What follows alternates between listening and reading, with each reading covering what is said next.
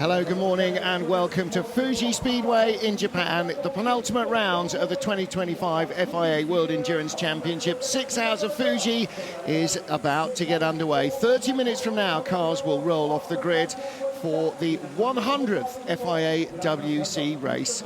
Welcome to our coverage of the 6 hours, everybody. My name's Martin Haven, in the booth with me, Graham Goodwin, Darren Turner down among the throng, and with Roger Penske on the grid, we will have our pit reporters, Bruce Ioane and Shea Adam, ready to bring you coverage of what hopefully will be a fast, exciting and dry 100th race. 7th round of the championship. The championship's titles are likely to be decided in Bahrain at the 8 hours, the traditional season finale.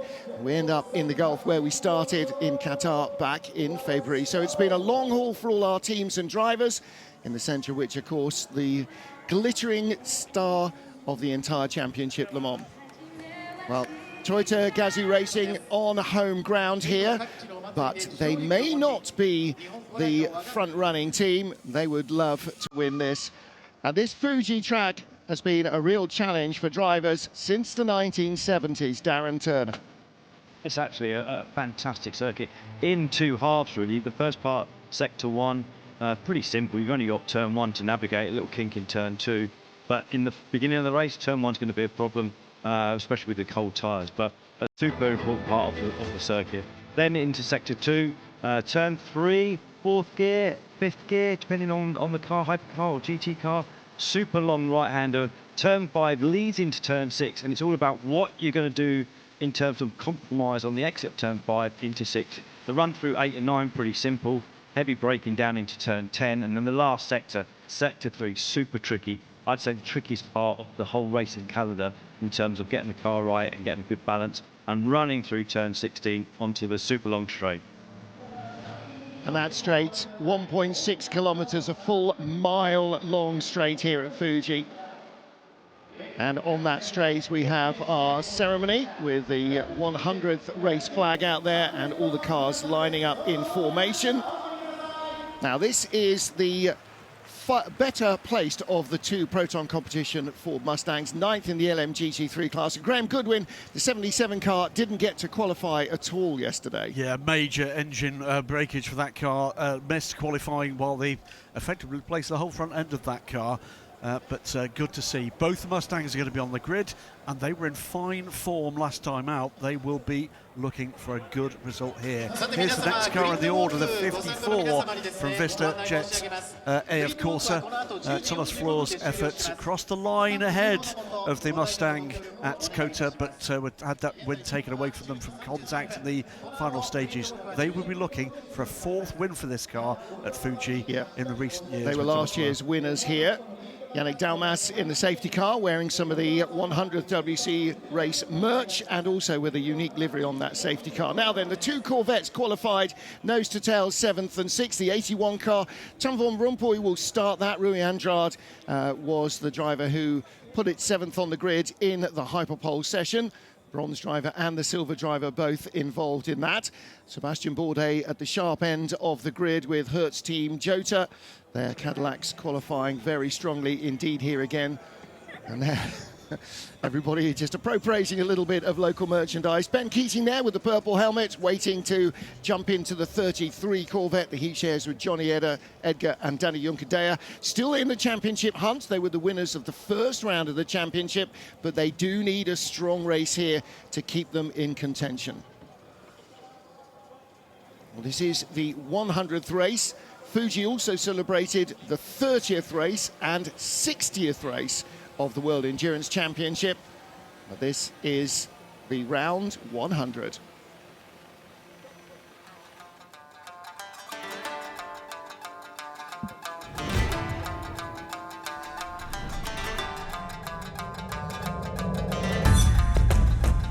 Transportation partners DHL responsible for moving so much of our freight around. They brought all the cars and equipment over from the US, and they are also responsible for bringing this special 100th race trophy here to Fuji.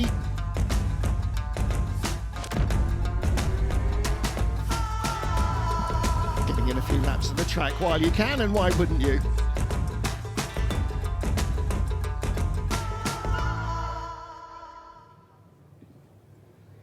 seamlessly. Here it is, the 100th WC Race Trophy, and that will be presented to whoever is on top of the podium. Carsten Michaelis, who is the DHL representative for the World Endurance Championship, bringing it to the grid. Special moment for the WC, 100 races up. How many to come? Hundreds more, we hope.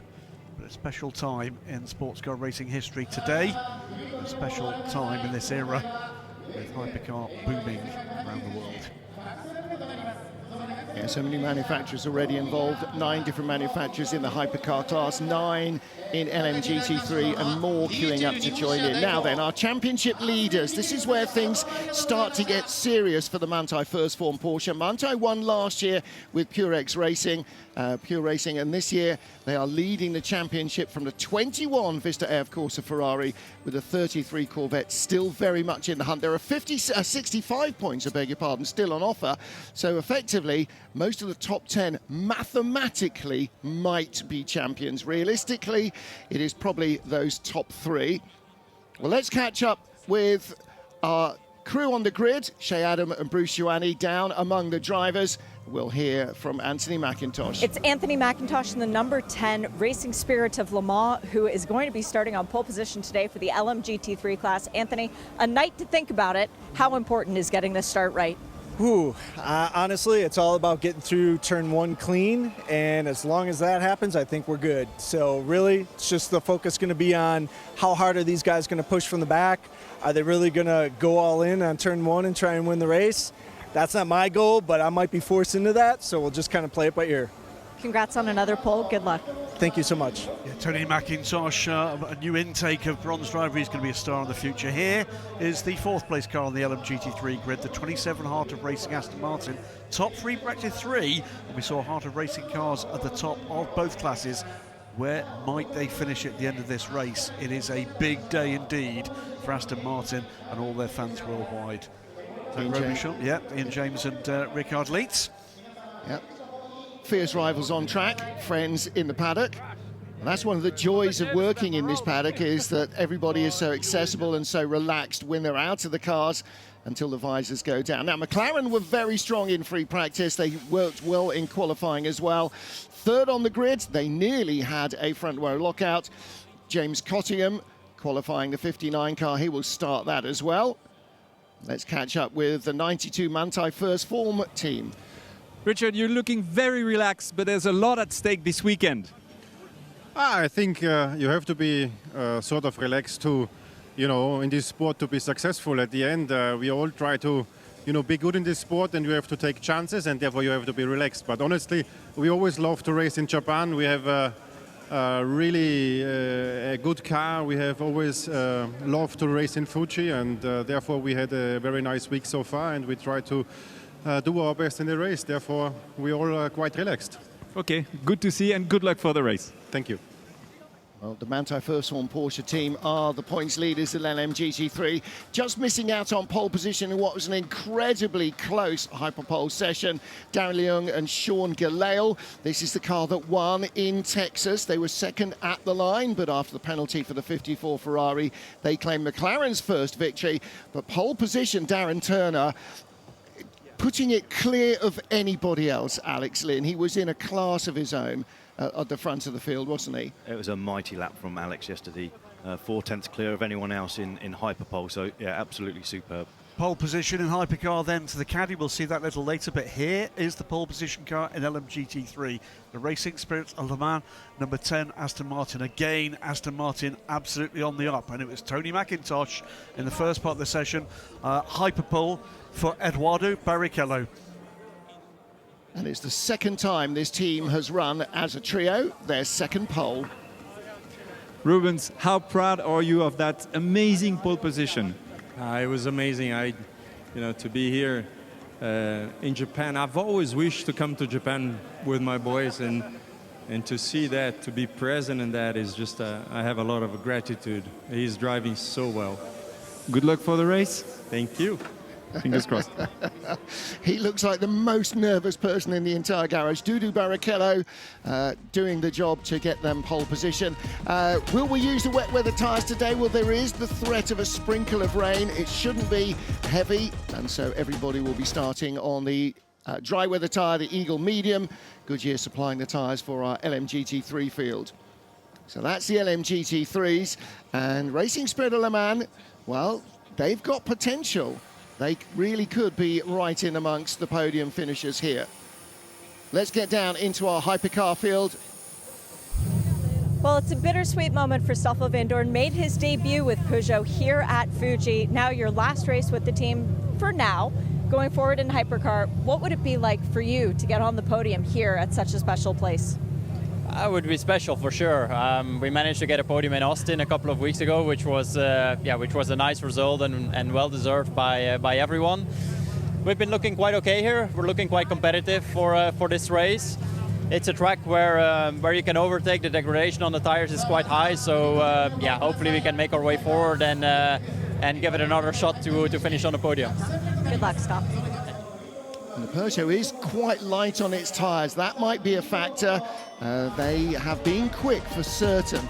The soft tyre, nobody's quite used that yet. Track temperatures have been high enough this weekend that it's been sort of out of that range.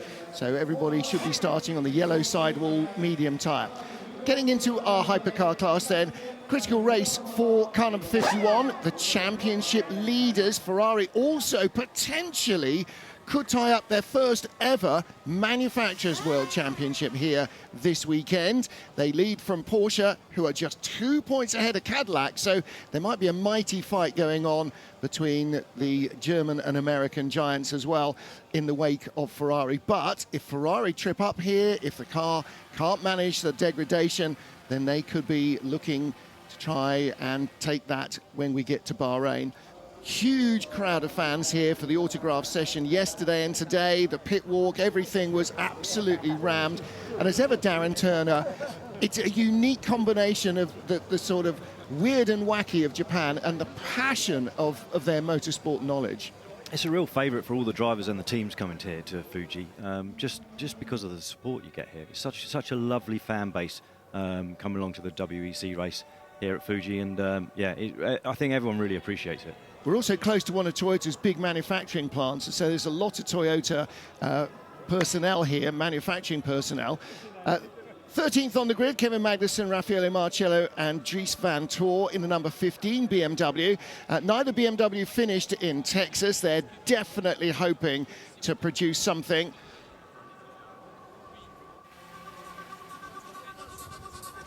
Kevin, a sort of disappointing qualifying yesterday, but your strength has always been in the races. And today, starting from there, what is your strategy? Are you going to try to offset something? Well, we'll definitely try to do maybe different than the others to try to gain some position and have an advantage. But it's going to depend on the first laps and how Lawrence, improve our position in the first stint. But the midfield is very packed and very close together. So it's going to be difficult, but normally we execute the race well. So hopefully we can do another good race here and get some good points. Okay, good luck for the race. We'll be watching. Thank you. Yeah, on to the first of the two Peugeots, or rather the second of the two Peugeots on the grid, the 94. Loic Duval with Milte Jacobsen and Stoffel Vandoorne aboard this car. We heard from Stoffel earlier. They'll be disappointed with this qualifying, but they've had good speed all weekend here. Watch for this to be a potential car to move forward. Only one team managed to get both cars into Hyperpole, and that was Cadillac. So one of each of the other manufacturers did get through, although one factory Ferrari, one privateer Ferrari got through. So 007 Aston Martin just outside, just a few thousandths off Harry Tincknell.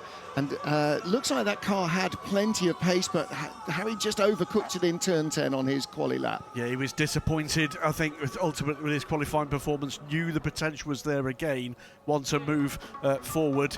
And as we move forward with the number 83 car, this is Phil Hansen looking to get aboard the 83 Ferrari. Two Ferraris, although albeit only one of the factory cars in that top 10. And Darren, these guys are in for the Drivers' Championship.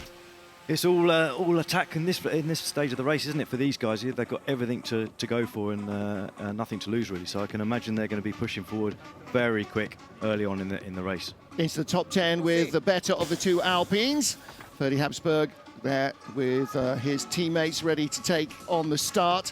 And the Alpine again had pace, maybe not quite as quick it seemed consistently as the Peugeot, but this could be a big race for them. Going to be very hard to try and predict a winner out of this one. It looks as though all the cars are as close here as they've ever been. Number 8 Toyota did make it through. Sebastian Buemi will take the start for them. So one of the two TGR cars in the top 10. They start in 8th. So drivers getting suited up, ready to take the start. Their teammates will line up on the grid. We're just a few moments away from the Japanese national anthem, and we're deep into our hypercar field. There you go, everybody starting to line up.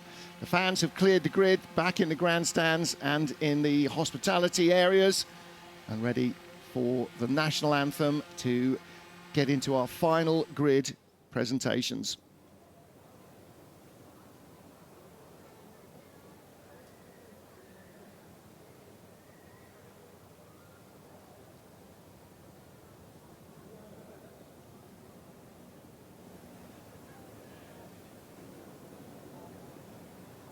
皆様、スターティンググリッド前方をご覧ください。それではここで国歌斉唱に移らせていただきます。本日の国歌斉唱をご担当いただくのは、先ほどスペシャルライブパフォーマンスで会場を盛り上げてくださいました世界的シンガーのシェネルさんです。お客様、関係者の皆様は恐れ入りますが、ご起立、ご脱帽のご協力をお願いいたします。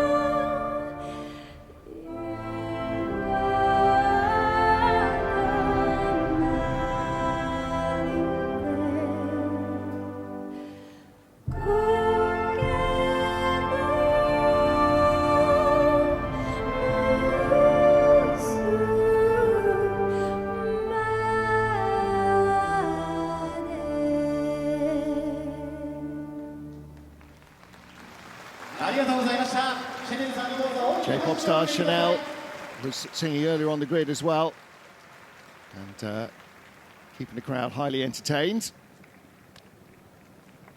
So Toyota Gazoo Racing saluting lots and lots of workers from the Toyota manufacturing plant just up the road here. And the JDF helicopter flyover. Super Huey, I think.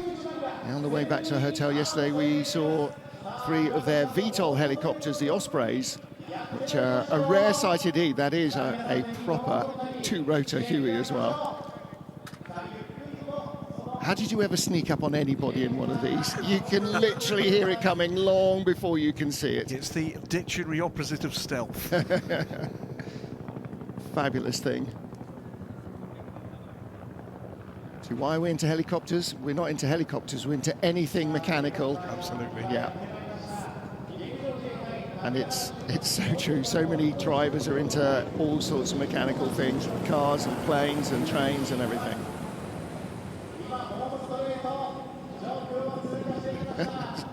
There's going to be 2 million photos of this. Well, let's get down onto the grid and meet the local team. Chat to Ryo Hirakawa. Ryo Hirakawa was the star of qualifying yesterday. The 8 Toyota starting in the 8th position. Ryo, this is such an important race for Toyota. Moving forward is going to be the goal. How are you going to do that? Yeah, obviously we're going to try our best. It's going to be a tough one for sure, but yeah, we do our best. And yeah, we got a lot of fans, our Japanese fans, so yeah, we're going to do our best. Good luck today. Thank you so much.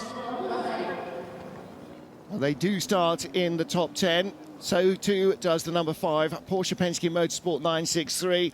They're lining up in 7th place. Just a 2-driver lineup in both Penske Porsches. 2-driver lineup also in the 2 Aston Martin Valkyries. Flag presentation. National flag will start. Aaron Smith, Rugby World Cup winner, All Blacks legend. Will be again a national flag that starts this race. We'll also say congratulations to the Roses for their win overnight in Japan time anyway of the Rugby World Cup. Antonio Giovinazzi starts in 51, Graham. Yep, it's a 51 car. Leaders, of course, in the points in the Drivers' World Championship. Everything up for grabs here. Well, let's catch up with the caddy team at the sharp end of the field. Norman Nato, part of the number 12 crew, starting on pole position for today's race. Norman, you get the easy job. Well, the pressure's off until the end of the race. What's it like to bring a Cadillac home to victory? Well, we are still far away from it. It's a good position to start, but it's going to be a very tight race. There's actually a lot of cars in terms of race pace being good. So as always, until you're crossing the line, everything can happen. So yeah, obviously we're in a good position for now. We did quite a decent job in FPs to kind of prepare the race setup, but now this is where basically you have to show what you are capable of. So, and it's the end of the season as well. So obviously now it's very important to score as many points as possible. So obviously if we can go for the win, we'll go for it. If not, we still want to bring back some big points at home, and it's always the same target, so we're going to go for it and do our best. Good luck. Thank you. Norman and his teammates just 5 points off 3rd in the Drivers' Championship, so they'll be looking for a big result. BMW looking to try and end their heartbreak as well. René Rast, Robin Freins and Sheldon van der Linde qualifying the 20 car firmly in the middle of the top 10 positions, so they will start in 5th place on the grid. It's the 007, Harry Tinknell to start this car. But the 93 Peugeot, 4th on the grid, and disappointed to be 4th on the grid. That's a marker of the way in which the pendulum is swinging at the moment in the FIA World Endurance Championship. This car with Paul de Resta, Mikkel Jensen and Jean-Eric Verne to campaign the car. It will be Paul de Resta to start the car, and with real hopes of another podium at worst for Peugeot this afternoon. Well, disappointed not to be on the front row as well. 009 at the lead Aston Martin Valkyrie from the heart of racing with Marco Sorensen and Alex Riberas. This car was quickest in FP3.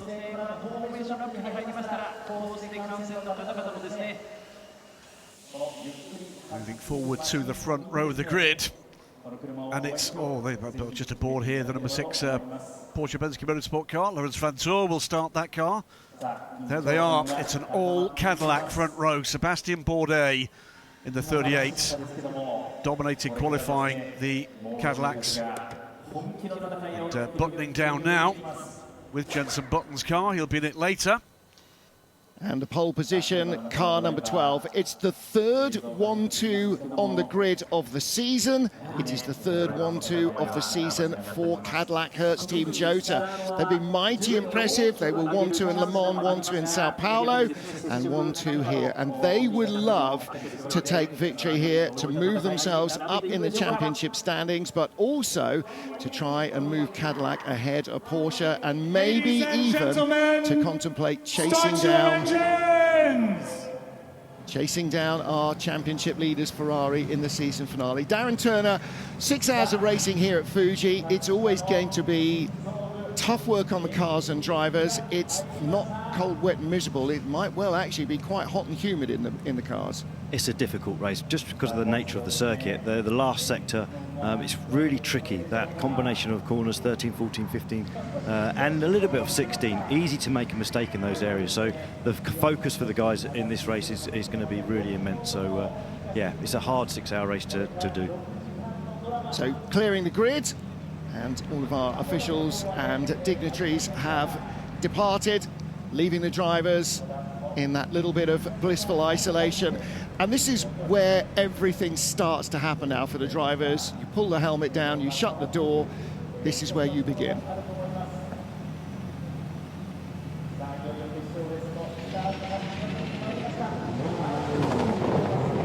Japanese national flag is waved, and the field will move off. First of 2 formation laps, and Darren, with no tyre warmers, really going to be important to build that heat into the tyres and the brakes for the start of the race. Massively. When you think about the length of the start-finish straight here and the run down to what effectively for the hypercars is a second gear corner into turn 1, first gear for some of the other cars in the GT as well. So it's super tight into the first turn. They're coming from a higher speed than normally other circuits into turn 1 for the first time. So it's really easy to make a mistake. It goes down slightly, camber drops away as well at the midpoint. So yeah, there's a lot sort of running against the drivers as they approach turn 1 after the start. So yeah, the main thing will be getting that temperature into the brakes and the tyres. They've got 2 laps to do it, but in actual fact, you probably need 2, 3 or 4 laps to really get the temperature up to where they should be once you're up to race speed. Going to be interesting to see who wins the battle of bravery on the brakes into turn 1. Will it be the Aston Martin that's in front before they even get there? It's quite a long run down the front straight before the lights will go green. Working through our hypercar field, Laurens Vanthoor in his Porsche, Nico Pino on the back. But in the front row of the LMGT3 field, Tony McIntosh will pace the field ahead of Darren Leung, James Cottingham in the McLarens, and Ian James in the second of the Aston Martins. It's looking strong for them. Championship leader Ryan Hardwick ahead of contender Ben Keating on row 3, Tom van Rompuy in the second Corvette, and Thomas Floor looking for his 4th win here in Japan. Stefano Gattuso in the better of the 2 Mustangs will be alongside Francois Heriot ahead of Ahmed Al-Hati in the better of the BMWs, and Martin Berry in the Mercedes. Arnaud Robin and Yasser Shaheen start on row 16 in the grid. On row 17, Petru Umbrarescu behind his teammate, and Andrew Gilbert in the second of the Mercedes. Céline Martin, the Iron Dames, had a disappointing qualifying. No times at all. The car didn't go out, the 77 Mustang, so Bernardo Souza will start on the final spot of the grid. Just one quick point of interest, all the bronze drivers start this time, so no outliers in the silver and gold ranks. Bit of a spin, and that is Sebastian Bourdais on the first of these formation laps, and you were saying it earlier, Darren Turner, so easy to make that happen. That's the thing with the cold tyres, and one thing to look out for, exit of turn 1 this year, the gravel there, just the other side of the curb, so it's going to cause issues in the race. People are going to drop their wheels on the left-hand side of the car. It's going to get dirty on the exit, so that's going to be a bit of a point to look at further through the race. He has made his way back up to his grid position. You can see there, Sebastian Bourdais, it's first of 2 formation laps. There's time to recover that, but certainly won't have helped the tyres. Well, the good news is that it was very low speed, so hopefully won't have flat spotted them too badly, but I imagine the air was blue with French invective as he cursed himself for that error. And it's so easy. Not only is there no temperature in the tyres, but there's no brake temperature, and so Darren, these carbon brakes, that's super grabby. Yeah, and that's, you know, the worst case scenario, isn't it? Your tyres aren't up to temperature, they haven't got the grip, and then the brakes aren't actually optimal either. So when they do come on, they grab for the first bit. So it's the worst of all the situations. So yeah, you just have to go into turn 1 with a bit of caution. That's easier said than done, isn't it? When you're charging down there, the lights have just gone off, charging into turn 1, and you've just got to have a bit of a mindset that you're not going to win this race on the first lap. Yeah. It's very easy, and again, end of on lap 2 down the end of the straight into turn 1. That's going to be fun as well. So everybody trying to build that heat, build the temperature in the tyres, in the brakes, and of course then what happens is you go through the very slow last sector, you crawl up the hill onto the straight, and all of that temperature starts to bleed away. Well, there is the safety car with this beautiful 100th WC race livery on it. The other safety car has the standard red and black, but yeah, outstanding piece of livery there. And our pole position drivers were awarded a special 100th race helmet as well, so I'm sure that will go on to Alex Lynn's shelves and those of Eduardo Barrichello as well. Double waved yellows, or double yellows at turn 1, so Darren, looks like somebody may have a problem, or are they trying to make sure that the track is safe? No one stopped there. Now, whether or not there's any debris there, I don't know. Yeah, I wonder if someone's actually just had a bit of a loop round at the exit turn 1, same as obviously the Cadillac did on the first lap, and just put gravel across the track. All right, well, lights are off on the safety car, so we're not getting an additional formation lap. The yellows have been withdrawn. The track is green. We are getting ready to start the 6 hours of Fuji. Cars lining up 2 by 2. On board with Sebastian Bourdais on the outside of row 1 of the grid. We are about to go racing in Japan for the 6 hours of Fuji. The LMGT3 field are catching up. Safety car will dive for the pits at the last moment.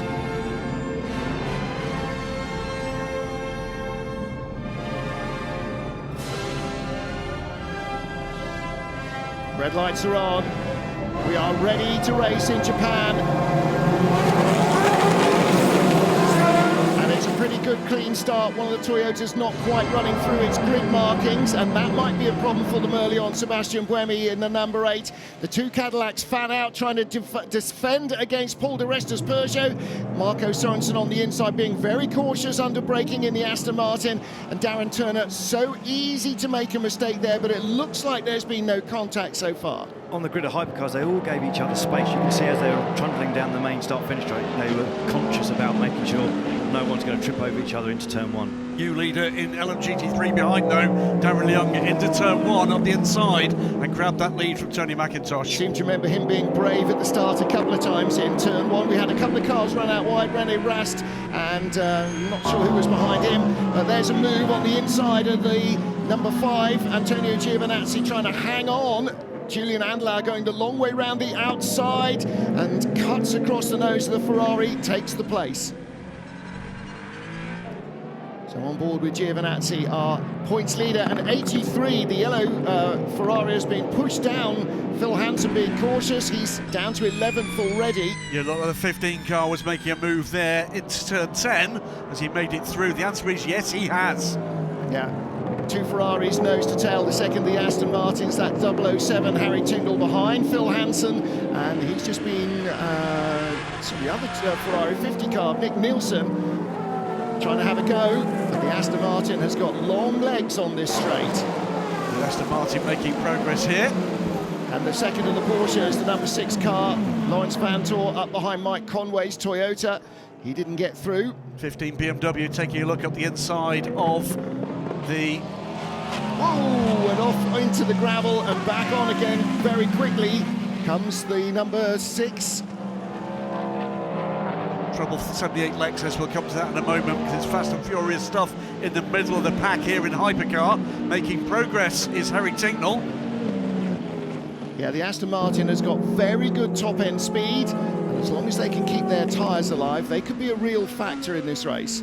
On board with Lawrence Vantor, this is the number 6 Penske Porsche 963, right behind the second of the Ferraris, the number 50 car, Nick Nielsen. Yeah, Vantor too making progress in these early stages of this race. 78 car has got moving again at an incident at turn 16. I'm sure we'll get to that in due course. We can't take our eyes off the hypercar battles at the moment, Martin. Yeah, Loic Duval in 7th, and he's right behind the other Ferrari Porsche battle. So both red Ferraris have got a Penske Porsche behind them. That's Antonio Giovinazzi in 51, the all-red car with the white nose and white highlights. That's number 5, Julian Andlauer. The number 20 BMW with the yellow, red and white, the shell livery. René Rast in 8th place. We ride on board down the straight, Darren, and he can see the Peugeot pulling away. Yeah, that's going to be a bit disappointing from his seat, looking at the Peugeot getting a bit of a better drive out of turn 16. But hopefully it comes back to them with tyre wear later on in the stint, and then make some progress from that point there onwards. You can see the yellow Ferrari of Phil Hansen weaving around. He just sort of moved to cover off Harry Tincknell in the 007 Aston Martin. Tincknell just losing out a little bit there in turn 1. Here comes our LMGT3 field. Darren Leung ahead of James Cottingham. Tony McIntosh with the yellow nose of his Aston Martin in 3rd. Ben Keating 4th. Ian James in 5th. So dropping back a couple of places now. Tony McIntosh in the early stages here. McLaren up to 1-2 from 2-3 at the start of the race. And further back on the inside, Yasser Shaheen defending against Ryan Hardwick, the championship leader in the turquoise 92 Porsche. He didn't get through there, but he tries to cut back underneath on the way down the hill. Through turn 2 down to 3. Just looks like the McLarens have been a bit better turning on the tyre on the first couple of laps, just getting their heads down and looking like they're working together at this stage and not trying to trip each other over. Obviously 77 started right at the back and it's already made up five places, so they're charging through. A strong start as well from Ben Keating in that 33 Corvette that's had an up and down year. Through on the inside of the Aston Martin comes the second of the Ferraris, and that is 50 versus 007. Harry Tincknell in the green Aston. Up through on the inside has gone Nick Nielsen, being pretty aggressive there. Saw a tiny opening, Darren, and if you see a gap and you don't go for it. He certainly went for it at that point, and then obviously Tinks is now coming back. Does look like the Aston's got some good speed on the main straight, but maybe they compromise on the aero and losing a little bit out on the on that sector 3. But look at the Porsche, number 6 car also going round the outside the 50 car. Can he make it through that tricky turn 1? Gonna have to go the long way around this. He does. The Ferrari is right with him, still there. The spotter would be screaming at this point, but the Porsche makes it through. Yes, it does. Through to the left-hander as they come sweeping down the hill, and that frees Tincknell up to try and chase the yellow 83 Ferrari of Phil Hansen. So 2 British drivers, nose to tail, just outside the top 10. 10th place is Ferdy Habsburg in the 35 Alpine, and a challenge for the lead. Now, this is where it all went wrong last year for McLaren. Down into turn 1 a couple of times.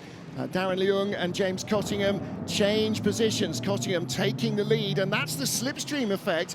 Even with your own teammate, you can draft past them on the straight. Ben Keating up to 3rd in that exchange as well, past Tony McIntosh, who I think is driving at this point. Bit of a wiggle there for Ben in the Corvette. I think Darren Turner at the moment, slightly conservative start here from Tony McIntosh. Yeah, when you look at what Tony achieved in Brazil, it was a fantastic first opening stint. And then, he's dropped obviously back a little bit at this point.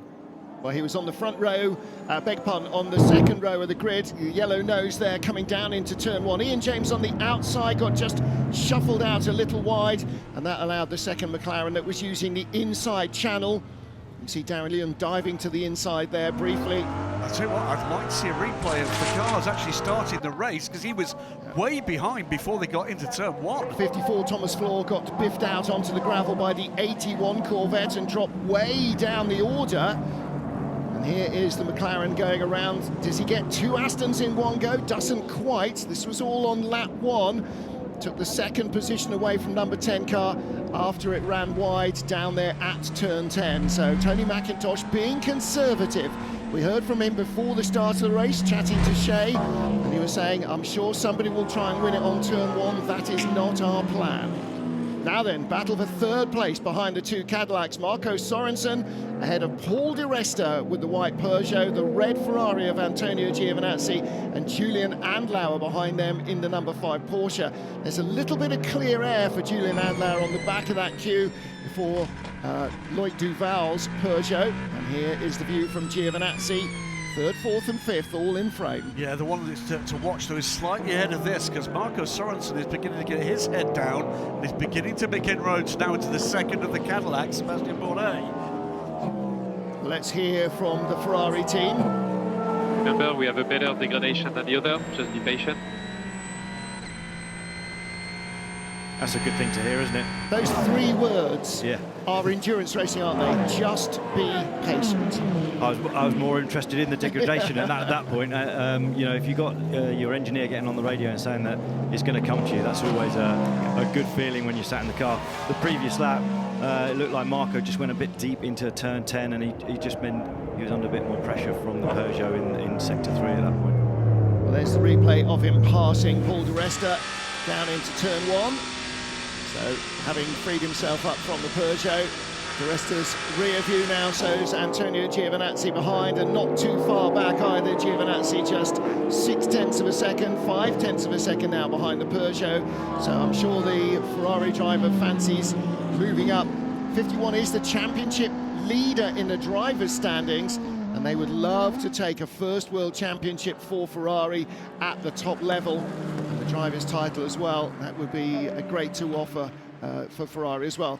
The blue car in the centre of your shot, 27 Aston Martin, Ian James. That car started at the front of the field, but right behind the other blue car, the 88 Mustang, Stefano Gattuso. Is he going to dive? Well, Ian James covers off. Yeah, it's a great little battle here between these three. And the other Mustang, remember, that started at the very back of the grid, is making its way up through the fields. Picked up 5 places at the start, the 77. But the sister 88 car here fancies a bit of Ian James's 27 Harder Racing Aston Martin. Really does, and not too far behind. Ahmed Al Hati and Yasser Shaheen battling 9th and 10th in the 2 BMWs, so they've got a little bit more early race pace than it looked as though they had perhaps in free practice.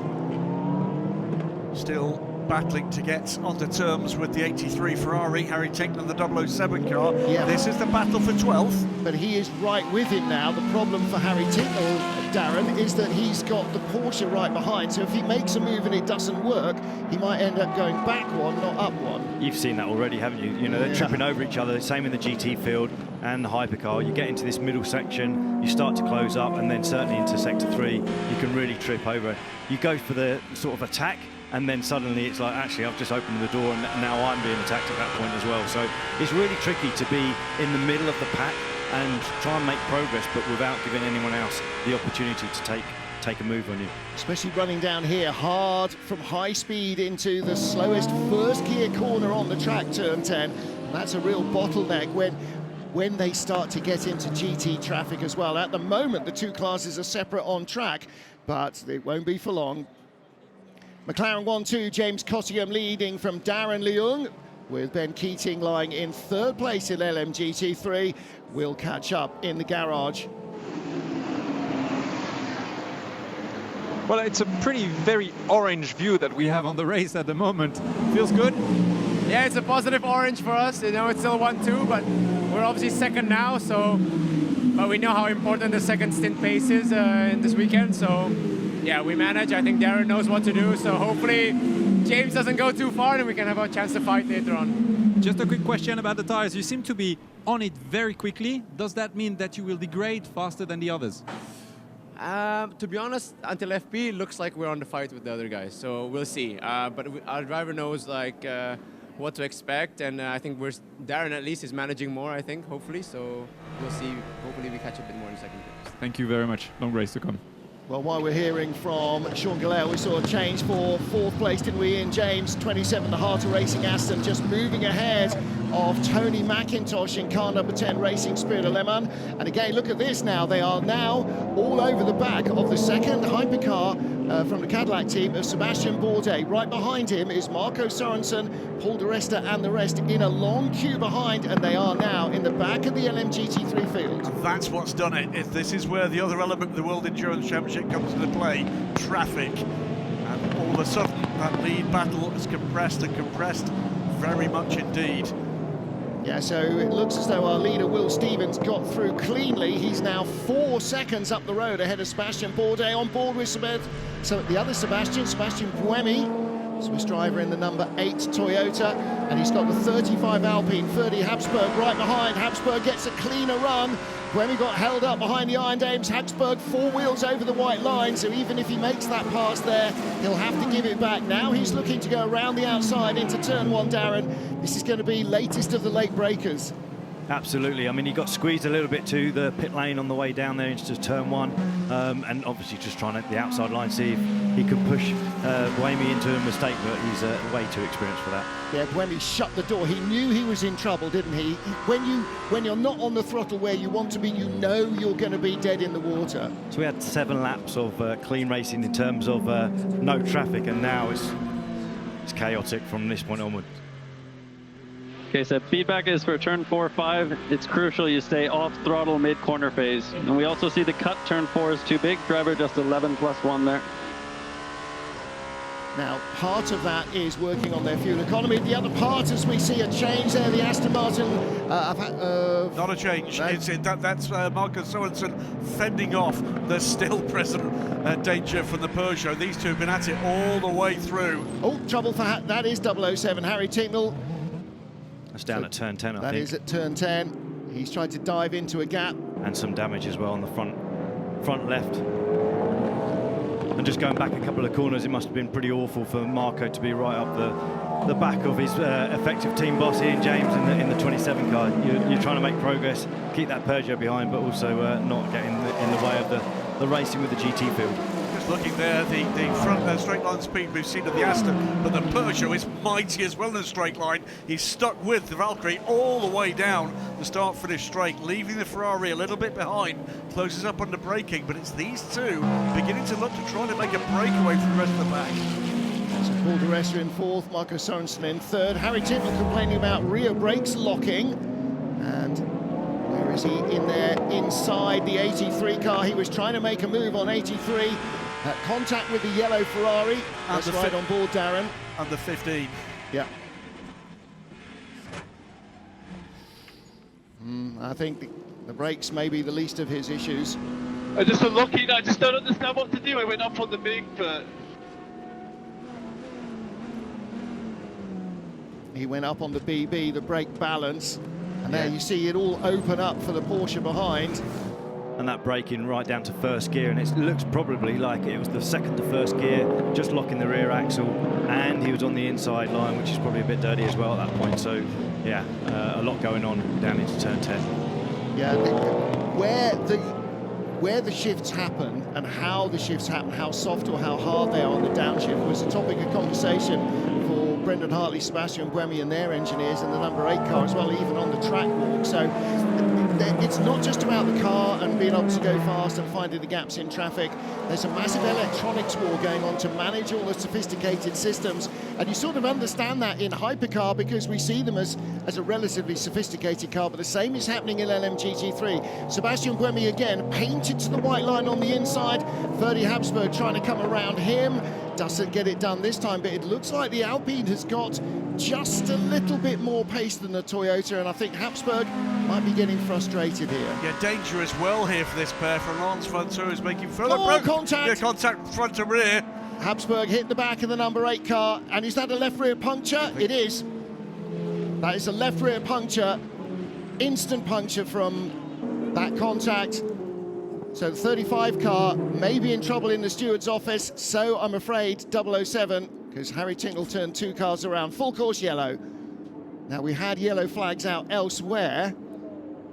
There's going to be a fair amount of debris around now, not just from that, but also from that 3-car incident that involved, by the way, not the 50 Ferrari and the 15 BMW that was turned around. Now this may really help Will Stevens in the lead car because he was already in the slowest part of the track when full course yellow came out. If this is very short, then he might get released at the beginning of the straight and be able to race away while everybody else is in the tight and twisty stuff. Looking back from the number 8 car.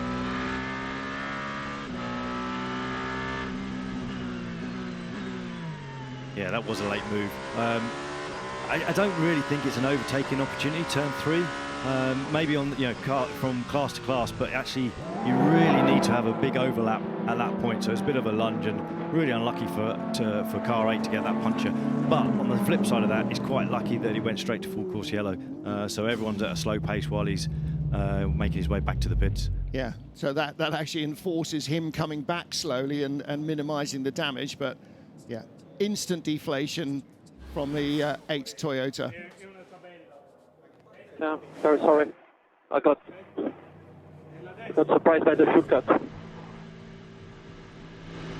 Well, that happened to the number 8 car last year as well. Yeah, it did happen to the number 8 car last year. I did think he'd actually lifted a little early there. This is the 83 crew. Now we're hearing there was a hole in the side of the 83 car. Remember, this is a Drivers' Championship contender, second in the points. They're getting ready with a patch for the side of this yellow Ferrari. Bits of yellow Ferrari in the track is some of the debris. So it comes to 8. With whom? Yeah, not the only one. I think 35 was coming in there as well. Well, there'll be damage, I'm sure, to the front of the car. When we got to the in-car with the number 8 car, you heard the lift. You heard the lift. And I think that's what caught out the Alpine. It wasn't as clumsy from the Alpine as perhaps it looked in the first instance, and you heard it from Sebastian Buemi himself. Well, the team is saying tyre only for the number 8 car, but it is going to need that left rear quarter repaired because it shouldn't be flapping around like that. Well, so there's a question as to whether that legality panel remains. Well, remember, there are pit stop observers from the race organisers. They will determine whether or not they're happy with the safety of the car. We're going to see it again. We'll hear it again. Listen to this. There, the lift. and then the impact. I think that's what caught out the 35 car behind. So there was obviously some side-to-side contact from 83. It's this side. Yeah. Was that back in turn 10 with the 007 at that point? Yeah. Might well have been. This is the start of the race. The two Cadillacs trying to manage the front row control. Worked really well for Will Stevens. Sebastian Bourdais helping out. Little lock up there from the 7 Toyota. Alpine couldn't quite get through at that stage with the 50 Ferrari. Again, no bits flying up in the air, which is always a welcome sign in Hypercar. The 007, the Aston Martin Valkyrie, 15 BMW there on the right-hand side. There's the 83. A little contact with the tail of the 83 at that stage. To watch at the moment, there's this car. The number 6 is on a charge through this field. Get back to green flag racing. That car is going to be inside the top 10. This again, all from lap 1. That's the 15 BMW. Lock up, you can see on the dash then had a lock up. Yeah. So no contact at that stage with 83, that would come later. There was contact there though, and that was, so that's why the number 5 Porsche got eased off, or number 6 Porsche rather got heaved off. That was the 5. It was the 5, yes it was. Julian Andler in that car, currently in 6th place. Number 6 car has moved up to 9th place. That is a big hole. That's not an insignificant bit of damage, is it? Now, they're going to have to hope that patch works, because this is the car, this is the driver squad that is contending the lead of the World Championship for drivers with the factory team. We will be removing full course yellow in less than 30 seconds. They might need a bigger bit of tape. These are crucial moments of the World Championship. These really are. Well, luckily enough, 20 seconds to remove full course yellow. It's not covering their number We will panel. remove full course yellow in less than 15 seconds. It will have to cover their position indicator. 9, 8, 7, 6, 5, 4, 3, 2, 1. Full course yellow removed. Well, away we go again. Let's hear from the 83 team.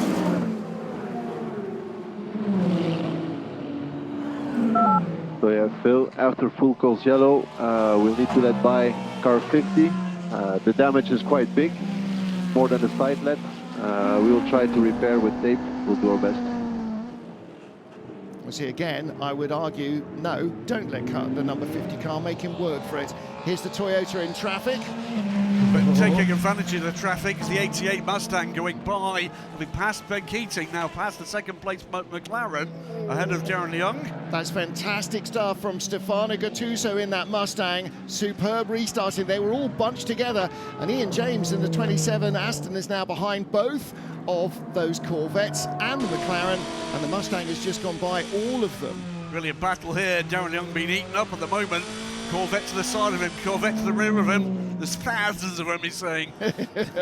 Leung started second in the class. He's now down to third. Gattuso up to second place from 8th on the grid. Big wiggle there from the 33 car over the curbs and into a little bit of the gravel on the overrun, but it's not stopped him. He's kept his position, and in fact the 81 car has lost a position to Ian James in the 27. Car 77 is going to get a drive-through penalty. That's the Mustang incident with the 78 Lexus. That would have been at the final turn. We saw that go off the road. Here's where the passes started with the Mustang. I malign Stefano Gattuso. He didn't start 8th, he started 9th in LMGT3, splitting the difference, trying to go underneath the McLaren as it ran out wide into turn 1, and he made that pass stick. So 9 seconds in front now, Will Stevens. This is a big lead for the number 12 team over their sister car, the number 38 Cadillac, in second place.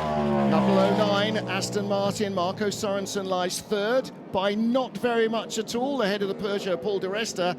But the race leader, Darren Turner, nobody in front of him, nobody behind him, just checking to make sure with the team that there's nothing, no red flag that he needs to know about or something. It's a really nice place to be for Will at this point. You know, when he gets up to the slower traffic, he's just having to deal with it on his own, not have to worry about being in a battle with someone else next to you, because that always takes a bit more time. So yeah, he's going to be able to cut through the traffic a little bit more efficiently than the guys that are scrapping.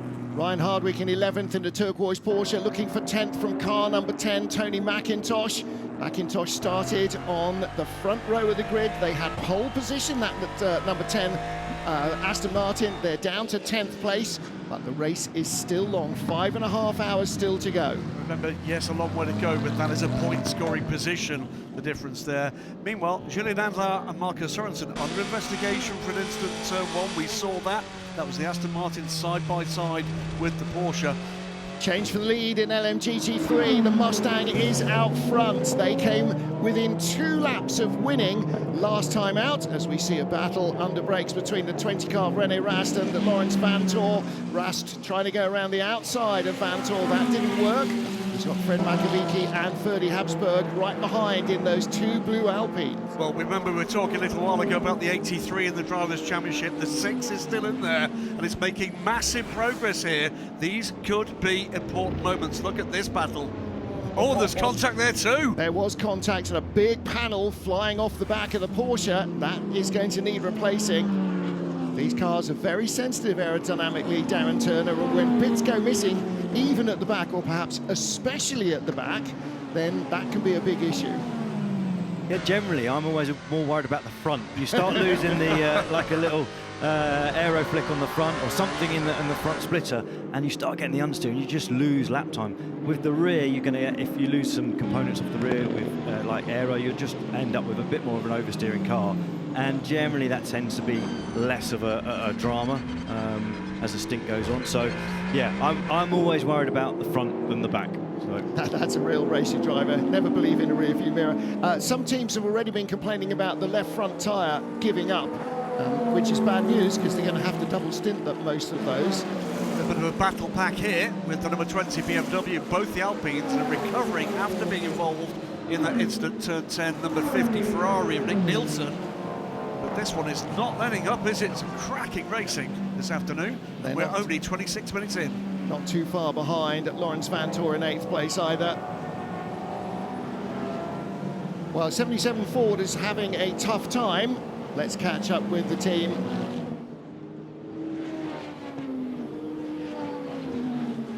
It's already been a very character-building weekend for the number 77 Ford crew, as they've had to replace the engine before we even had qualifying, so the car not being able to run then. Ben Barker, you took the car out for the shakedown lap effectively to make sure everything was okay.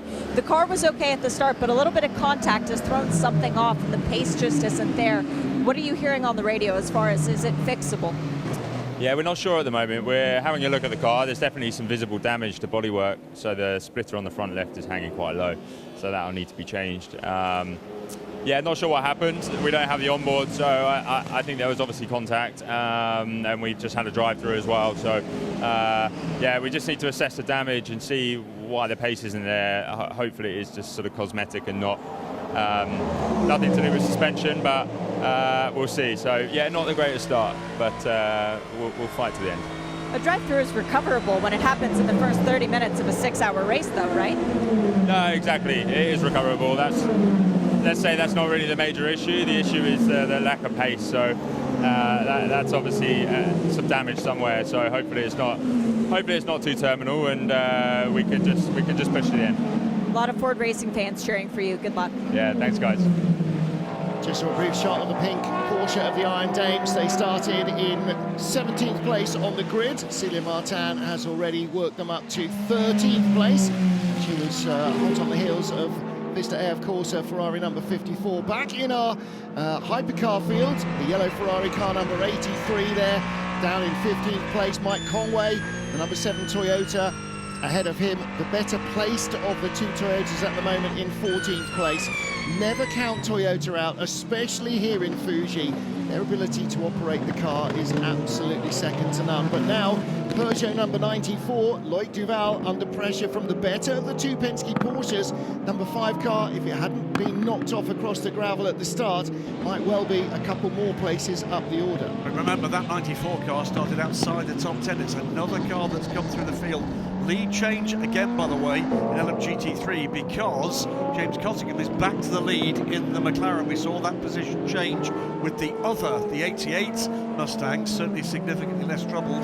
To translate, by the way, for non-technically versed viewers, what it was that Ben Barker was saying there, roughly speaking, what he was saying there, Darren, was damn! politely sort of saying that, yeah, it's game over at this point, and they need everything to go their way to get back onto anywhere, you know, even onto the back of the sort of 16th, 17th position. So yeah, they've got a long afternoon, especially when it's so early in the race. Absolutely. That's the most frustrating point. You know, you've got another 5.5 hours to go. Replay there, Mike Conway slingshotting past the 83 Ferrari. Again, not really sure why the team told Phil Hansen to let the 50 car go. He's not got the pace. Make them fight for position though. No, they told him to let the 50 car by, not everybody else. He's not got the pace, but they're clearly looking at the moment, as we've got Sebastian Buemi in the number 8 car under investigation, full course yellow procedures, an emergency pit stop. He didn't pit again, and he should have done. Yeah. He should have pitted again when the race went back to green. It's already two. Just got so much understeer behind this car. Play with the bars if you need. Man, maximum slow, maximum speed. I do everything. Yeah, copy. Well, a spin there from the number 60 Mercedes, the yellow car of Andrew Gilbert, and that split the difference here, and the one who lost out was Loic Duval, got first to the scene of the incident and lost more ground. And Darren Turner, sometimes being the hunter is hard, but being the hunted is often much harder. Yeah, absolutely. I always prefer to be sort of hunting someone down and using them as the pace, but you can see this is a real drag race down into turn 1 here between the 5 and the Peugeot. Yeah, I mean, that move's taken 3 corners to make that happen, hasn't it? It's basically, and it's still going on. Yeah, the Peugeot back down the hill underneath him, and he's going to be run into the back of the Lexus. And that's how you use traffic, isn't it? You box in your rival. Watch the 6, though. That's given the 6 the opportunity to get on the back of the Peugeot. This run back up through the field from Laurens Vanthoor, and he now is given a little bit of light relief, if you like, to his teammate the 5 by putting the Peugeot under pressure from the rear. A little bit of something flapping on the left rear of Vanthoor's number 6 Porsche. Reprimand for car 36. That was a use of the diff investigation. Yeah, so it will have been spiking, and oh, look at this, a 3-way contest in LMGT3, being chased by a 3-way contest, and Laurens Vanthoor finding himself in a box full of neutrals there. The number 6 car that came to a halt, trying to get through that traffic, and couldn't quite make its way further past. So that was the Iron Dame's Celia Martin and the Akkodis car of Petru Umbrorescu and Martin Berry in the Iron Lynx Mercedes. And Celia Martin actually came out on top of that little group. There she is. So she benefited from that quite significantly. She did. We're just going to see this from the inside. I think heads-up stuff for the GT drivers here, Darren, because that could have been very naughty indeed. You've got to have eyes everywhere at that point. Turn 10 in particular, it's so tight and twisty down there at turn 11, turn 10 to 11. And a change of direction, and it's really hard to know exactly where the cars are around you. You've got obviously your mirrors and the camera in the car as well, but at some point when you've got 3 or 4 cars around you, it's easy to lose position in terms of where they are and understanding what they're going to be doing. And let's remind viewers, with the bronze drivers in the car, that's even more of an issue. Less experience, using more of their available brake power just to drive the car as well as the peripheral stuff. And generally, the bronze drivers are less experienced, and they're not used to so much of this sort of multi-class racing. You know, most of these guys that have got to being here in the World Endurance Championship have got decent experience under their belt. But even so, that type of scenario that we've just seen into turn 10, very tricky for everyone to be able to navigate through that. Yeah, and there again, that's where the 60 car spun, and you see everybody go, whoa! Bomb burst formation like the Red Arrows. And of course, what was going on there, going down into turn 10, is that Petru Umbrorescu was trying to make a pass on the Mercedes. So they're having their own race, and turn 10 is a classic overtaking opportunity. So this corner last lap, the hypercars are coming whizzing down the inside, and then the Lexus is trying to get by the car in front of him. So they suddenly go 2 wide, and you get 3 wide going into the tight first gear hairpin. It's always going to be a crunch point here.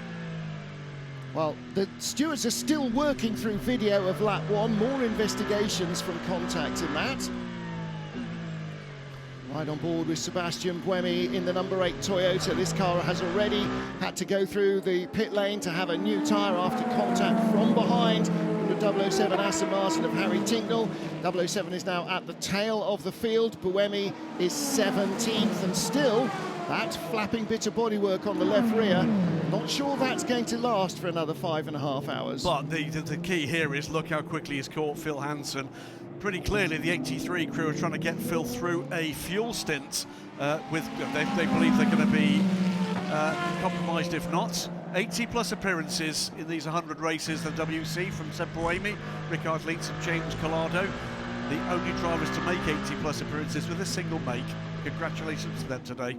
Well, the 83 car's really struggling, isn't it? Yeah. With it's roughly about 2 seconds off the pace at this moment, and that's a big hole. And it's not even on the clip, you know, they can't replace the rear clip, they can't replace the nose either. It's down the side. It's one of those parts that they've got to use the tape, and hopefully that holds it together for the rest of this race. Drama's coming for a number of cars, and some big significant runners, not more significant at the moment than the 009 Aston Martin, Marco Sorensen, plus the 54 Ferrari, the 60 AMG and the 81 Corvette.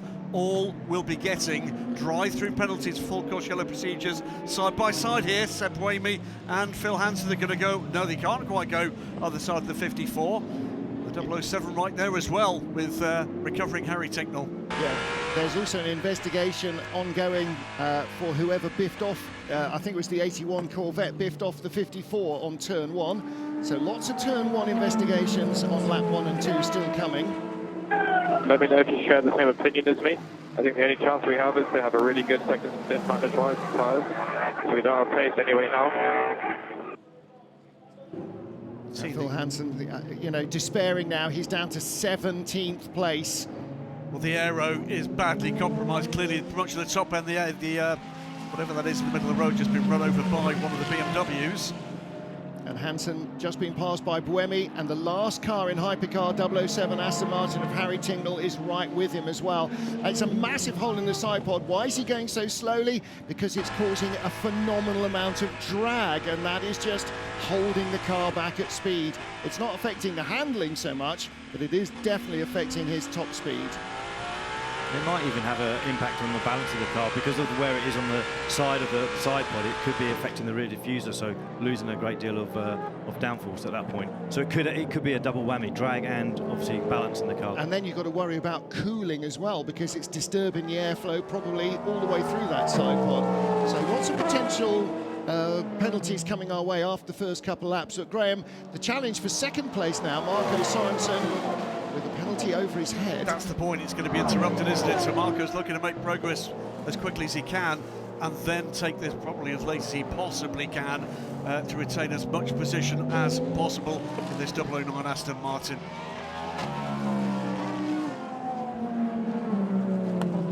.007 Harry Tincknell, the Aston Martin Valkyrie, after a drive-through penalty for spinning out 2 cars, trying to close in on Phil Hansen. Tincknell with issues with 007 as well, it seems. He's got damage on the left front corner. Look just to the inside of his left headlamp, there's a hole there, and that won't be helping their airflow either. And that hole was from the contact with the 83, so they're both doing their best to get these cars around the circuit and get it to the checker flag. One quick correction, no drive-through yet, no result from that investigation into that 4-car incident. Can tell you though, the instruction at the moment from Marco Sorensen is to push. That's about managing where he is on track when he comes out against GT traffic. That's what the game is right now. He is going to lose positions for the overall, but they're looking at where those gaps are. Yeah, getting my 009s and 007s confused. Battle of 54 Ferrari, Thomas Floor. No, that's not. That's the 21 car, isn't it? So 21 Ferrari. This is Francois Heriot with Yasser Shaheen behind him. Heriot's already been passed by the 46 car of Ahmed Al-Hati, and Shaheen in the BMW trying to go through. And the problem there for Heriot is that if the BMW opens the door, that turquoise Porsche behind and the number 10 Aston Martin will try and slot themselves through before it closes. Yeah, strong period of the race for the BMWs in LMGT3 at the moment. You're absolutely right, 46 going well. Here's the 31 trying to do likewise, and looking like he could have made it.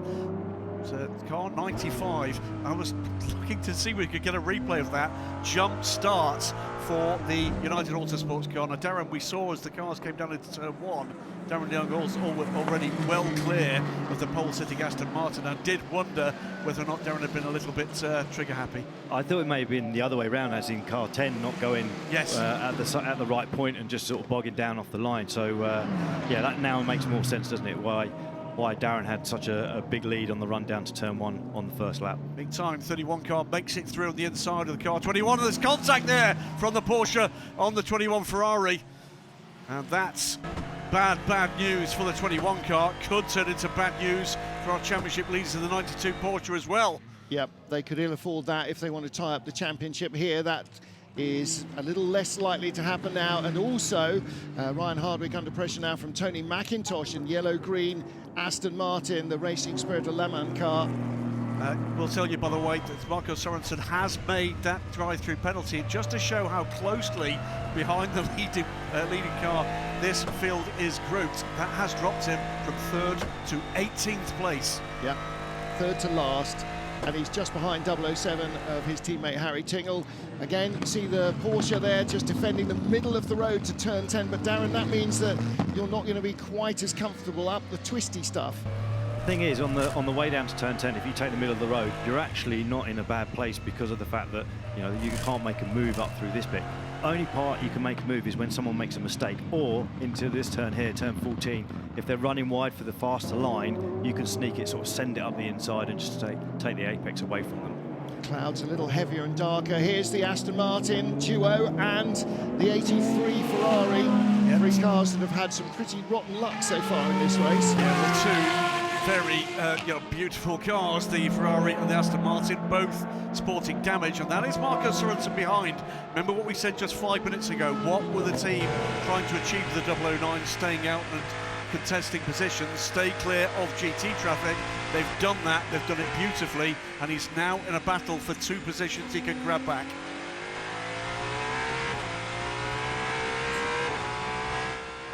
Okay, Marco, 7, let us go as soon as they sorted out the 83. Keep pushing, head down, man. It's like qualifying every lap now. That's a good message as well. He knows that 007, as soon as he's sorted out 83, which he seems to do, will let the 009 car through. That means probably down the straight here, Darren, 009 should have the legs on the Ferrari and will go past both of the cars in front of him. Yeah, when you look at the damage on the front of the 007 there, it's quite extreme. I mean, it's not just the nose, which will be given a bit of an aero effect on the rear wing, but actually the front splitter as well. So I can imagine it's turned into a bit of an understeering monster, but it looks like Marco's now got the run on 83 to make a pass on the way into turn 1. Working up the order, Kevin Magnussen ahead of Sebastian Buemi. The Aston Martin having to dodge a bit of debris, and that's the other problem with cars driving around with damage, is that it doesn't always stay together. So Sorensen has got by the 83 car. He's now up to 17th. He will chase down Harry Tingle, probably try and make that position swap at turn 10 on the lap. Final turn, by the way, slippery surface flags being shown. Give you an idea how closely spaced this entire hypercar field is after 42 minutes of this race, as the leader, Will Stevens, was coming through turn 1 last time around, almost 8 seconds ahead. Marco Sorensen was coming off the apex of turn 15. It is effectively the length of the start-finish straight covering the whole field. 42 minutes, 43 seconds covering hypercar. We are going to full course yellow. Virtual safety car. 20 seconds for virtual safety car. See. So there is a significant amount of debris on the track. In less than 15 seconds. Virtual safety car in 10, 9, 8, 7, 6, 5, 4, 3, 2, 1. Virtual safety car deployed. VSC. So to explain virtual safety car, this at this phase is effectively full course yellow. You can see, by the way, the rear of the 15 BMW, significant damage there as well. This will be for a fair amount of debris clear up at 3 or 4 different places on the track. Slippery surface flags there at the start-finish line. So this is from the 15 BMW, I believe, on the start-finish straight. That's, now which bit was that? That's the exit of turn 1. That's been there for a few laps, Yes, but it has. it's off the racing line. But while they've got the whole thing down to virtual safety car, this is a good time to do a bit of a clear up. So 15 comes in, there'll be a rear clip change, I'm sure, for that car. So we'll stay under virtual safety car conditions for at least 2 laps to give everybody an opportunity to pit. That's good news for people sporting damage. We will then go to a safety car. That is good news. The bad news is that the 8 seconds that Will Stevens had built up vanishes, because we will go into a queue behind the safety car and they'll be nose to tail, or relatively nose to tail again.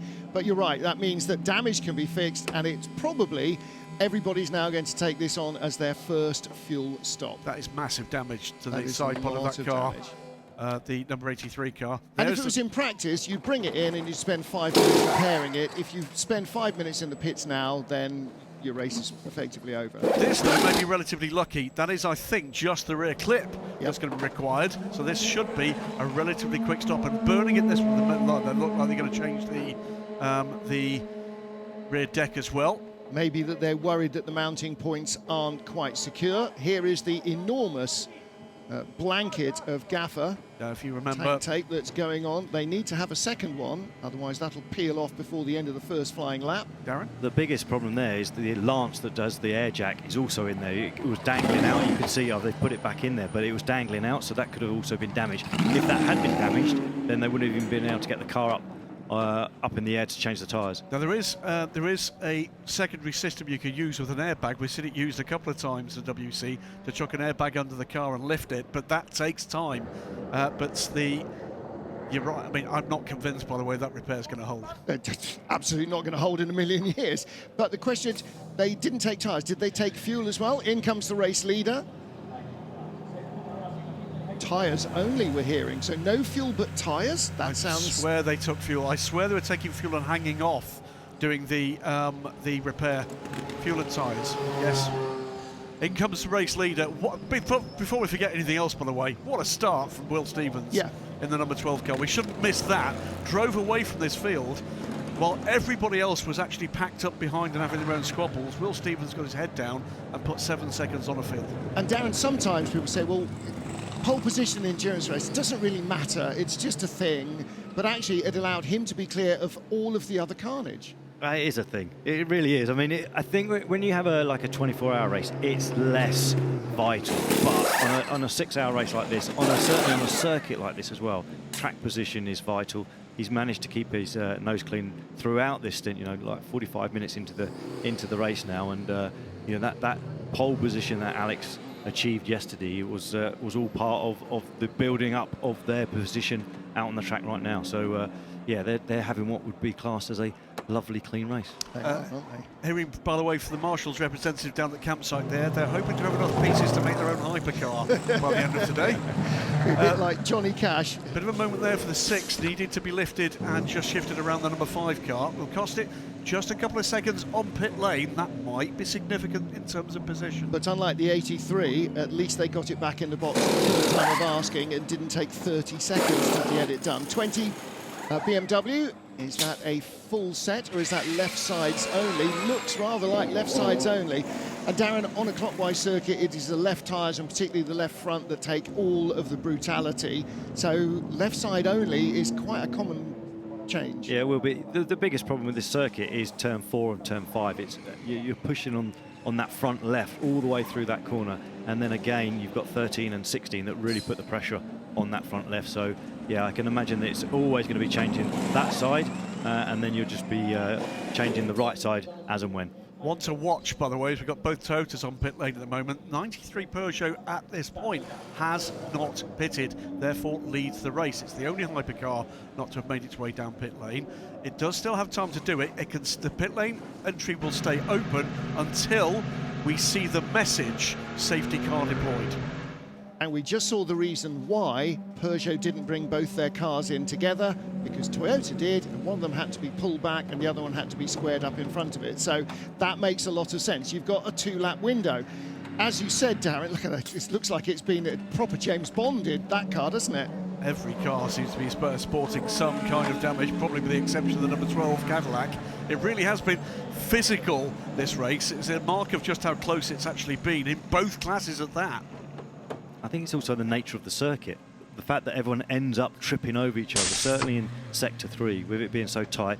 Also, the difference between Hypercar and GT is less through that phase because it's all low-speed corners, so they tend to trip over each other. Turn 1, turn 10, turn, yeah, you name it, just about everywhere, really. So, this phase with under the virtual safety car, we are hearing that number 93 will pit.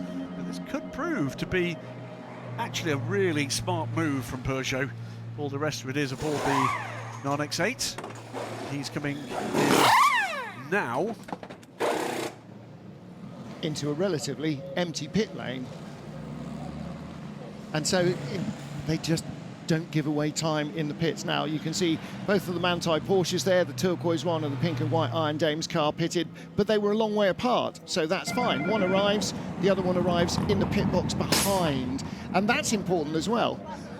What's going on with the fuel man? Get off! I'm still doing my job. Well, peel the LMGT3s now. We'll wait for safety car to be deployed. So again, just to repeat, 2 laps under effective full course yellow conditions with the pit entry open. Then the safety car is deployed, and the second we see that on the screens, pit entry will close. Doesn't mean you can't leave the pits if you're already in there, as we'll see with the number 93 car that now makes it a full set of hypercars having run a stop. Peugeot go to work. They can sniff a possibility here. Left side's only there again. I think we're going to see a lot of that. And sort of half gives you a fresh set of tyres, but the other thing is that only 2 of your tyres are cold, so you've still got some grip as well. Yeah, and also when you're going out in this period of the race under a virtual safety car, you've got all of that ambient temperature coming up from the brakes and everything else, so the warm-up will be sort of less of a drama when it goes back to green. 93, by the way, has made it out and will still be ahead of the 51, so it's order restored there. Slow motion race there, wasn't it? Great stuff from Peugeot. Called it beautifully, and there will be no loss here, even though the Cadillac is almost literally out of sight, because they will close up. 83, they're preparing more tape. Safety car ball being shown now, so everybody has had a chance to pit. Everybody has taken that opportunity. We'll wait to see exactly how the safety car is deployed here, but if it does pick up the leader, I think we are going to see a wave by. What does that mean? That shouldn't affect the hypercar grid, but it may well affect the LMGT3 grid. If you are ahead of the race leader in the queue behind the safety car, you will be waved by to rejoin the queue. What does that mean? It means you're not penalised just by where you're on the track and the safety car coming out. Past years, I'm sure you've been both the recipient of good news and the unwilling victim of this, Darren. In a mixed class race, it can have a dramatic effect. It can absolutely kill the race for you if you're in the wrong place when the safety car comes out. So now with the new regulations, it just makes it a lot fairer for the second class of racing in terms of the GT3s, in terms of their pace. So it does really help with the new sort of regulations on the safety car. And at the moment, because the safety car is relatively early, we hadn't had pit stops, all the hypercars are in order. But if it's in the middle of the race, and particularly in Le Mans, they can be anywhere on the track and they just pick up the next car. And so then you do end up quite often with the leader having come out of a pits or whatever, some way back down the queue, and anybody in front of him does get the wave by. So it should be a fairly short wave by. And there won't be anything happening in hypercar. Now, of course, what we have is some hypercars, some GT cars, some more hypercars dotted around. So they're not in class order. What we don't do is take all the LMGT3 cars out and make them go to the back of the queue and close up all the hypercars. They're just in the order in which they get to the line. So Pedro Cochera in our Porsche safety car will pick up the race leader. We can see Will Stevens there, having backed them up.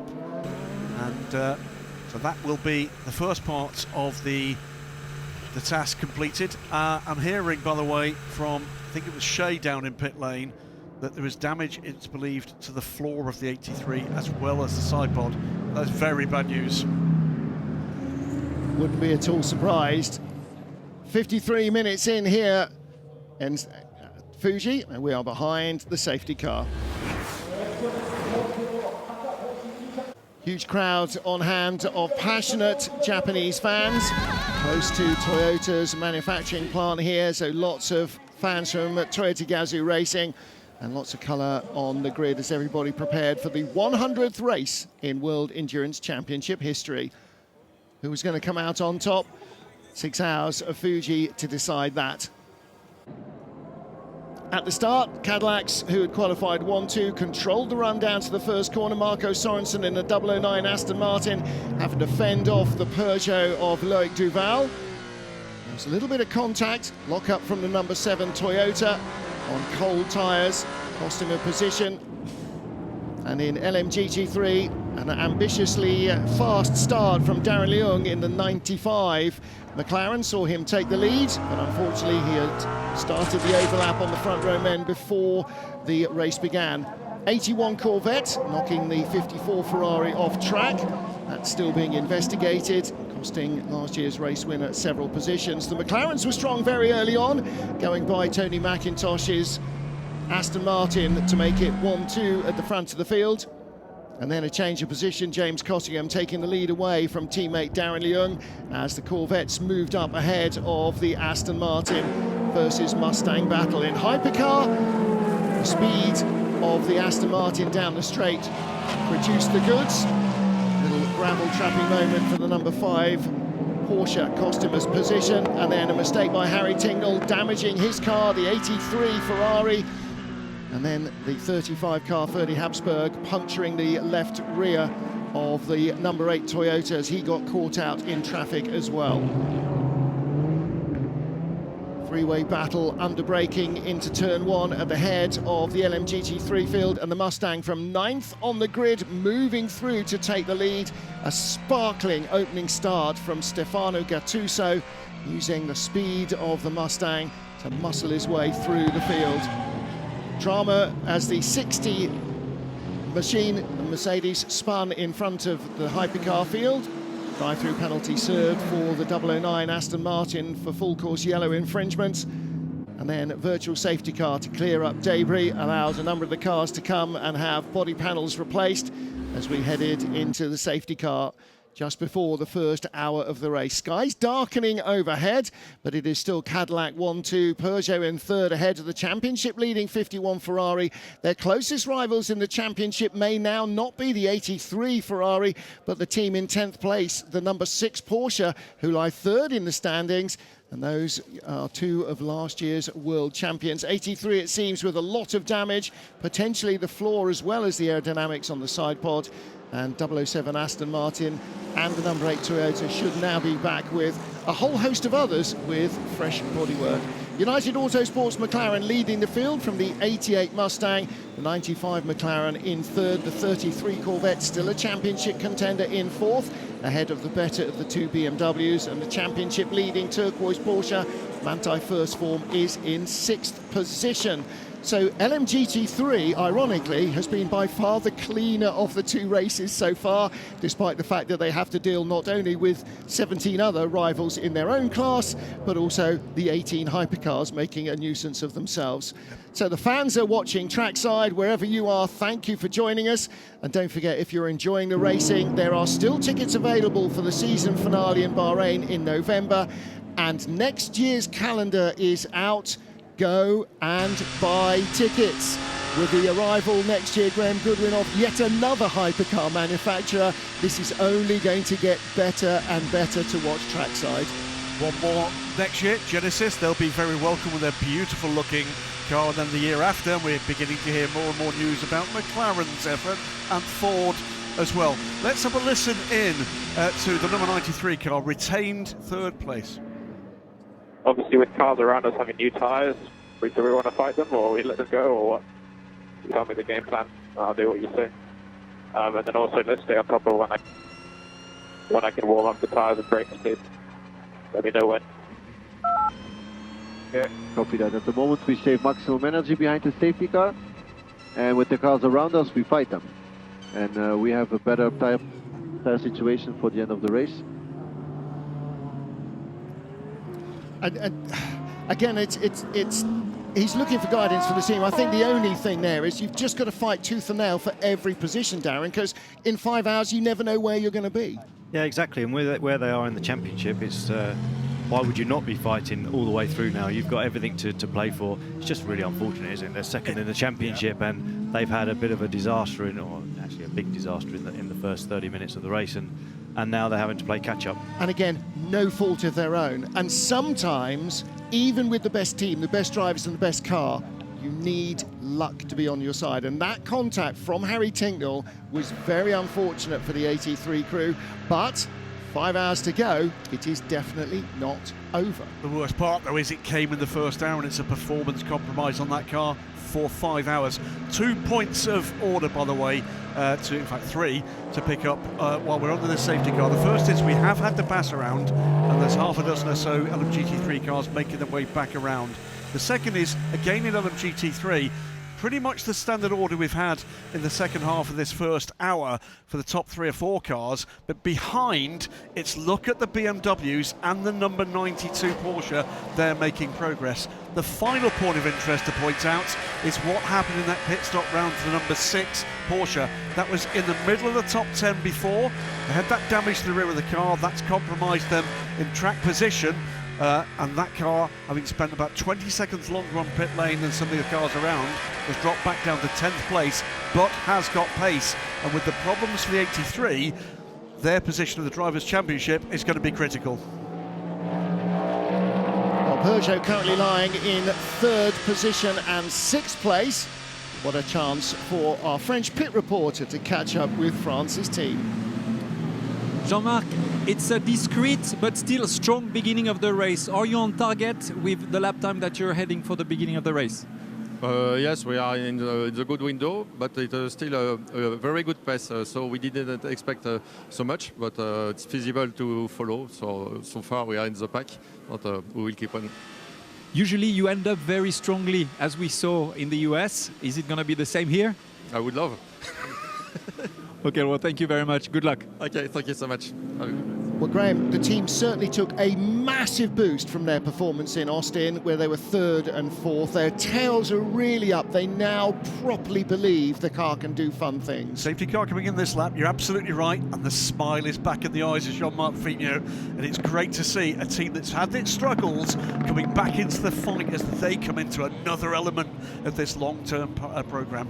Okay. Let's wind back to February, Qatar, first safety car of the race, Cadillac 1-2. Stop it. Here we go, Cadillac 1-2 again. They will be very, very careful about accelerating, braking and heating their tyres. Will Stevens ahead of Sebastian Bourdais. Paul di Resta in 3rd place in the Peugeot.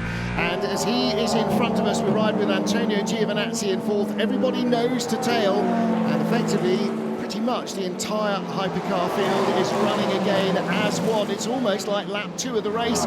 We just had an hour going by. Here comes the number 5 Porsche trying to go around the outside of Antonio Giovinazzi as Paul di Resta has a little look at the back of Bourdais. Lock up from the Porsche of Julian Andlauer. Did he get through? I don't think so. Everybody else clean, and the 009 Aston Martin, 007 rather, trying to go by, no, he's 009, trying to go by the 83 Ferrari.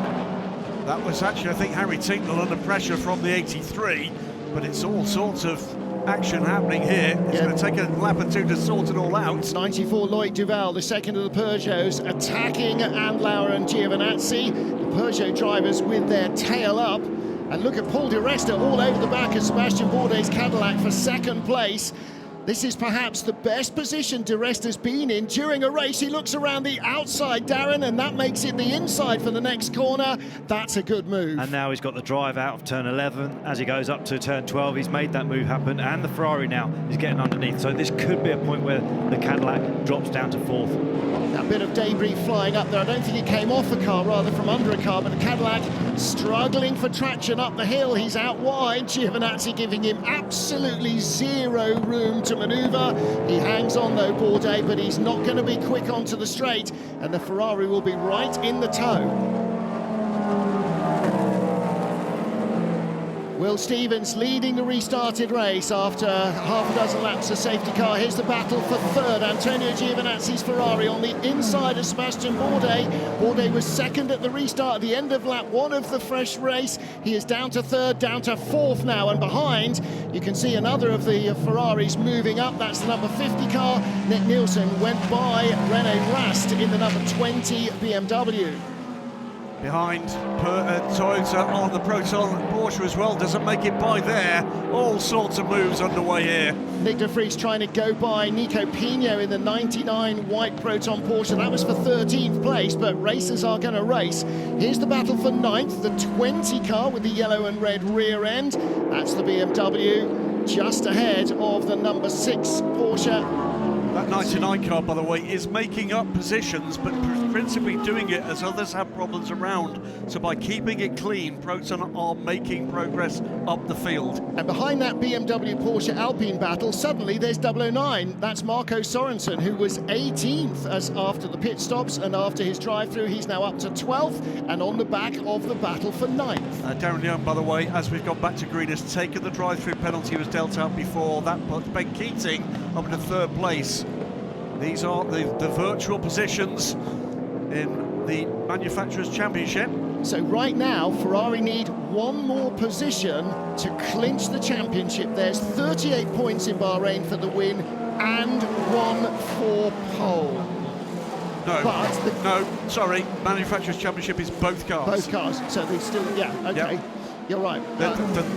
Watching side by side, Aston Martin Alpine this time, and then in the background, the Toyota trying to go around the Proton Porsche, and the Aston Martin to the outside of that. And 007, I think they're both catching 007, Harry Tinknell they are, and so that's 2 places made up by Nick de Vries. He got by the 99 and 007 in that one move down the straight. And the number 8 Toyota down in 17th, can't get by Phil Hansen. Hansen is defending with all he's got. Actually, the key thing on that graphic that I didn't point out is that Cadillac are now up to 2nd in manufacturers ahead of Porsche. So it's going to be a tough end to the championship for the manufacturers. In terms of the Drivers' Championship, by the way, the maths is pretty simple. If Ferrari outscore Porsche here, they're champions. 51 team, that is, ahead of the number 6 team, and then 83, yeah, we're counting them out at the moment, but let's not do that till the final hour. BMW and the Ferrari in the background here. Oh, okay, that move may have been completed by going off track. That might have to be given back. You can see here on board, Antonio Giovinazzi looking over to his left. He was not given a lot of room, so the stewards will look at exactly how far over the white line all of his tyres were or were not. Meanwhile, back in LMGT3, the battle for third. The yellow car, the 33 Corvette, that is Ben Keating. Right behind, Ian James, the heart of racing. He's been passed by Ahmed Al-Hati in the 46 BMW. So that is now up to 4th. Ian James, the heart of racing Aston Martin in 5th, car number 27, and behind Yasser Shaheen. So the BMWs, which didn't show much pace in free practice or in qualifying, seem to have a little bit more race pace. Still battles underway in LMGT3. Car 60, by the way, will get a 5-second stop and go for pit lane speed. That was Martin Berry, I think. No, Andrew Gilbert, Andrew Gilbert. The 60 car. That was the yellow car that spun earlier on. On board with Ahmed Al-Hati, challenging Ben Keating for 3rd place. The Corvette is quick in a straight line. The BMW is going to have to try and find a way of getting by that doesn't involve out dragging him down the straight, because that's not happening. Sorry, I was right but wrong. They could put up 60. They meant 61. It was Martin Berry in the 61. 5-second stop and go. And I can correct me from correcting you from correcting me, which is the Manufacturers' Championship, not the Drivers' Championship, and it's not, the Cadillac is sort of immaterial in this. It's about Porsche. They need to be outscoring Porsche here. If Ferrari outscore Porsche in this race, they win the Manufacturers' title. Cadillac cannot win it. It's a virtual position we're being shown. Yeah, Cadillac 2nd in the championship. But you're okay. We'll wait till the end and see how the maths works out. Let's not do that live on air. 009 Aston Martin, Marco Sorensen, absolutely with his tail up, charging, moves by Rene Rast, and he's now back up into 9th place. Don't forget that the Aston Martin pitted for a drive-through for full course yellow infringements, or yellow flag infringements, when he was in 3rd place and challenging the second of the Cadillacs for second. And an extension of that point, when he emerged, he was 18th. He's now 9th. He's got real pace. Really has. Ooh, the BMW on the inside. Ahmed El Harty having a little run at Ben Keating, and that's slowed Keating. And here on the straight, this time, Darren Turner, this is Al Harty with the head of steam that he wanted. Yeah, last time round, even though the BMW sat in the Corvette's toe, it looked like the Corvette just had a little, even now it's starting to come back a little bit. It just had a couple of kilometres an hour quicker. The Aston behind getting a great double toe off the pair of them, but the BMW is making that move into turn 1. Actually quite a clean move at that point. Yeah, he had that advantage in traction coming onto the straight and didn't want to give it away. Ian James was sort of not quite deciding which one to support there. Could have gone the inside channel. That would have helped Al Harty. Might have helped him as well. Bel Keating drifts a little wide in 3. Ian James almost overlapping around the outside. There's Yasser Shaheen with the white and blue BMW as well. And a little wobble from the Corvette, from the Aston Martin. And the BMW moves up. And this is, we talked about earlier on, if you try a move and it doesn't work, you lose a place. Contact with Shaheen there on Ben Keating. But that's compromised into Ian James, who's alongside 3 wide into the corner, can't make it all through there. I think it's going to be 4 wide by the time they get down to turn 10 there. Yeah, Tony McIntosh was conservative early on, but I think he wants to make some places back up. Don't forget the number 10 car started on pole. Rubens Barrichello on the left, Eduardo Barrichello on the right. Watching that, it was Eduardo who claimed pole position after Tony McIntosh had put the number 10 car into the lead group. And 21, Francois Heriot going ahead of Ryan Hardwick. Hardwick, the points leader in 9th, and he is now being caught by Celia Martin in the other car run by Manthey, and that is the Iron Dames car. They're up to 10th from 17th on the grid. Ben Keating in the middle of this, only driver in these 100 WC races to win with 3 different GT marks. Porsche and Aston Martin GTR, Corvette in both GTE and LMGT3. Astonishingly, through all of that, with the exception of that switch with the Ferrari and the Porsche, they stayed in the same order. How? I have absolutely no idea. Well, here comes Celia Martin. The Iron Dames didn't qualify strongly. They told the crowd this morning during the autograph session they were hoping for a much better race, and they are definitely having that. Celia right up behind the Manthey 92 Porsche of Ryan Hardwick and looking for another place up the top 10. Meanwhile, Yasser Shaheen all over the back of 33, the yellow Corvette of Ben Keating, and behind him is 27, Ian James, the heart of racing Aston. Yeah, Francois Heriot on the move here, 009, and the Ferrari, that's the 50 car, that's a move up to 8th place, but I think I saw a penalty briefly up on the screen that the 009 is going to get 5 seconds on its next pit stop. I didn't see why, but I'm pretty certain I saw that penalty pop in. All right, we'll have to check on that. That will happen probably in about the next 30 minutes. So we are 4 hours and 48 minutes of race. We're an hour and 11 in. And this is now where the hypercars are coming back onto the tail end of the GT. So they've had 3 or 4 laps where they've had clear track, not having to worry about the different classes from both sides. And now we've got the same scenario where the hypercars are trying to cut their way through the GT field. Well, the good news is there's hardly any battling going on in LMGT3. Well, I have to say, at this point, by the way, fantastic battling with the LMGT3s. And again, reminding you, this is the bronze, the non-pro drivers aboard all these cars at the moment, and they've been doling out some real entertainment, Darren. It's been great racing, absolutely fantastic racing, and it ebbs and flows, doesn't it? You can tell one person makes a move into this corner, lose momentum, and then someone else going to make a move at the next corner. So it's been fantastic, especially like this Sector 3. I don't think it's every driver's favourite point, but for racing and for the spectacle, it's fantastic. And we will have hypercars in this lap, hypercars coming from the back.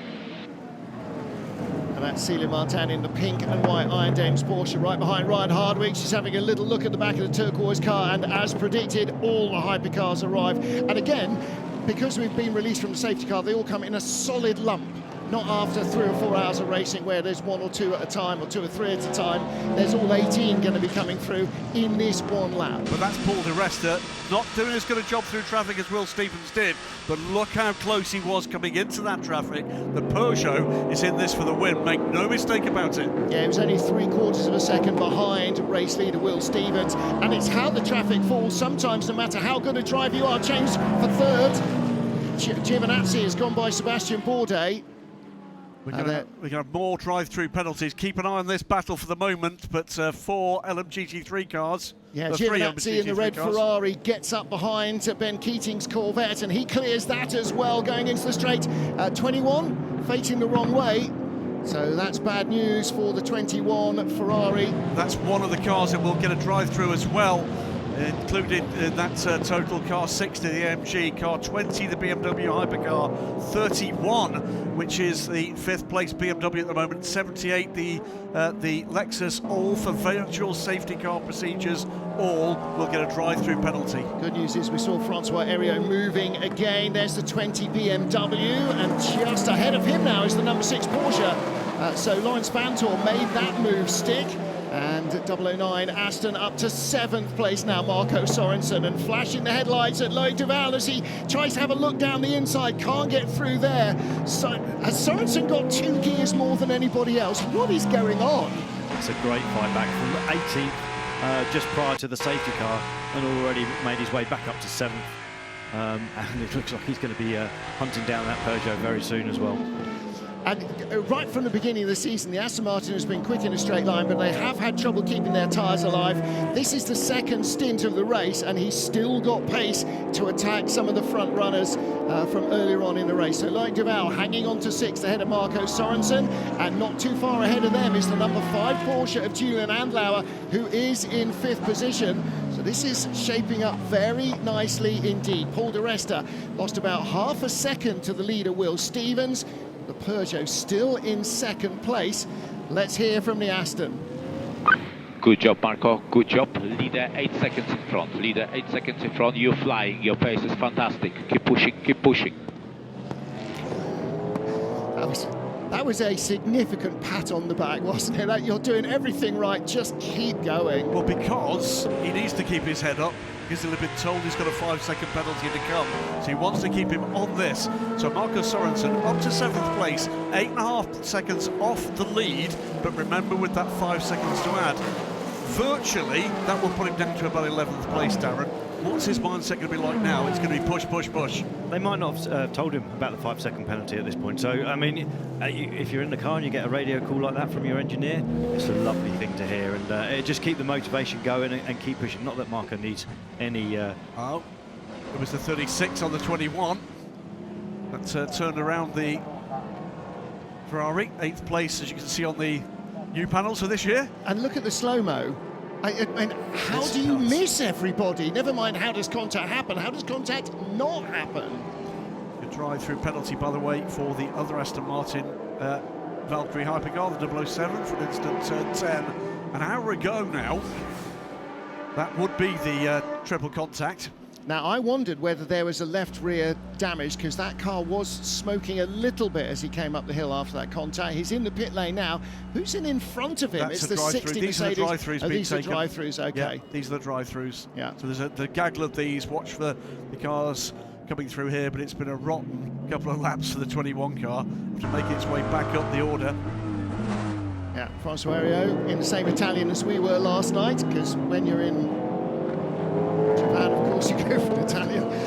Drive-through for 007 being notified to the teams and now to the audience. So that is for that 3-car incident with the 83 car, and the significant damage for 83 is a real championship changer. With 009, this isn't going to be 2 for the price of 1, but he is going to get by Loic Duval. Loic in that Peugeot, also closing in on the Porsche of Julian Andlauer. Yeah. And Sorensen, I'm sure, does it. Am I? No. It's not over yet. There was a bit more of a, on the way out, a bit more traction on that initial sort of application of power, so it wasn't a done deal until we got to turn 3. The Viking versus Gaul, and the long ship comes through, doesn't he? He's going to be looking for another one with the Julian Andlauer's next target. He's on fire here.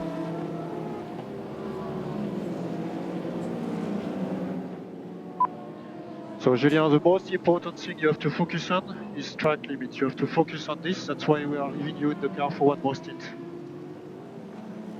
He's had a warning for track limits, and that gives another advantage here to the chasing Marco Sorensen. Car 8, meanwhile, it's a 3-minute stop and go. Full course yellow procedures, emergency pit stop. To explain, he came in for the repair because he did with the puncture. He needed it. He should have stopped again.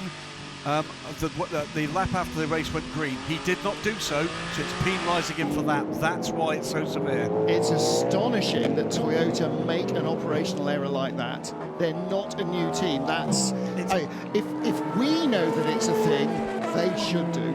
Information to the pit lane, information to the pit lane. Car 8. Car 8. 3-minute stop and go penalty for virtual safety car emergency pit stop infringement. Car 8, 3-minute stop and go penalty for virtual safety car emergency pit stop infringement. Again, I'll explain that. It was the damage for the Tota after the clash with the Alpine, principally the rear puncture on that car. They came in under full course yellow, which normally you're not allowed to do, but you can. You can see again the number 8 here. This is coming in for its stop. You can do that if you absolutely have to, if you're absolutely bone dry on fuel, or if there's damage like a puncture. But because you've effectively then taken a potential advantage from doing so, you must stop again the moment the race goes back to green.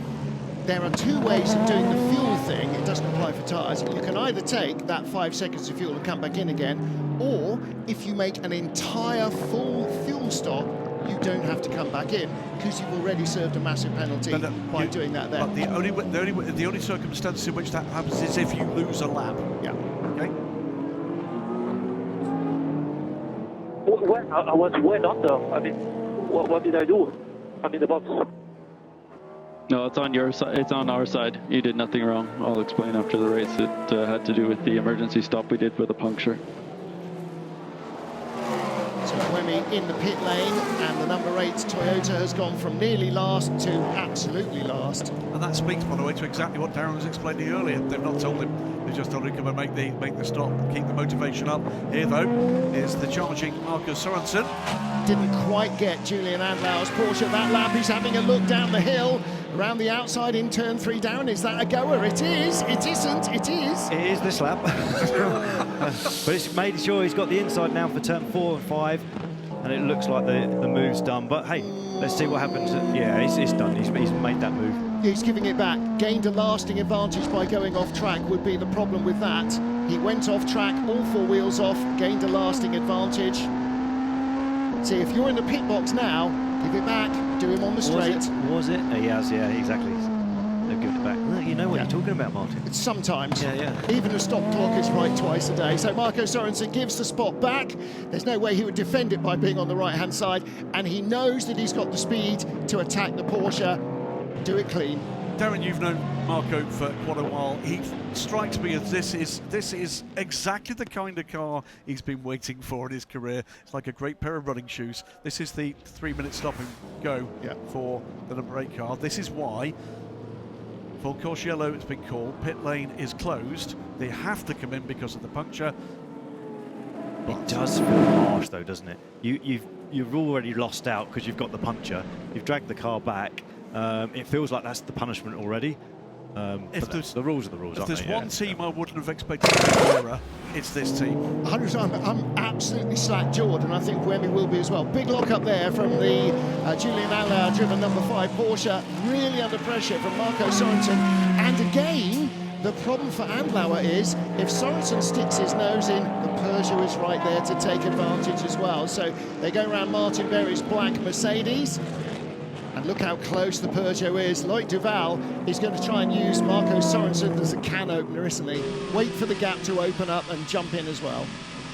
But from Marco's point of view, seeing obviously the Porsche have the lock-up into turn one, he knows he's got him on the sort of the ropes at this point, and it's only a matter of time, I believe, before Marco will make a move on the Porsche. Next penalty coming is going to be car 35.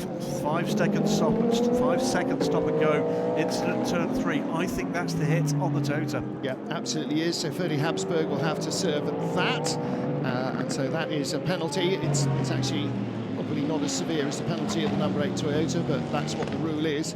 Now then, lead battle in LMGT3. United Autosport's James Cottingham is 16.8 seconds ahead of this pair. That's what so this is for second place. That's been some stint from him after we've gone back to green flag racing, Martin. Astonishing stuff. Ahmed El Harti ahead of Stefano Gattuso, then Ian James, the yellow car Ben Keating. They're spreading out a bit, or rather they have been spread out as the hypercar field came through. Behind Ian James is the number 10 Aston Martin. Then this battle, this is now for 7th, not for 9th. So Manthey first forms Ryan Hardwick ahead of Celia Martin, and for 9th place, for 8th place, a change as the Ferrari moves up into 8th spot, and that is Nick Nielsen ahead of Fred Makovici. Has to have a bit of a wild weave, Darren. Yeah, that was very aggressive, wasn't it, on the run into turn 3? But managed to keep the position. We've seen over the last couple of years, although turn 3 isn't, quote, isn't an overtaking position, we've seen a lot of dives on the inside, and again, we saw what happened with the Toyota when that happened. Contact, instant puncture. I think right there, Nick Nielsen was going, no, you're not coming to ruin my race. I think it's one of those corners, if you've got a great exit out of turn 1, and you can take a bit of momentum up through 2 into 3, either on the inside or outside, there's a chance of a move. But if you're just nose to tail, it's not the type of corner you're going to slingshot yourself down the inside and try and take the move.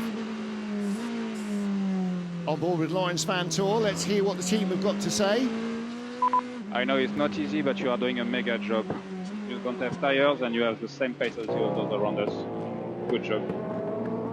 And you're in the top 10, and you're in the points. Both Porsches are in the points. They're 5th and 10th, and that's important for the championship. Right, I'm going to make a big correction here. My apologies, because we messed this one up earlier. Some poor notes for us here.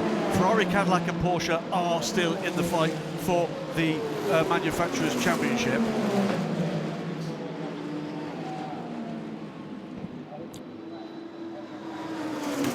Caddy 4 points behind Porsche, set to gain on Ferrari as things stand at the moment. Caddy is 68 points behind Ferrari after qualifying, 66 left to fight for in Bahrain. If they finish where they are now, the gap will be 50 going to Bahrain with Porsche out of it. So it's the relative positions between those 3 factories that matters for the Manufacturers' Championship. Remember, the key thing to remember there is both factory cars' points count in that. There's a separate issue to do with the drivers' points, and we'll get to that. Yeah, we'll get to that in about another 4 hours and 35 minutes, once we know who's won what and where the points fall. But you're right, at the moment, Cadillac making big inroads into the Manufacturers' Championship. So back to the battle in LMGT3, and this is the tail of the queue that starts with Ben Keating in, well, not even with Ben Keating in 5th, actually, with Ian James in 4th, just ahead of Ben Keating. But then you've got Ian James, you've got Tony McIntosh, then you've got the Porsche moving up the order, Ryan Hardwick and Celia Martin, and both the Porsches are climbing the order. The Mustang right in front now. So Celia Martin chasing down the Mustang that Ryan Hardwick has got by.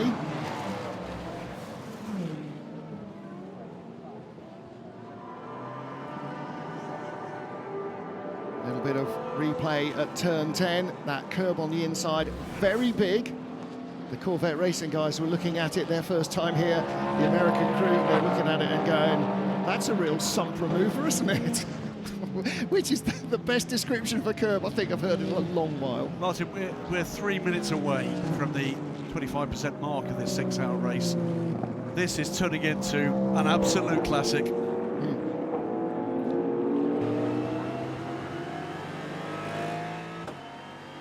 Good job with the Mustang. The Corvette will start falling back more and more.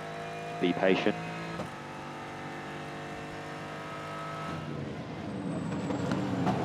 Well, that's good news for the driver Tony McIntosh, I think played it really well. It's only his second World Endurance race. It's his first race here in Japan. He was on the front row of the grid. He started on pole, and he said before the start, you know, there will be probably guys that are trying to win it on lap 1, and that's not our plan. He was cautious, he was conservative. We've seen Ben Keating do that year after year, not take risks in the opening half an hour, and then actually when the car's underneath you, then you can start to really race it. And that worked for the Aston Martin. They're coming back up the order, but the Porsche right behind now, looks like Ryan Hardwick and Celia Martin have both got a little more pace than the front runners, because Darren, the Porsches are coming right back into it. Yeah, they are absolutely coming back into it. And it's one of those things during the stint, it's going to ebb and flow with performance between the different cars. Regarding Tony, you can imagine this first time here at this circuit. I know there's a number of drivers out there, it's the first time coming to Fuji, but that first sort of laps when the hypercars come through, that must be just overwhelming at that point. Talking of which, now there's been a change in position, because Loic Duval has gone by Marco Sorensen, and Sorensen did not get by the number 5 Porsche. The Marco leader is 10 seconds in front, 10 seconds in front. You're doing well, you're doing very well. We still got the 20 laps to go, 20 laps. Cracking battle at the moment. There's another one. This one is for the overall lead. Will Stevens half a second ahead, and of all the cars in the field, that safety car served him the least well, or the more badly, whichever way you want to look at it. Cadillac have been nearly 7 seconds ahead, and it's half a second now between Will Stevens and Paul di Resta. Was the caddy just leaving a big black stripe off the right rear as he turned the corner, or was that already there? And certainly Will Stevens is feeling the pressure. The Peugeot within just over half a second of him, 8/10 back. So this is a very close battle. Will Stevens has sort of settled the rot a little, but in traffic, those gaps open and close despite the performance of the relative cars. Now, third place is the 51 Ferrari, and that could be really important. They need a good race here to try and tie up the driver's title. But what about this? Are we going to be able to say Paul di Resta takes the lead in the Peugeot? Yeah, but at the moment, just looking at the track map, these guys have got a clear track. Other than the 59, they've got a clear track now for a few laps, basically. So this can be just an absolute battle between the two of them. No traffic influencing what's going on, but it certainly looks like Paul's got the upper hand in terms of pace. It's very close between them. Obviously, it's a couple of tenths here and there, but it looks like it's working more in Paul's favour at this stage of the stint. And part of that is the performance of the car itself, but part of it is what it gives to the team, and especially the drivers. When you're fighting a car the whole time, then it's a little harder to be inspired every lap of every stint. But when you've got a car that you know is capable of a podium and has done it last time out, then suddenly there's there's more ambition in the driver. If you drive within the tyre, don't slide it. The car is really, really good. Trying to avoid sliding, and that's so hard in this final sector, Darren, isn't it?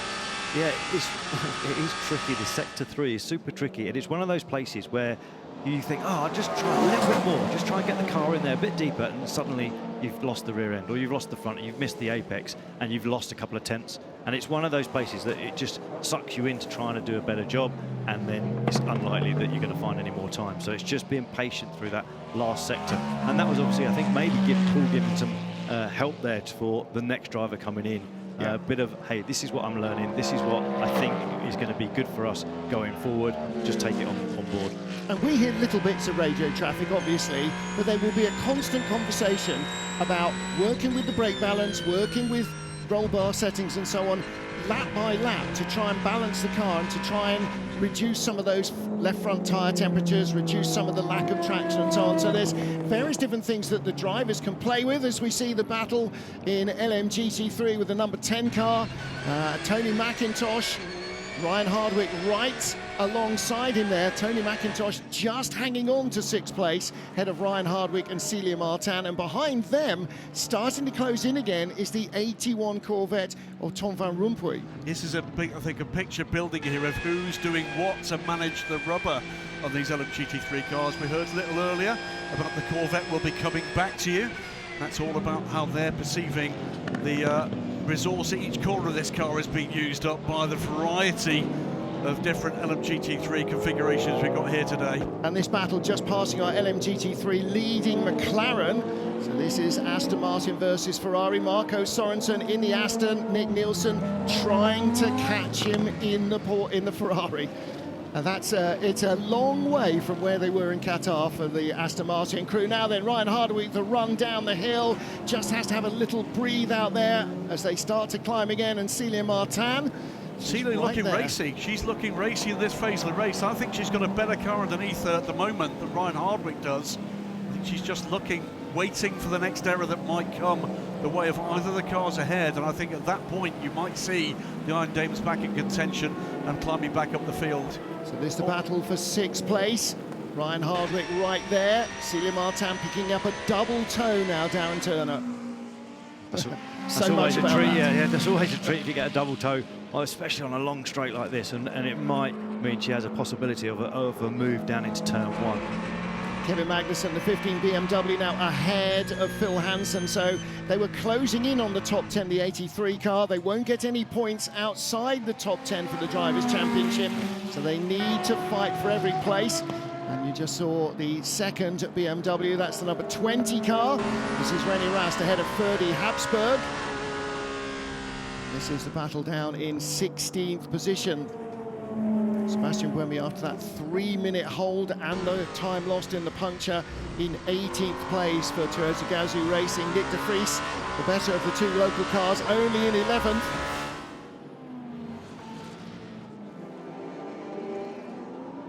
Number 6 Toyota, I beg your pardon, Porsche under investigation for a pit stop infringement. We are with Alex Lynn, driver of the number 12 Caddy and pole sitter from yesterday. Alex, at the moment, Will is doing a great job. Do you think he prefers to chase or to lead? I think it's always better to have clean air and to be in the lead, but I agree. I think Will's doing an amazing job because the Peugeot is very fast behind, and it's been quite a chaotic race. Yeah, look, I think we've got good pace, but I think it's about maintaining track position and trying to extend the lead if we can. How is the degradation with the tyres? I think ours is better than Peugeot, but still they're surprising me as how fast they are. So, yeah, hopefully we can just keep edging away ever so closely, but also Ferrari's very fast as well. Thank you very much. Good luck. Thank you, thank you. Wow, and LMGT3, it's all changed during that interview. Both Ryan Hardwick and Celia Martin got by the Aston Martin.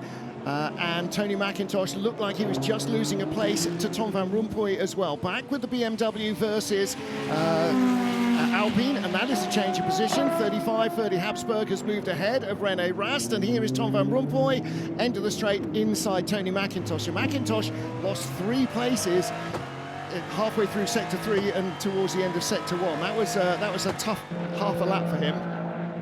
Might be able to claw back the position on the Corvette, but now it looks like the deal's done in turn 3. But it's one of those, you get, again, it's all down at Sector 3, isn't it? It's those corners there, you get out of position on one, and then you're a sitting duck for someone else to make a move as well.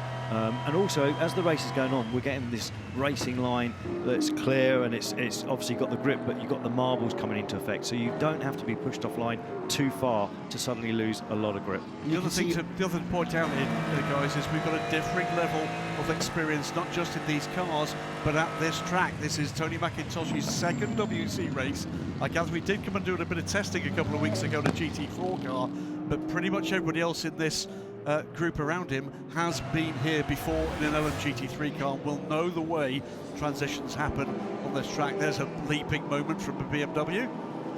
Yeah, only 2 wheels onto that curve, otherwise you're going to leave half your transmission behind with it as well. That's the 46 of Ahmed El Harti, and that car is currently in 2nd place ahead of Stefano Gattuso in the Mercedes Mustang. So it is McLaren that leads, BMW in 2nd, Mustang in 3rd, Aston Martin in 4th. Back with our hypercar crews, battling for 9th place. Fred Makovici, the Alpine, at the front of this queue.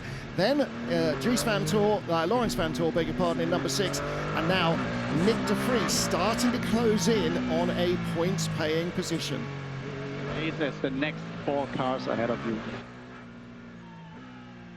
Well, that's slightly encouraging, but also quite frustrating, what would be nicer to hear is, we are faster than the next 3 cars in front of you, so he's going to have to make it work in traffic. He goes underneath the 21, and he's going to try and ease the number 6 car out onto the dirt, box him in. Didn't quite manage to box him in behind the Lexus, but that was Nick de Vries really getting his go-kart race ahead on. Yeah, it was heads-up stuff from Nick de Vries, an opportunist move he attempted, nearly paid off, might still pay off. On the inside here, down into turn 1, has a good line here. I think he's going to get this done. Yes, he is.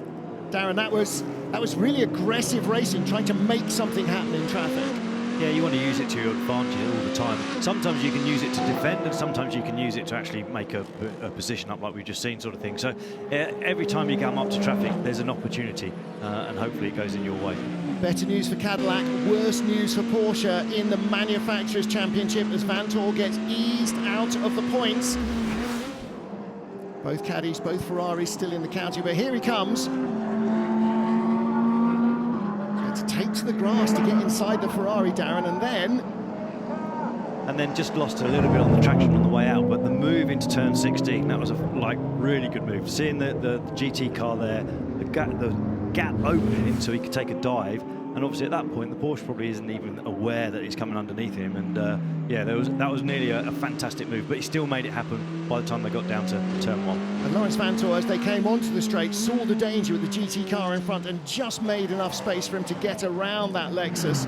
And here again, Lexus featuring this battle, Petru Umbrarescu coming up behind car number 10, Tony McIntosh, as the leader works his way through. There's Will Stevens, car number 12. He's working his way through these battles.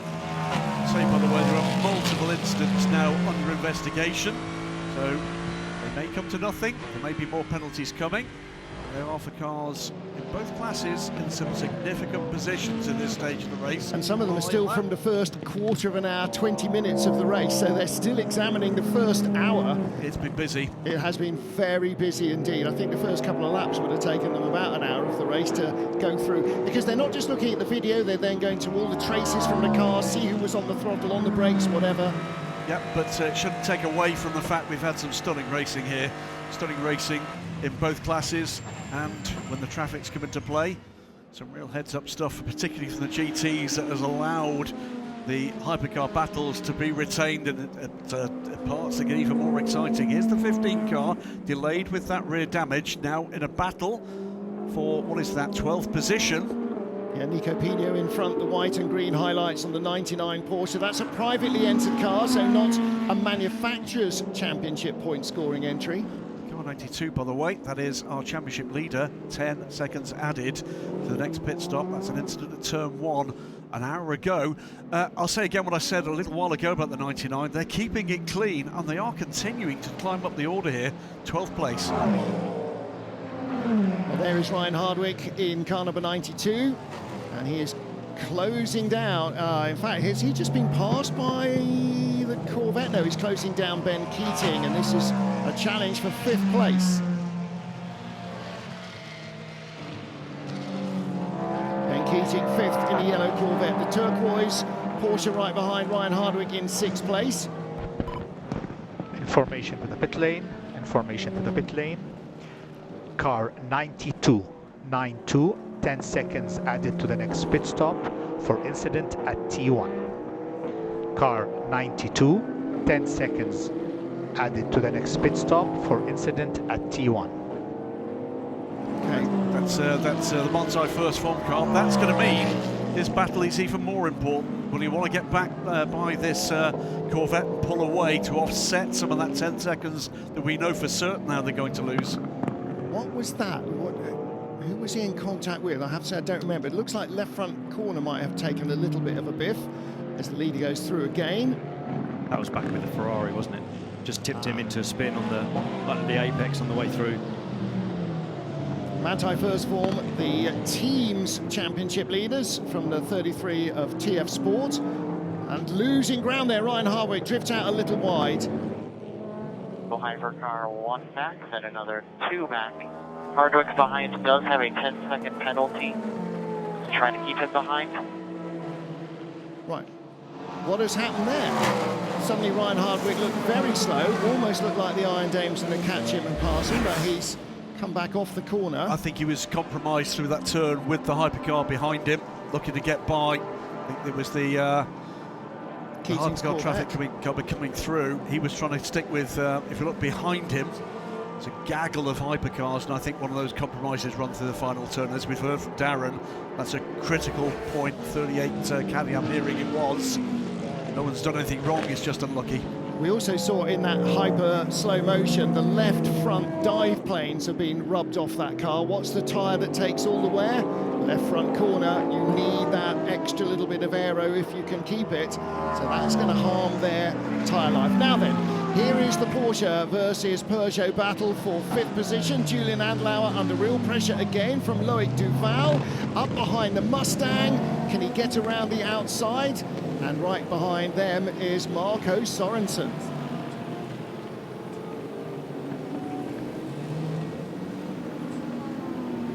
Doing for your info, you're doing pretty good in terms of degradation, quite better than the car in front.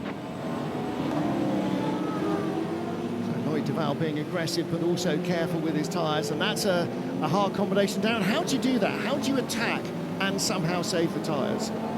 Oh, it's such a skill, isn't it, to be able to do both of those. That radio message is like, obviously, it's semi-encouraging from him to sort of say that you're doing a good job and what you are doing is exactly what we're expecting you to be doing. But yeah, it's just minimising the slip and that, you know, any sort of power down and braking traction is just damaging the tyre. You can also just turn up the TC to try and help protect it as well and think about what the tyre's going to be like at the end of the stint.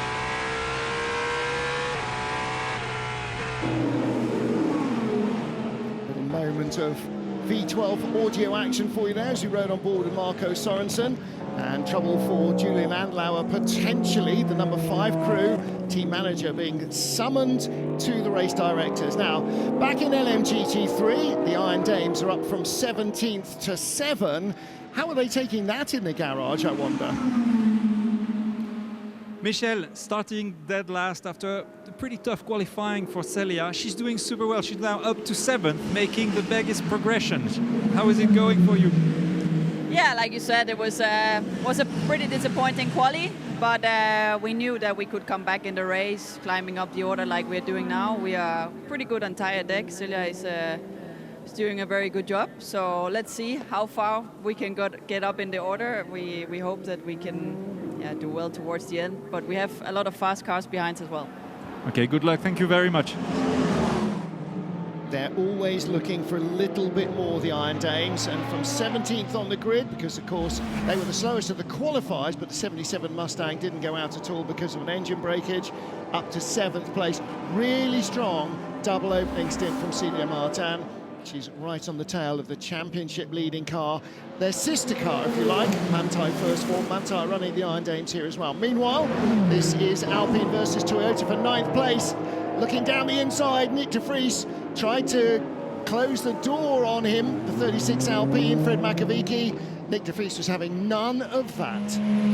That was a full send, wasn't it? Not even from a long way back, but to sort of make one move and then another move and still keep it together. They run wide on the apex, giving the Porsche an opportunity as well to try and have a run on the Alpine. Yeah, Lawrence Vantor would love to do that because that's a position in the points.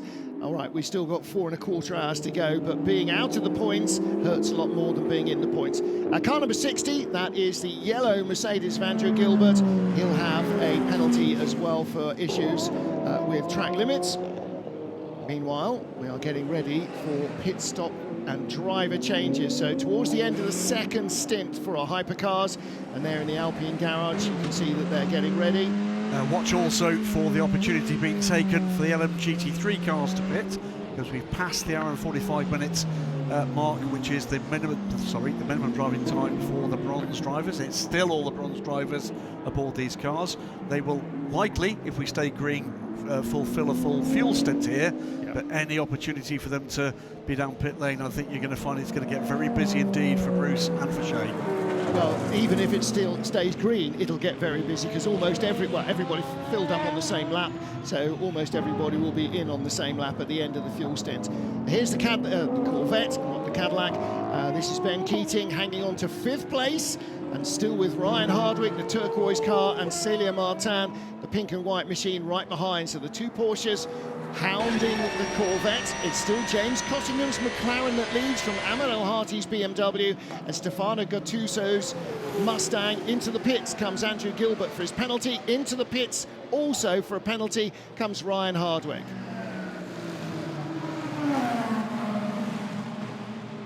Now the 54 Ferrari rather, having a bit of a torrid time of it. Let's catch up with the Vista AF Corsa team, who lie 10th. Davide Rigon and the 54A, of course, Ferrari has won this race 3 times, although the race seems to be very different than it's been in years past. You were just giving some advice to Francesco Castellacci. What were you telling him besides bring the car back clean? Yes, no, honestly, Thomas is doing a great job. We got a drive-through, but thanks to the virtual safety car, we catch back. Now we are 43 seconds from the lead. I just tell to Francesco to give the best. Looks like the car is fine. We are not the best on pace, but we are decent. So just now try to give the best. We know error. Let's see in the end if some other safety car group us back, and they do the last part, and we will give everything. Let's see. Good luck. Thank you so much.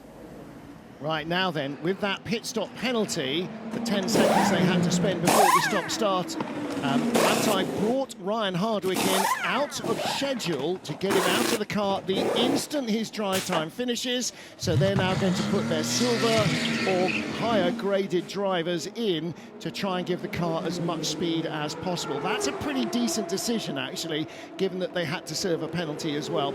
A couple of other cars came in.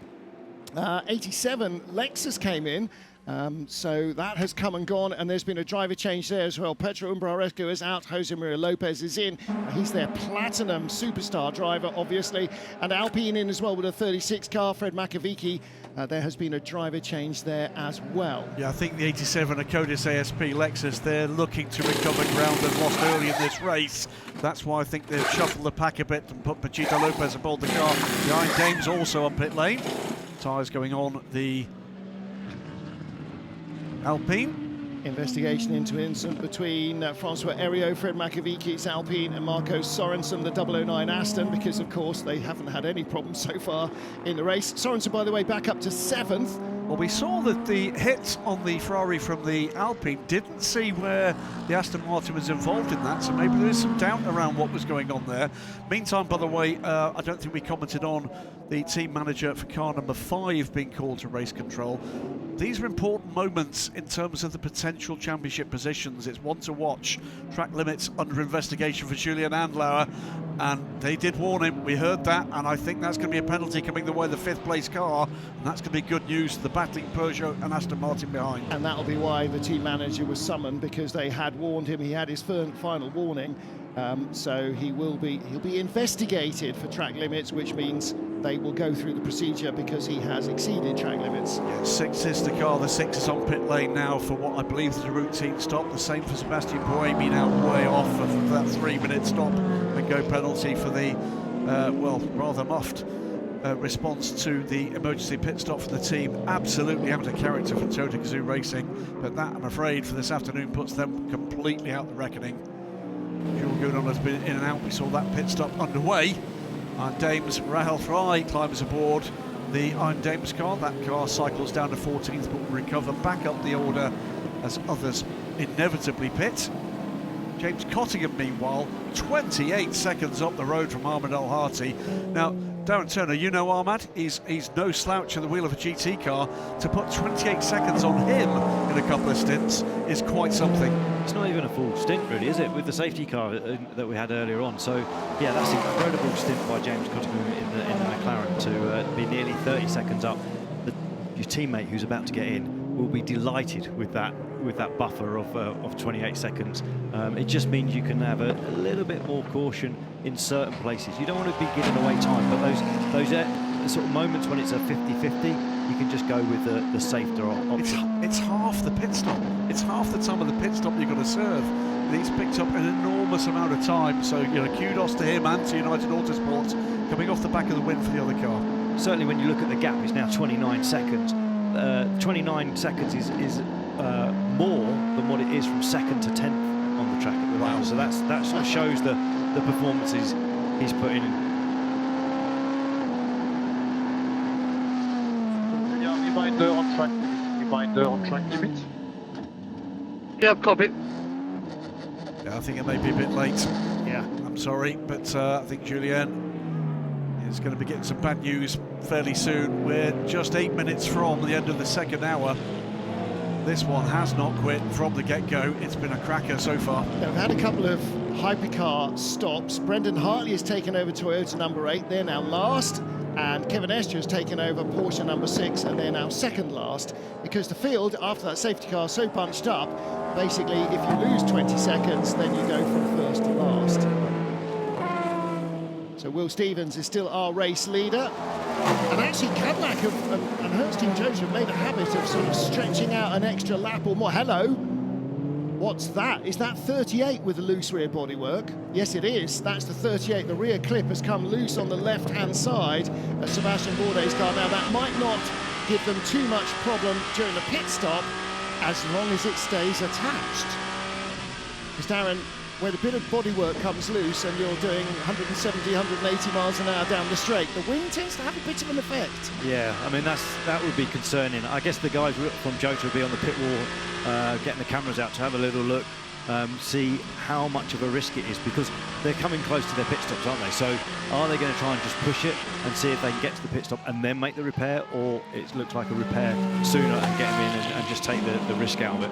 Phil Hansen, Harry Tinknell now. That didn't end well when Harry Tinknell was behind Phil Hansen in the first few minutes of the race. That's why there's a big yawning hole on the side of the 83 Ferrari. New nose on the Aston Martin, so that is probably handling properly now. But the Ferrari, that big black patch just behind the right front wheel arch, that's a hole with a bit of gaffer tape over it. Quite a large bit of gaffer tape, which astonishingly has actually stayed stuck on there, so they know where their low pressure zones are on the car. It's flapping away now. We got a good look at the right-hand side of the 83. You'll see, I'm sure there's going to be another repair done when they come in for this pit stop. Just about to note, by the way, is you've got the 88 Mustang running 4th and the 33 Corvette Ben Keating running 5th in LMGT3 on pit lane. Pretty good progress from these two cars. Just saw how the Aston's lap time got murdered by getting stuck behind the Lexus in just the wrong place. Let's get down to the pits and hear from Porsche. Lawrence Vanthoor had a very good vantage point during the entirety of that opening stint. Lawrence, you were picking off cars out there. Started further back than you wanted, but moved more up. Do you think Kevin has a car underneath him to get up into the front of this fight? Difficult to say. I hope so. Was frustrating though, because I was happy to make my way up to, I don't know, P7 or something, but then some Mr. Russ in the BMW decided to kind of on purpose of my feeling touch me on the back on the straight and broke the tail, and then we had to change the tail in the pit stop because it was broken. So we dropped back again half of what I made up, and yeah, we're a bit eyeing to be quick at the end of the race tire-wise, so I had to fight a bit and swallow the pill now in this stint, but hopefully it pays off at the end of the race to be quick. But the car is good, but it's still, yeah, it's not easy to fight from the back to go to the front and then stay out of trouble. There was a lot going on, but I did my best. Bit of a break before you have to get back in? Yeah, 2 hours, Kevin, and then I'm back in. So. Good luck. Thanks. And of course he has to get back in because there's only 2 of them, as there are in the other Porsche number 5 and the 2 Aston Martins. Now, a whole sea change going on here in LMGT3. It is basically whole field pit stops. James Cottingham in from the lead, Ahmed Al-Hati from second here, James from third, etc., etc., etc. So we will reset that in a moment or two. This is the remainder of the LMGT3 teams having completed pretty much their full fuel stint now. So James Cottingham comes in. It is a full 30-second gap that he's built up since we went back to green flag racing. And if they're all coming in now, that means that stopping a couple of laps earlier was not much of a hardship for Ryan Hardwick in the first form car. Up behind Sebastian Bourdais. Take a look at that bodywork. You can clearly see the left-hand side raised up compared to the right-hand side at the rear. There's a big gap where it's come unclipped from the main part of the body. It is hanging on there, but any turbulence, I mean, these cars spend time in the wind tunnel for a good reason, Darren. Anything that's causing drag is reducing your speed. Yeah, I'm surprised that the pace is still so strong because it's, you know, it's lifting on that left-hand side. It's going to affect the rear wing as well. Plus, there's more drag at this point. So, but when we just saw it on the left-hand side, when it's bouncing around, it doesn't look like the wind sort of catching it and pulling it up. It just looks like it's loose and just bouncing around. Meanwhile, Aston Martin versus Ferrari. Marco Sorensen holding off Nick Nielsen still. One of them is pitting this lap. Sorensen. So Sorensen, remember, has got a 10-second penalty to be added on this stop, so he will drop back from this battle. But picking up on the point you made at that time, his pace since that was doled out means he's only going to drop 1, maybe 2 places. At the point at which that penalty was doled out, it was going to be 5 or 6. So Marco Sorensen's pace since that penalty was doled out has served him very well indeed as the harder racing Aston Martin team go to work. And Alex Riberas will take over. There's Antonio Giovinazzi. He's handed over the 51 car as well. Who gets in? I would guess James Collado at this stage, but we'll wait to see who it is. 007 has stopped as well. Tom Gamble has taken over from Harry Tinknell. So both Astons on the same lap as the 51 Ferrari, the 15 BMW and the 36 Alpine, all in the pits together. But that does mean that both Cadillacs have gone a little further on fuel, and so have the Peugeots, and so too has the number 5 and 6, or have the number 5 and 6. I know 6 Porsche changed already, but number 5 is still out there. So full tyre change, full set of 4 for the 51. Nobody yet venturing onto a medium tyre. There's quite a lot of heavy cloud overhead still. It's not particularly a hot day, but track temperatures are high enough for the medium to be the tyre of choice. On point on pace, by the way, the fastest lap of the race so far has gone to Will Stevens on lap 2 of this race, but the fastest first and second sectors of the race both going to Marco Sorensen in the 009 Aston Martin. So that thing phenomenally quick in the first and second sectors. And in comes the 5. Marginal compromise there to 94 coming in. Like the 5 car in the hands of Julien Adler, struggling to get the car down to speed. And he will hand over to Mathieu Jaminet. Again, that's a 2-car entry. 51 car with Alessandro Pierre Guidi at the wheel, which frees up Antonio Giovinazzi for a chat. I am with Antonio Giovinazzi, driver of the 51 Ferrari. 2 things. I saw you checking the tire there. What happened? There's a bit of orange. Yes, I think the GT3 traffic is quite difficult to manage, especially because it's a lot dirty on the track, so you cannot really go really outside, so you need to be really close by side to the GT3. So yeah, some contact there, but yeah, really happy from P6 to P3. I think our pace in the race is a little bit better. We're missing speed on the straight, but yeah, I think we take it a long race ahead, but we are in a good position. Your pace is more than okay. On the last few laps, you're actually the fastest car on track. Yeah, I think we are better in terms of degradation, and this is why in the end we were the fastest. So I think we have a good opportunity. Let's keep working and keep doing like this. Well done, thank you very much. Thank you, Bruce. Big crash for Raffaele Marcello. He's just taken over the number 15 BMW. This is his outlap. He has put it in the wall hard, and this will be a safety car, I think, where he's going around the 99 Porsche and loses it on cold tyres. You see brand new tyres on the right there, so it looks like he had a full set. He did. Now, he's complaining about a brake test from the 99 car. The Porsche came in front of him there and looked like a stop. However, double yellows at T8. All right, we're going to prepare for a virtual safety car because we're right in the middle, and that means I do get to say seconds. Paul di Resta leads for Peugeot. No, mate, the car is destroyed. Okay, sorry, mate. It's yellow. Please be safe. Please be safe. We saw everything. So. Not your fault. Are you okay?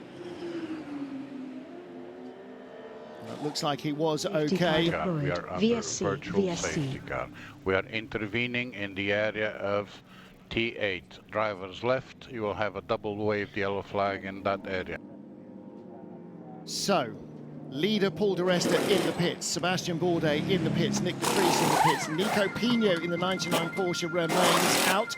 Norman Nato took over the number 12 Cadillac from our race leader, Will Stevens. New body rear end going on, or the rear clip coming off. Are they going to change that engine cowl as well? They are.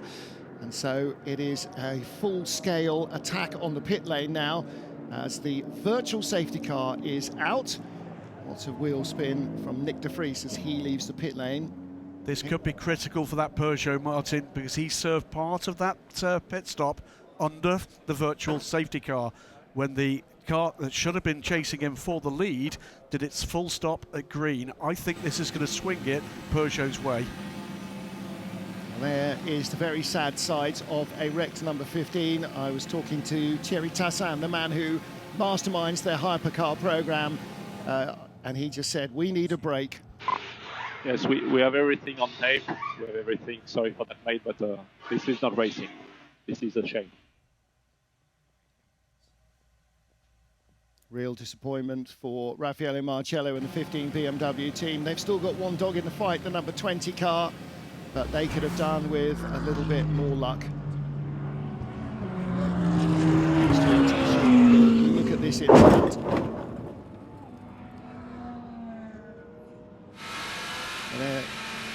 Darren, cars are so close together, aren't they, at certain parts of the track? It's an odd one, that seeing the Porsche come round the left-hand side. It looked like, you know, he had the drive out of turn 6, and he would have had the run down to turn 10. BMW coming out of the pits on obviously colder tyres. So it's just a really odd accident completely. But the damage now to the Armco, that's going to be the one that's going to take the time for a bit of a tidy up at this point. We might be into quite a long safety car. If the posts that hold those barriers are damaged in any way, they'll have to be reset. Just saw Vincent Vos. This is motor racing. Last weekend, Team WRT were jubilant. They won another championship in the GT field, not in World Endurance, but in the Europe with Charles Weerts. And then, you know, you're seeing one of your two prototypes getting wrecked. Let's hear a little bit more from the team. I cannot open the left door for info. Okay, understood. We'll let the marshals know through TT.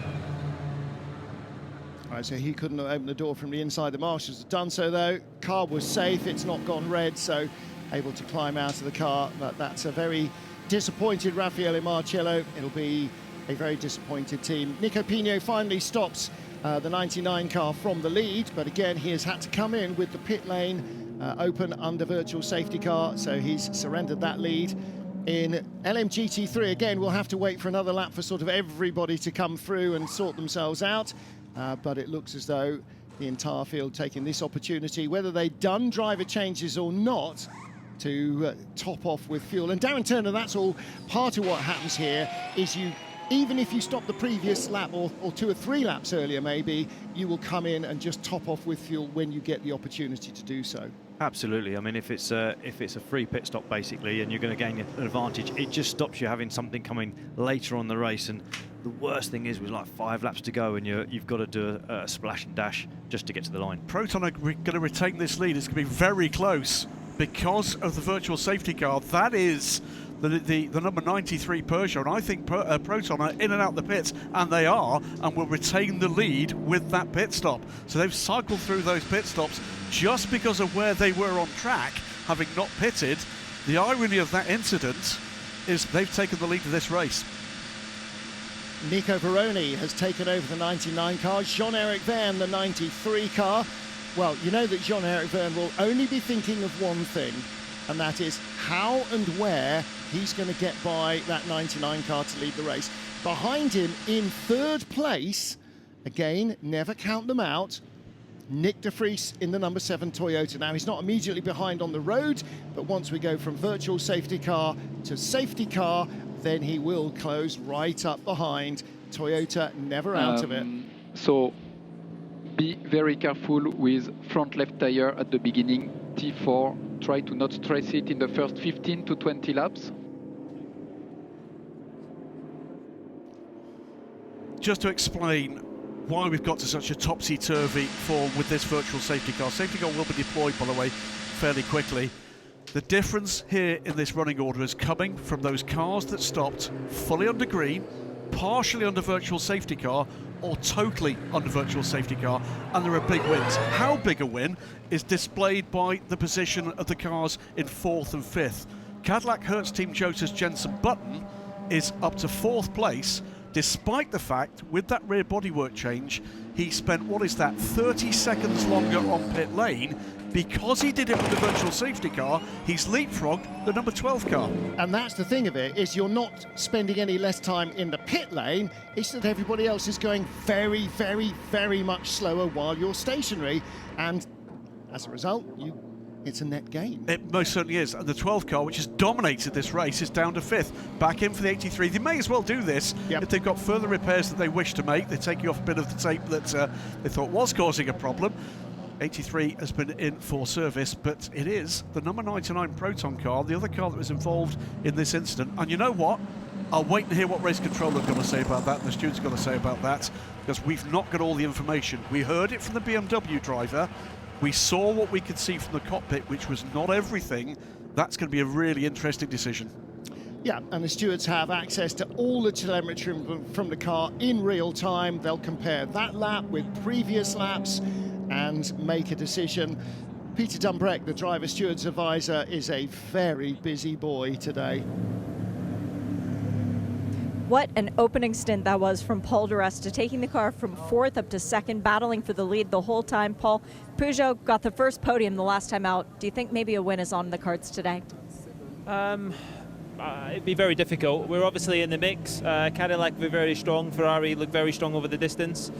The way the pit sequence has worked, I think it's favoured us again. We've managed to jump the cars we were racing there. Of course, the Proton Porsche is slightly in front. I don't know how. But we're in the mix, and I think that's the main thing. We've been strong all weekend, and I think, well, you still have this long to go. The car's feeling good. It's reacted very well to everything we've done overnight. So I think we're in a reasonable position, but you never know what the competition's got available still at the end, but we'll keep fighting. There's a lot of fans here cheering for Peugeot and around the world. I mean, it's such a cool thing. You've got your own Hot Wheels car now even. The fan support, how has that egged everyone on within the program? Yeah, it's obviously a market for Peugeot. Our CEO's here this weekend, so it obviously helps when you have the support like that. But I think coming to Japan is anyway very special. Reminds me a bit like going to the UK to race. The level of passion is quite unique. They follow obviously their own championships, but to come and do a World Endurance Championship always keeps growing. So it's key that we come to places like this for the markets. This is what keeps the interest and keeps us all doing the job we love. Good luck the rest of the way. Thank you. Martin, I'll explain to Paul, I think you might as well tune in to WCTV, why our Proton competition in the lead of this race. They've had a clean race right up until the point of that incident with the BMW. Yet to be determined who is at fault for this incident. There's a race-ending crash for the 15. That brought out the virtual safety car. There is Raffaele Marciello mercifully walking away from that wreck. Big, big shunt for him. That went to the virtual safety car. Proton competition, we were in the pit stop cycle, had not pitted. They were able to gain fully from that virtual safety car, serving their entire stop under full course yellow conditions, with the rest of the field going much, much more slowly. In doing that, they leapfrogged effectively 10 cars.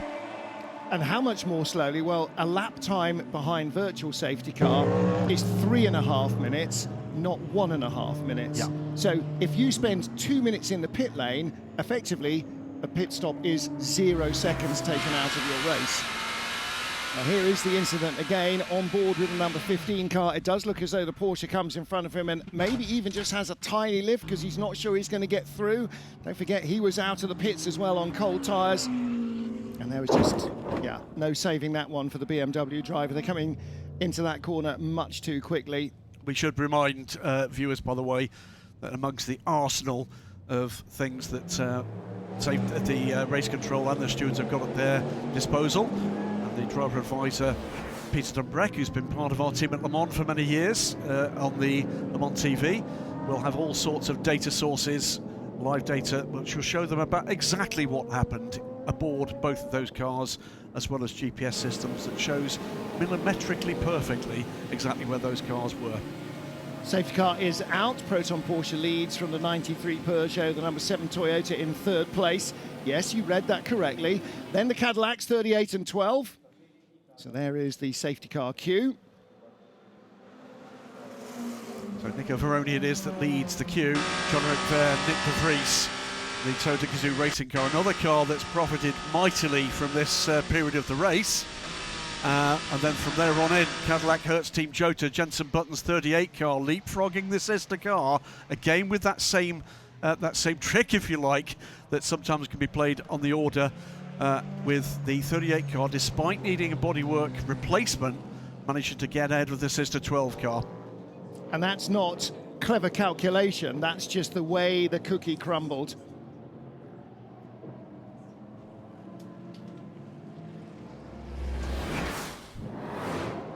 Two hours down, 4 to go in Fuji. Cadillac led from a dominant qualifying performance that saw them lock out the front row of the grid. The 009 Aston Martin of Marco Sorensen making itself felt in the first corner. A little lock-up from the number 7 Toyota. Managed to avoid the gravel trap on the exit of turn 1, but lost ground.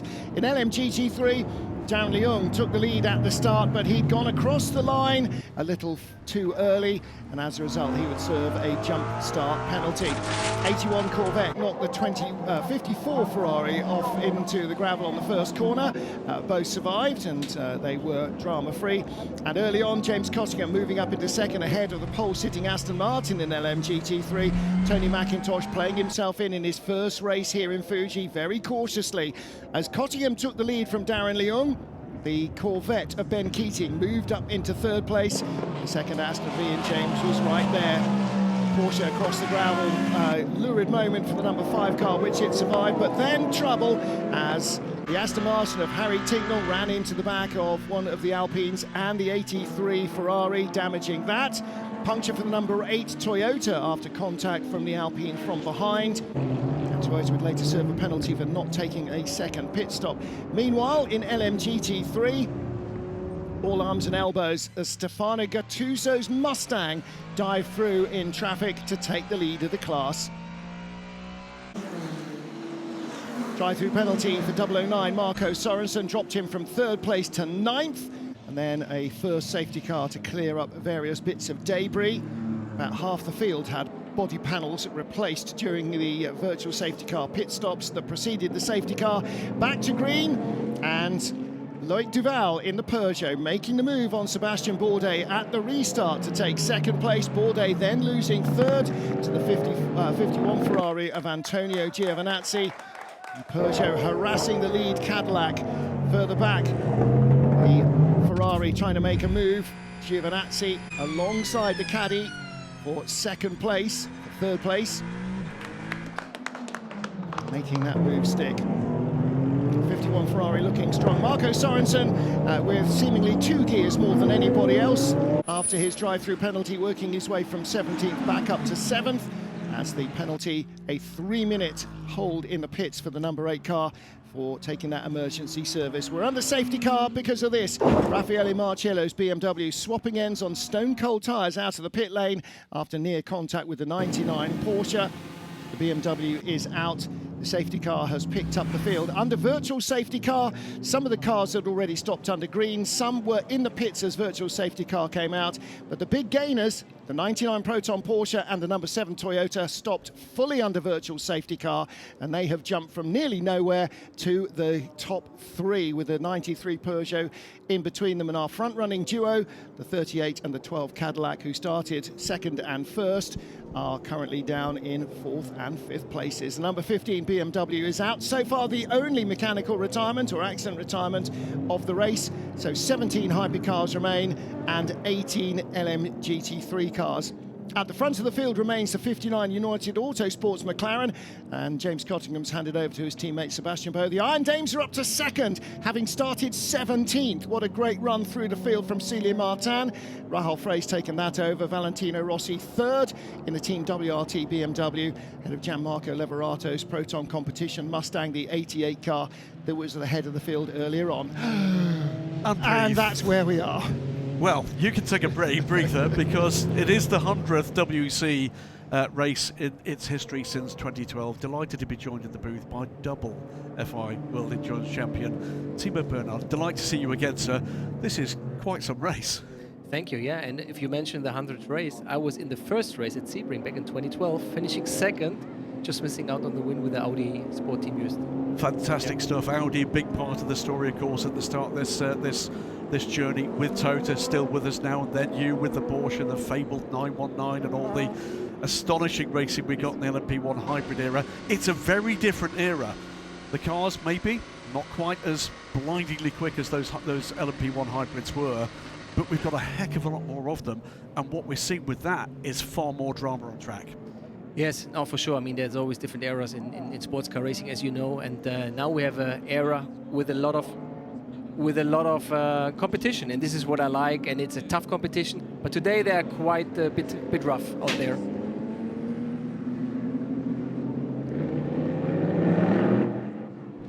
Well, I am with Pierre Alves, Endurance Program Manager. We're here to speak about Fuji. Fuji is well known for being a track with low grip, which is not always easy to manage for the tires, because low grip means high degradation. Yeah, correct. Here we have a circuit that is, the surface doesn't allow to the tires to work very, very hard.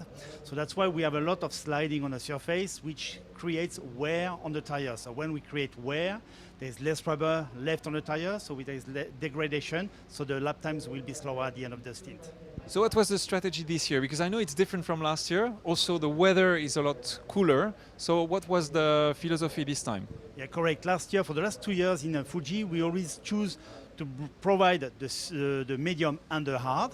So this year we make the choice to have the soft and the medium. So it was a deliberate choice, because for the last 2 years, even the hard compound was not playing in the strategy for the teams, even with hard conditions. So that's why this year we decided to bring the soft, the white one, because at this time of the year it's a little bit later than last year. So we expect to have a cooler temperature. We see it today. And hopefully, maybe we will see the soft play the strategy for the teams tomorrow for the race. We saw teams using the soft already at the front right, not on the front left. Why is that? Yeah, there's a lot more energy on the left side. The left side suffers a lot here with the corners, so the soft will be struggling. They will be overheating too much. So definitely the medium on the left. After on the right side, maybe we can see some teams using the soft on the right side. Well, that will be interesting to see. Thank you very much, and see you later. Thank you, boys. Well, back live here in the booth, and back with Timo Bernhard. Timo, it's a Porsche leading the race at the moment. It's probably not the Porsche that Porsche want to, not because you're going to go against Proton competition, but because of the World Championships up at stake here. And the critical part of where we are today is, will this go to Bahrain? Where will you guys be against the two other marques that are still in contention for the World Manufacturers Championship, who are Cadillac and Ferrari? At the moment, it's been pretty topsy-turvy stuff. Yeah, exactly. We're still fighting for the Manufacturers Championship, which is a very important championship for Porsche, as you know. And last year we missed out, just by a couple of points against Toyota. So it's definitely a championship. We want to be in contention also for the last race. So, but let's see. It's still 3 hours 40 to go, and that's a beautiful thing about endurance racing. There's always things happening, and now we have cars leading that we'll not predict it before, but it's still everything's possible, and now the whole field is close together again, and when it goes green, it's back to pace. Now we've got some barrier repairs, we understand, underway. Part of your era has been part of a kind of a change in the way that motorsport has seen endurance racing. We had in 2015 Nico Hülkenberg coming and taking the win at Le Mans. Mark Webber, of course, part of your story in the FIA World Endurance Championship, and now into just things that are happening around the world this weekend, with Max Verstappen making his GT race debut. Sports car racing is on the up, isn't it? Oh, it is. It is sexy as ever, because for me, I like this. I like this, and actually, heads off to Max Verstappen to tackle the Nordschleife, and I like this. When the platform which gets the most attention, which is Formula One for sure, when they try to also other disciplines, you mentioned Nico Hülkenberg, Fernando Alonso, Mark Webber was in my car, or we shared the car for 3 years. We had great fun. I mean, these are great race car drivers, and they like to experience other things. And endurance racing has so much to offer. So you see, I'm emotional. It's a great racing. I love it. Well, let's catch up with the Lexus team in the garage. 87 machine currently lying in 6th place. Rouchouani with Clemens Schmidt. All smiles here in the Acodis ASP team garage. I'm with Clemens Schmidt, driver at the 87 Lexus. How is it going? We haven't spoken to you so much since the beginning of the weekend, but how is it to race in Japan? I mean, it's always great to be here, especially with all Toyota fans around, and we also get quite a lot of support here with the Lexus. Yeah, after quali it didn't look that great, but Jose and Pedro did a great job. We started P15, now we're P6, so it's going in the right direction. Yeah, it looks like it's going the right direction. Can you read the race a little bit and the degradation, or not really at the moment? Yeah, we are suffering with quite a high tire degradation, but I think the biggest challenge is to stay without any mistake. We saw so many cars already with penalties, so our aim is to get the race without any mistakes, and then we see where we end up. Okay, we wish you a clean race then. Thank you very much. Thank you. Just going back to the point with Max yesterday, blinding stuff from him in the GT3 Ferrari. Got a little bit of a way to go to beat your lap time on the Nordschleife, though, in a very different car. I'd make it as 2.5 minutes quicker. Yeah. You need to change cars for sure.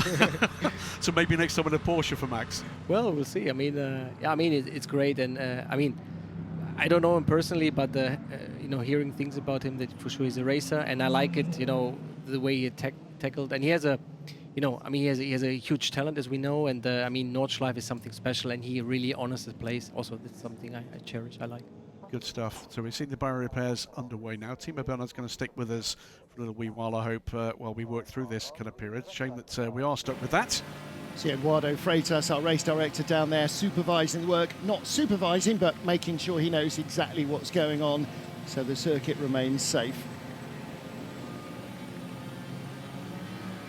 Right, aerial view over turns 5, 6, 7 of this Fuji circuit, and that's where the BMW went off, where the trucks are repairing the barriers. Now let's catch up with the car that came into the garage as the lead, the number 59 McLaren.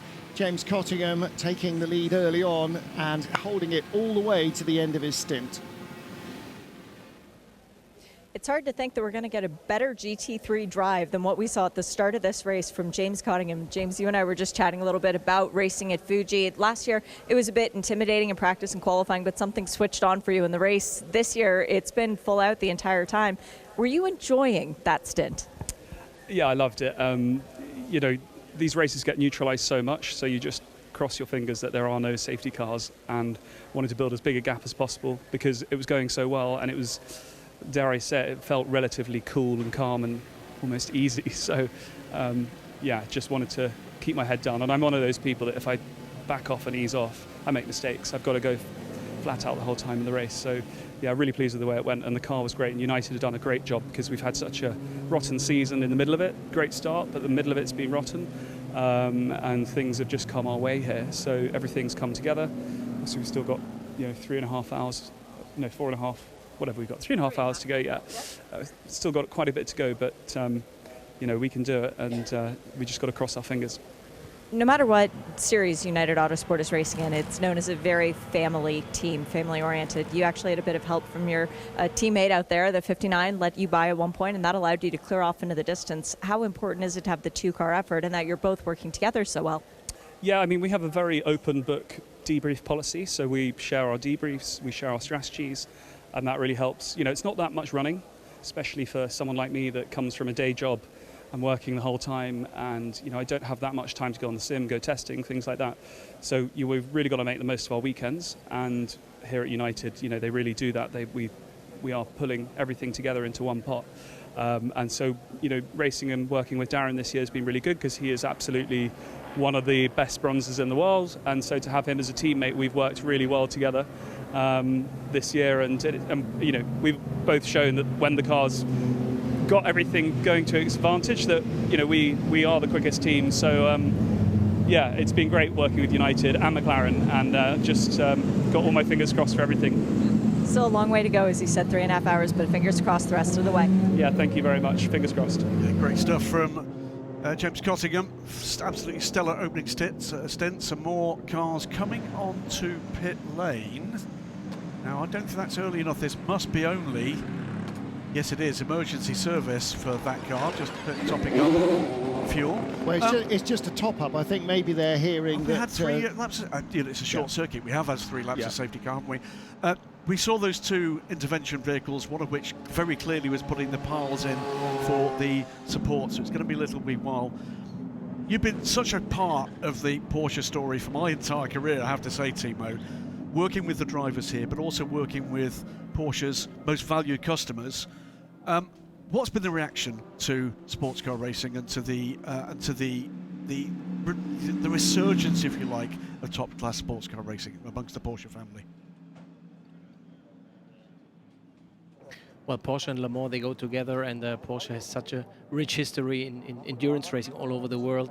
And this is what we feel. Every country we come to, I mean, I did media hot laps yesterday, today, and you just feel the fascination about Porsche, about the racing history, about the road cars, and you can relate to it, because what we learn in racing, we use in the production series cars and vice versa. So I really still feel this over my entire career. As you say, I'm 26 years with the brand, so I'm very lucky. And this is great. This is unique. This is the what caused the stoppage we've got at the moment, or stoppage the other safety car at the moment, the incident that you can see the damage there to the barriers. Whether or not it's been in the GT classes, whether or not it's been in LMP1, whether or not it's been in LMP2 with the RS Spider in North America, and for that matter at Le Mans, or now in Hypercar, you guys have never been too far away from the action, certainly not too far away from the silverware, and you're pretty close to it now as well. Yes. Yeah, no, I mean, this is for sure. Porsche is doing this as well, you know, to win, yes, to learn, and for technology and everything, but also for the competition. You know, you want to compete, you want to win, and it doesn't matter if it's a class or if it's overall. It's sweeter if it's overall, but this is something which I can, you know, relate to. And over my whole career, I always had the feeling that Porsche was giving me the best what they have, you know. And whether it's with the 911s and LMGT3, whether or not it's in Hypercar, we hope you guys are with us for a lot more years to come. Timo Bernhard, we're going to say thanks and enjoy the race from the comfort of the garage. Not that it seems too comfortable at the moment, but fingers crossed we get as good an end to this race as we've had at the beginning. But a delight again to be joined by Timo. Thank you very much, and all the best back to the fans in Europe as well. Enjoy the racing. Well, they can hear that on tape. I don't think they're awake yet in Europe, unless they've got up very early or stayed up very late. And of course, Timo himself, a team owner, he runs a GT Porsche team, 75 Bernhardt, and in the GT category, Porsche looking very strong indeed, in second place with the Iron Dames currently, and the Manthey first form car in 5th position. So mates that have competed in every 100 of the races. This is the 100th race, as you saw there.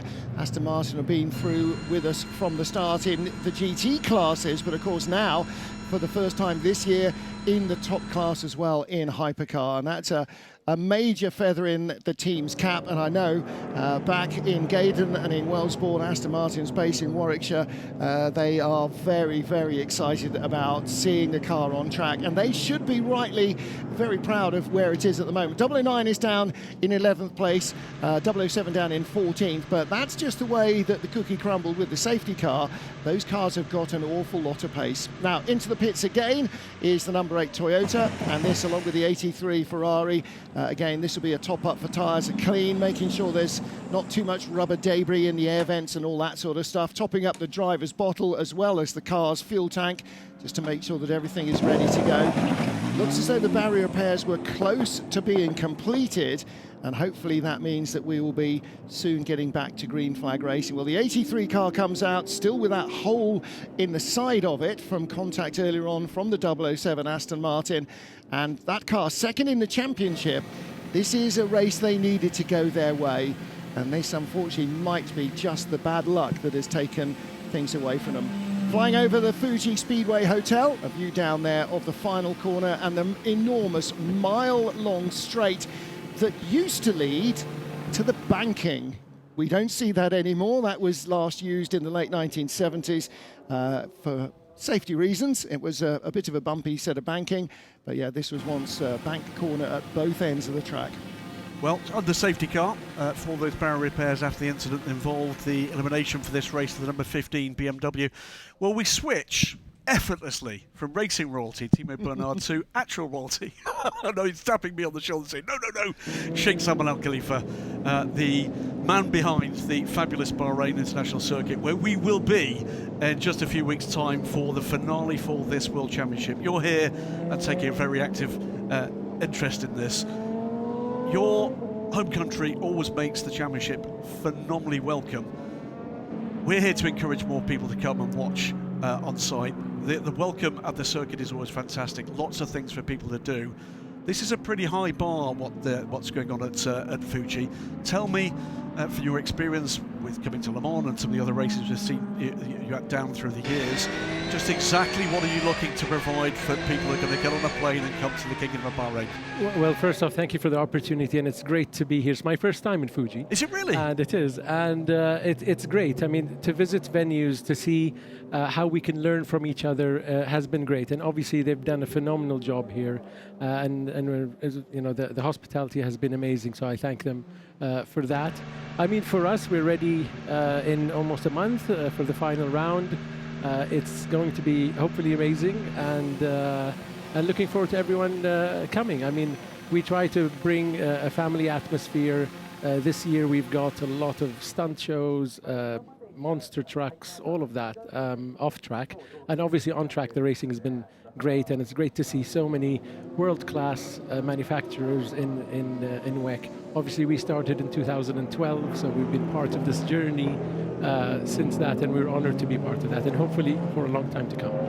Plenty of places to stay, plenty of ways to get to the Kingdom of Bahrain. Weather is usually fantastic. We haven't rained at Bahrain before now, and I've personally been caught out monumentally by the fog coming off the desert of an evening.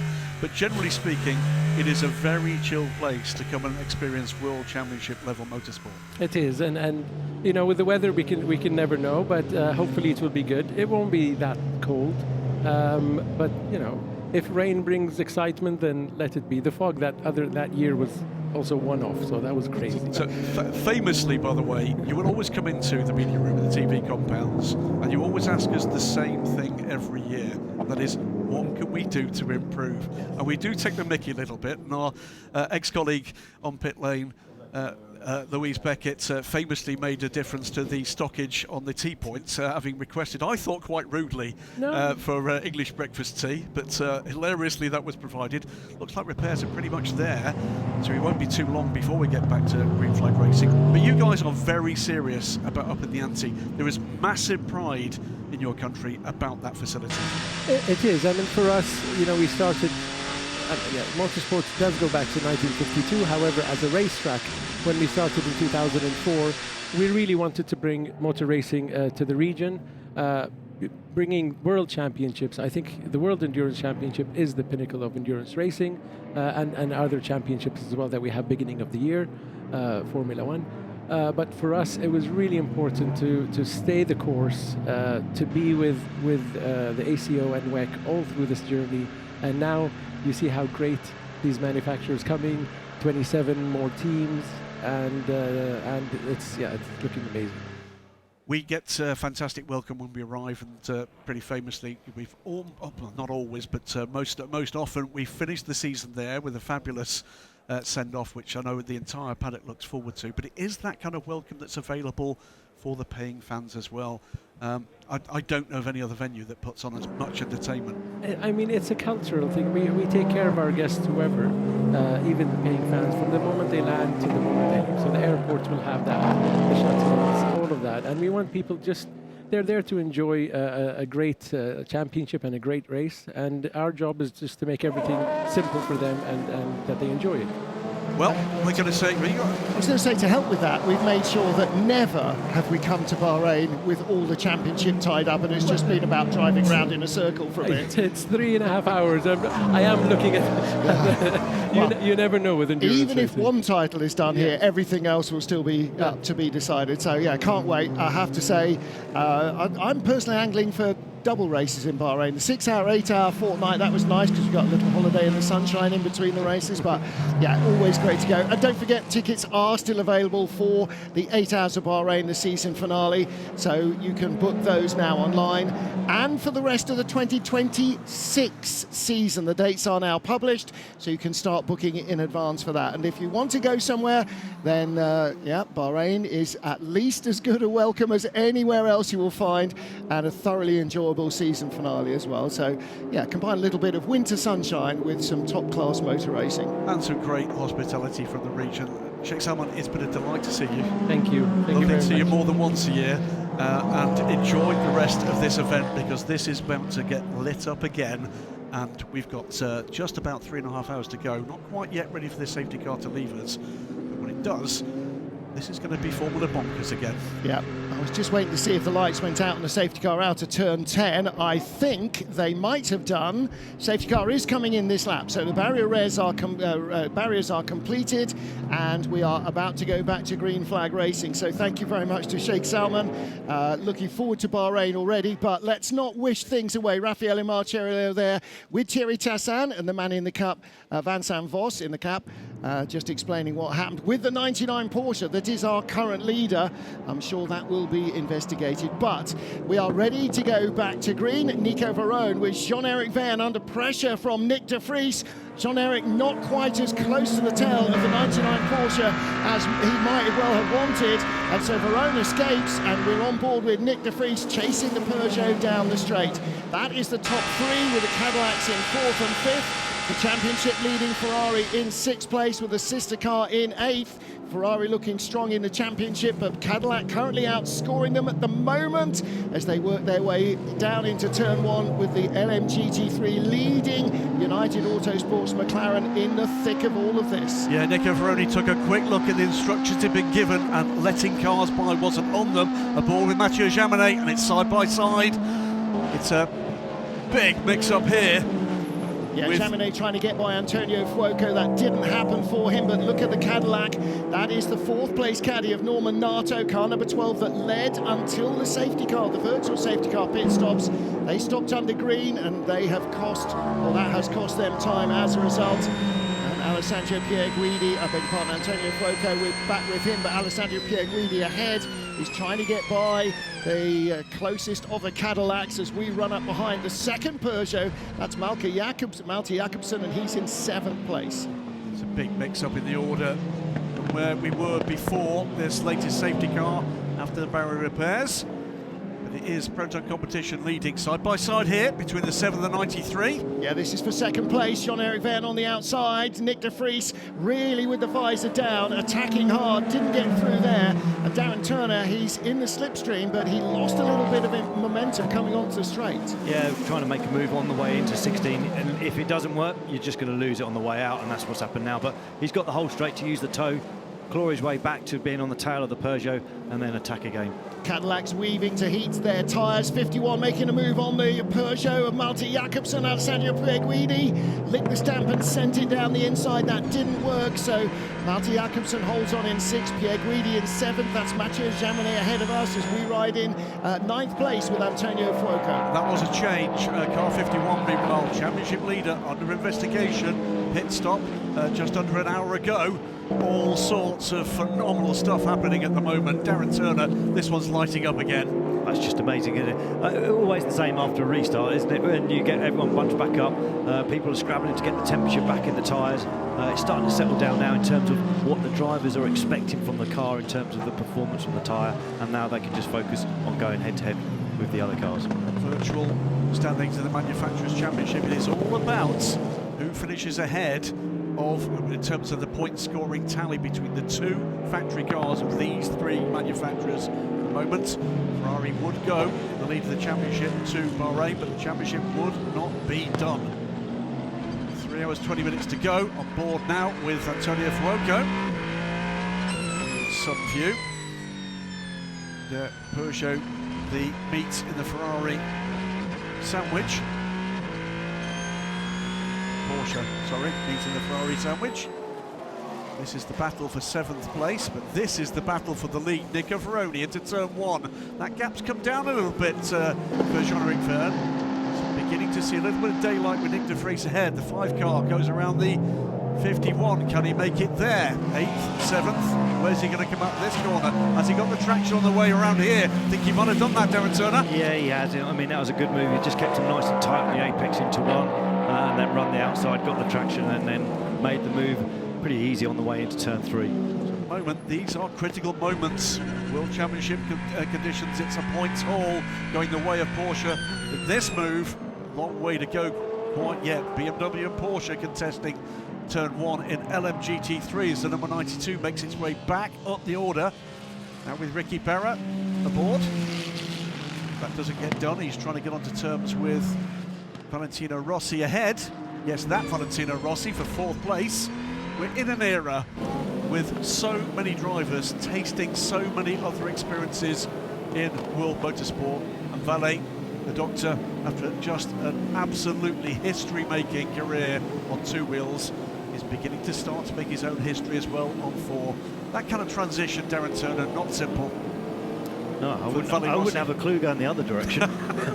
I'm not sure anyone in the whole paddock here could go the other direction and have the same success. So, yeah, I mean, obviously from coming across, most people, he races bikes, but he's been driving cars all his life as well. So on the road, so it's not such a big transition, but I mean, the job he's been doing is absolutely fantastic, isn't it? It's like he looks absolutely at home in the World Endurance Championship and comparable with all the other drivers around him. And you know what? He's come here, he knows exactly where he sits in this order, he's looking to climb this order, he's showing massive respect for the talent that sits around him.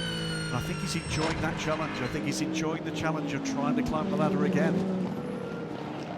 Silver-rated driver in the number 46 car, but it is United Autosports McLaren that leads an LMGT3. Ferrari, 51 and 50, 8th and 9th, towards the back end of the point scoring here.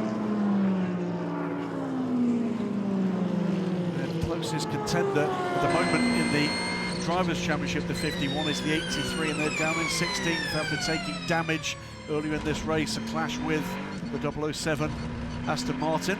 There's the car with a gaping chasm at the side of the car, which is still there, covered by blankets of tape. Oh, that's a long race. You look at the lap times that Phil was doing in the 83. It was always around the 1:34. They've got clear traffic at the moment. We're clear track in terms of they're not trying to get through the GT cars at the moment. And again, 83 is sitting in the 1:34 bracket, where the front of the field are in the 31. So you can see they're hemorrhaging time. Battles up and down the field between pretty much every manufacturer.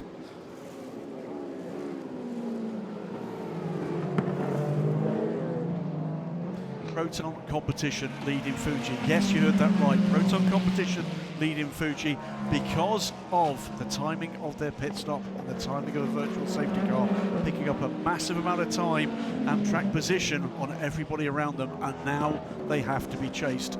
Chased by Peugeot, chased by Toyota at the moment, with the caddies not that far behind. Okay, Nick, when it helps you, we can reduce cuts. Alpha 9.3 available. Alpha 9.3 available. So this is about helping him with performance against efficiency, Darren Turner, and that's been a key part of modern endurance racing, particularly in this hybrid era. They're looking to just save energy.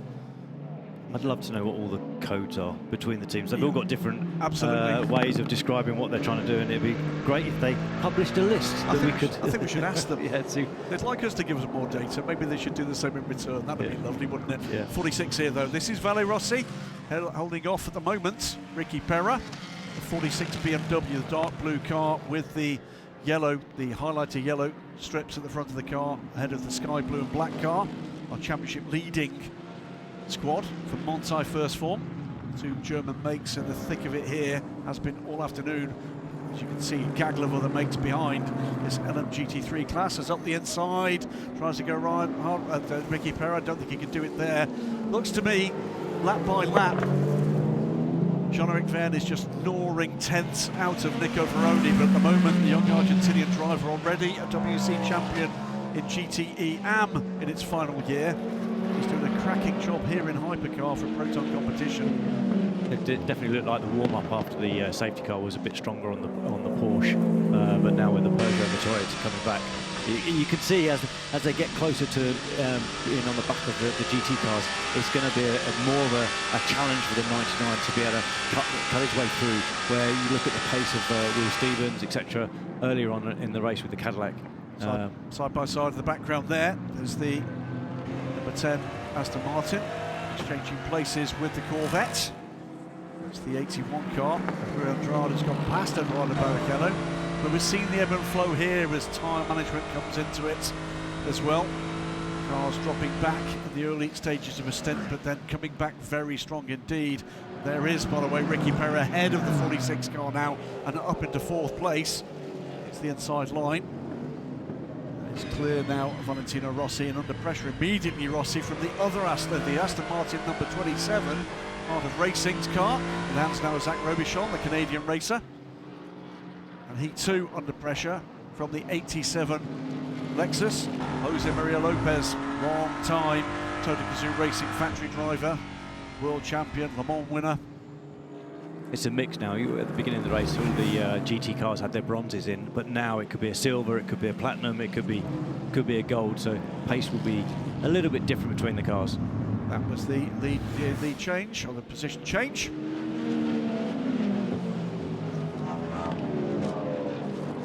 See it getting increasingly dirty offline. Try your best defending on the Peugeot, but obviously we are more focused on energy. Yeah, I don't think Nico Veroni is that bothered about energy at the moment. I think he's enjoying his day in the sun. But this is where you can conserve some energy with the cars. If once you're into this sort of traffic, there's points where you cannot make any progress. So just save the energy at that point. Absolutely. A couple of minor bits of admin. Car 6 from Porsche Penske Motorsport, a reprimand for a pit stop infringement, and also car 6 involved with car 20, the other BMW hypercar, warning flag for car 20. So that's a driver behaviour warning flag. But nothing further at this stage of proceedings. 3 hours 12 minutes to go aboard now with Norman Nato. And interestingly, Norman Nato in the 12 cars not yet got by the 38 car ahead of Jenson Button. Those positions changed after the latest pit stops. That came courtesy of the 12 stopping earlier under full green and losing against the cars now ahead of him.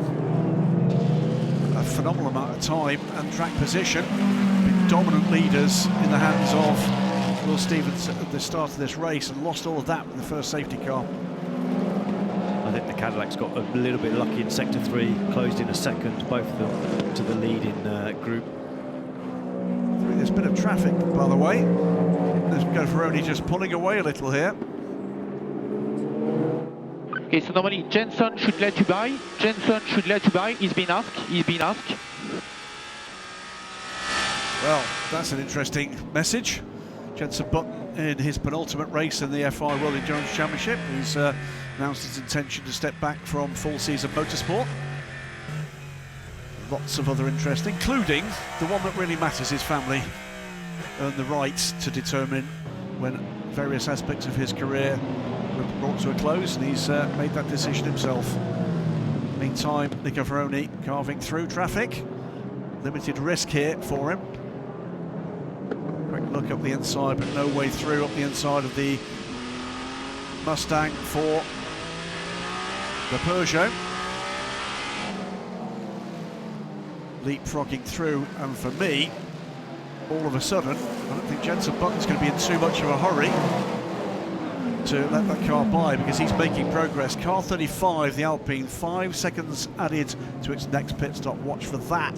The moment that car way down the order, Paulo in 14th place, and it is leapfrog through the LMGT3s. Now, this, Darren Turner, is where you can gain a second or two, you can lose a second or 5. Oh, easy, absolutely easy. It's a bit of a strange call with Jenson, and it's going to be difficult to sort of give up that position when you're fighting all this gaggle of GT cars. To give away a position and let someone pass is quite a tricky thing to do, unless your teammate is right on the tail of the car on the main start-finish straight. That's going to be the most logical place to do it. And the other point being made as well is that it's very difficult indeed when you've got Malte Jakobsen's Peugeot right up the rear end of the second of those Cadillacs, so giving up the space to allow the 12 to get close might well give the opportunity for the Peugeot to get by, and that's not what you want to happen, because these Peugeots this afternoon are phenomenally quick. That was a perfect example of just tripping over each other. You had the Aston and the Peugeot trying to go through 10 and 11 together, side by side, and both of them are being affected. Lap times are obviously deteriorating with what's going on there.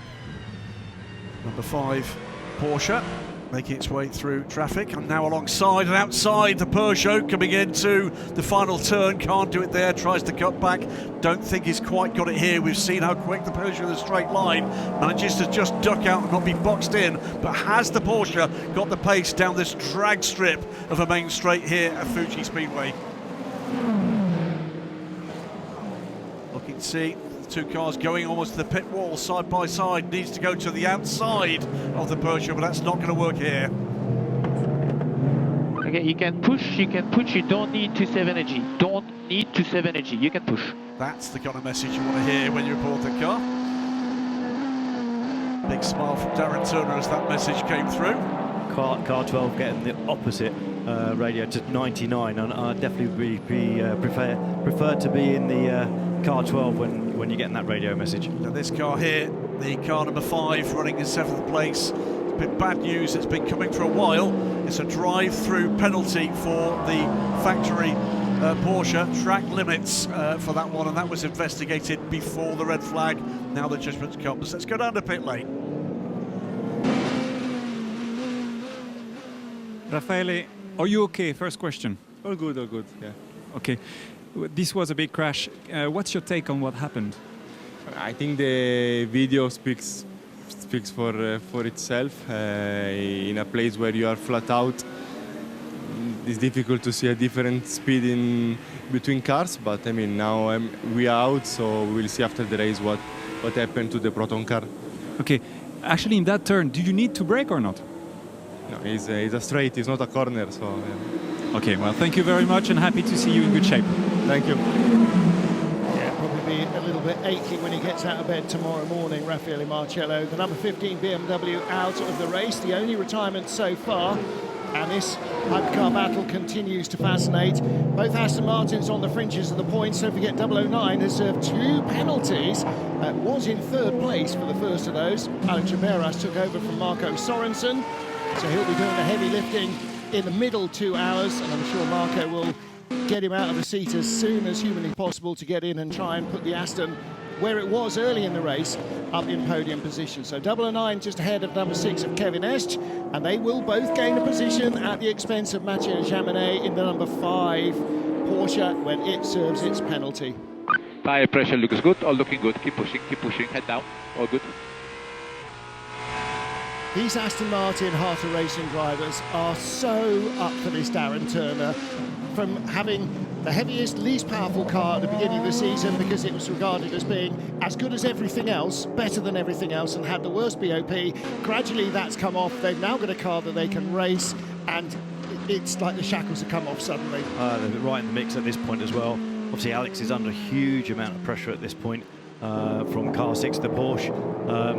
Yeah, and looking a little bit, you know, I wouldn't say ragged, but he just needs to get it calmed down and use the pace of what the car is capable of. We've seen that the car's fast this weekend, and certainly it's a quick car down the straight as well. So, yeah, all the guys there are doing a fantastic job. It's first season for them with the hypercar, so yeah, it's a learning season for them as well. Yeah, producing the result. Car number 6, the Porsche, we're just looking at under investigation for a pit stop incident at 13:07. That was 52 minutes ago. The previous penalty for car number 5 was over 2 hours earlier, that incident. So the stewards are still working through a lot of traffic and have not yet, I think, got to the 99 versus 15 incident. So that might take a long while to roll out. Meanwhile, back with the action, and here is the better of the Toyotas. The number 7 car in 3rd place. Now, who would have had that on their bingo card that in 3 hours the number 7 Toyota would be in the top 3? It's under pressure though from the Cadillac, car number 12 right behind. Norman Nato having got by Jenson Button, and they managed to exercise that clearly. Under investigation now comes up on the screen the incident between 99 and 15.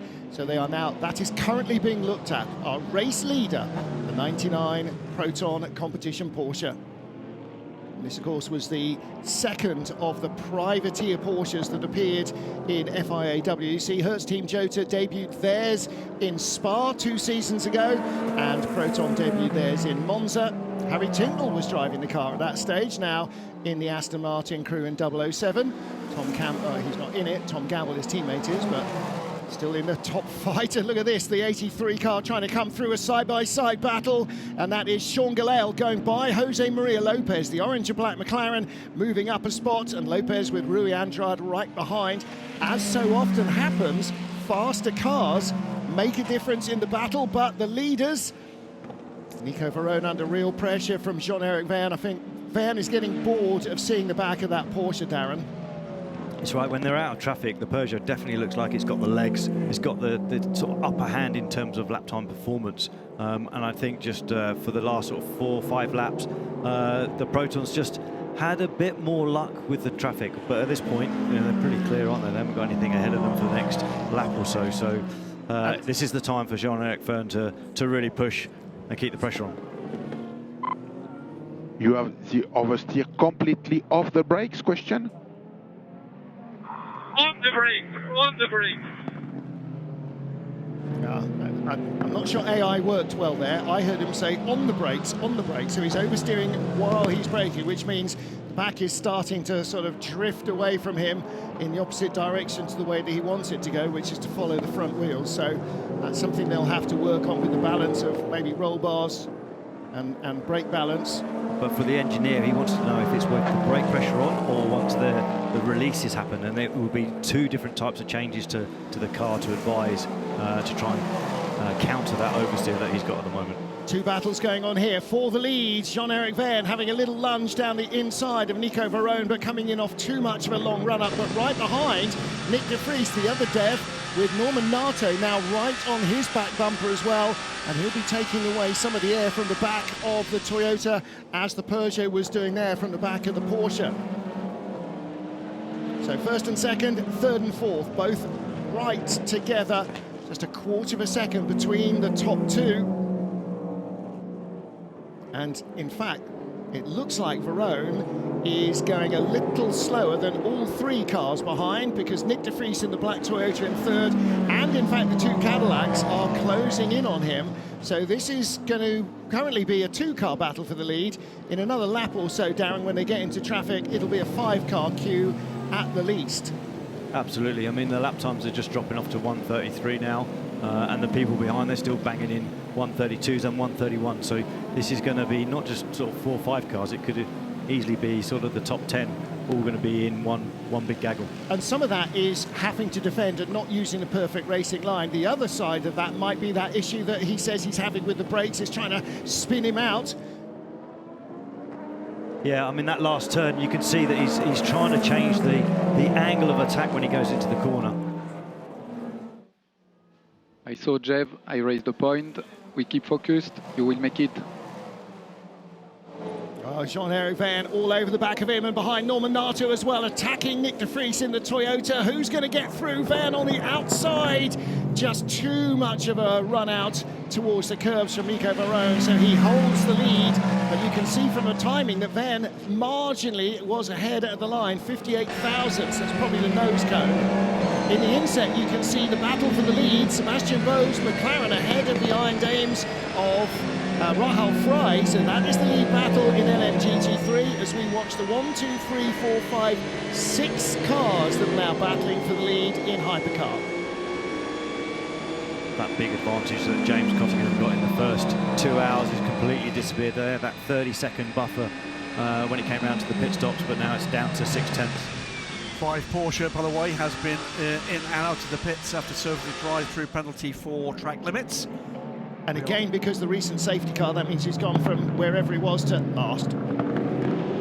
So 3 hours on the clock, 3 hours in, 3 hours still to go, halfway through. And the 99 Proton Porsche leading this race. Jean-Eric Vergne will have to work hard again to get back on the tail of Nico Varrone, where he was at the end of the previous lap. Coming onto the straight, he was very close, but just didn't get the drive he wanted. Behind the black Toyota, Nick de Vries with Norman Nato. Nato in the position, perfectly placed now. He goes to the outside, he's got the overlap. Darren Turner, that looks like job done.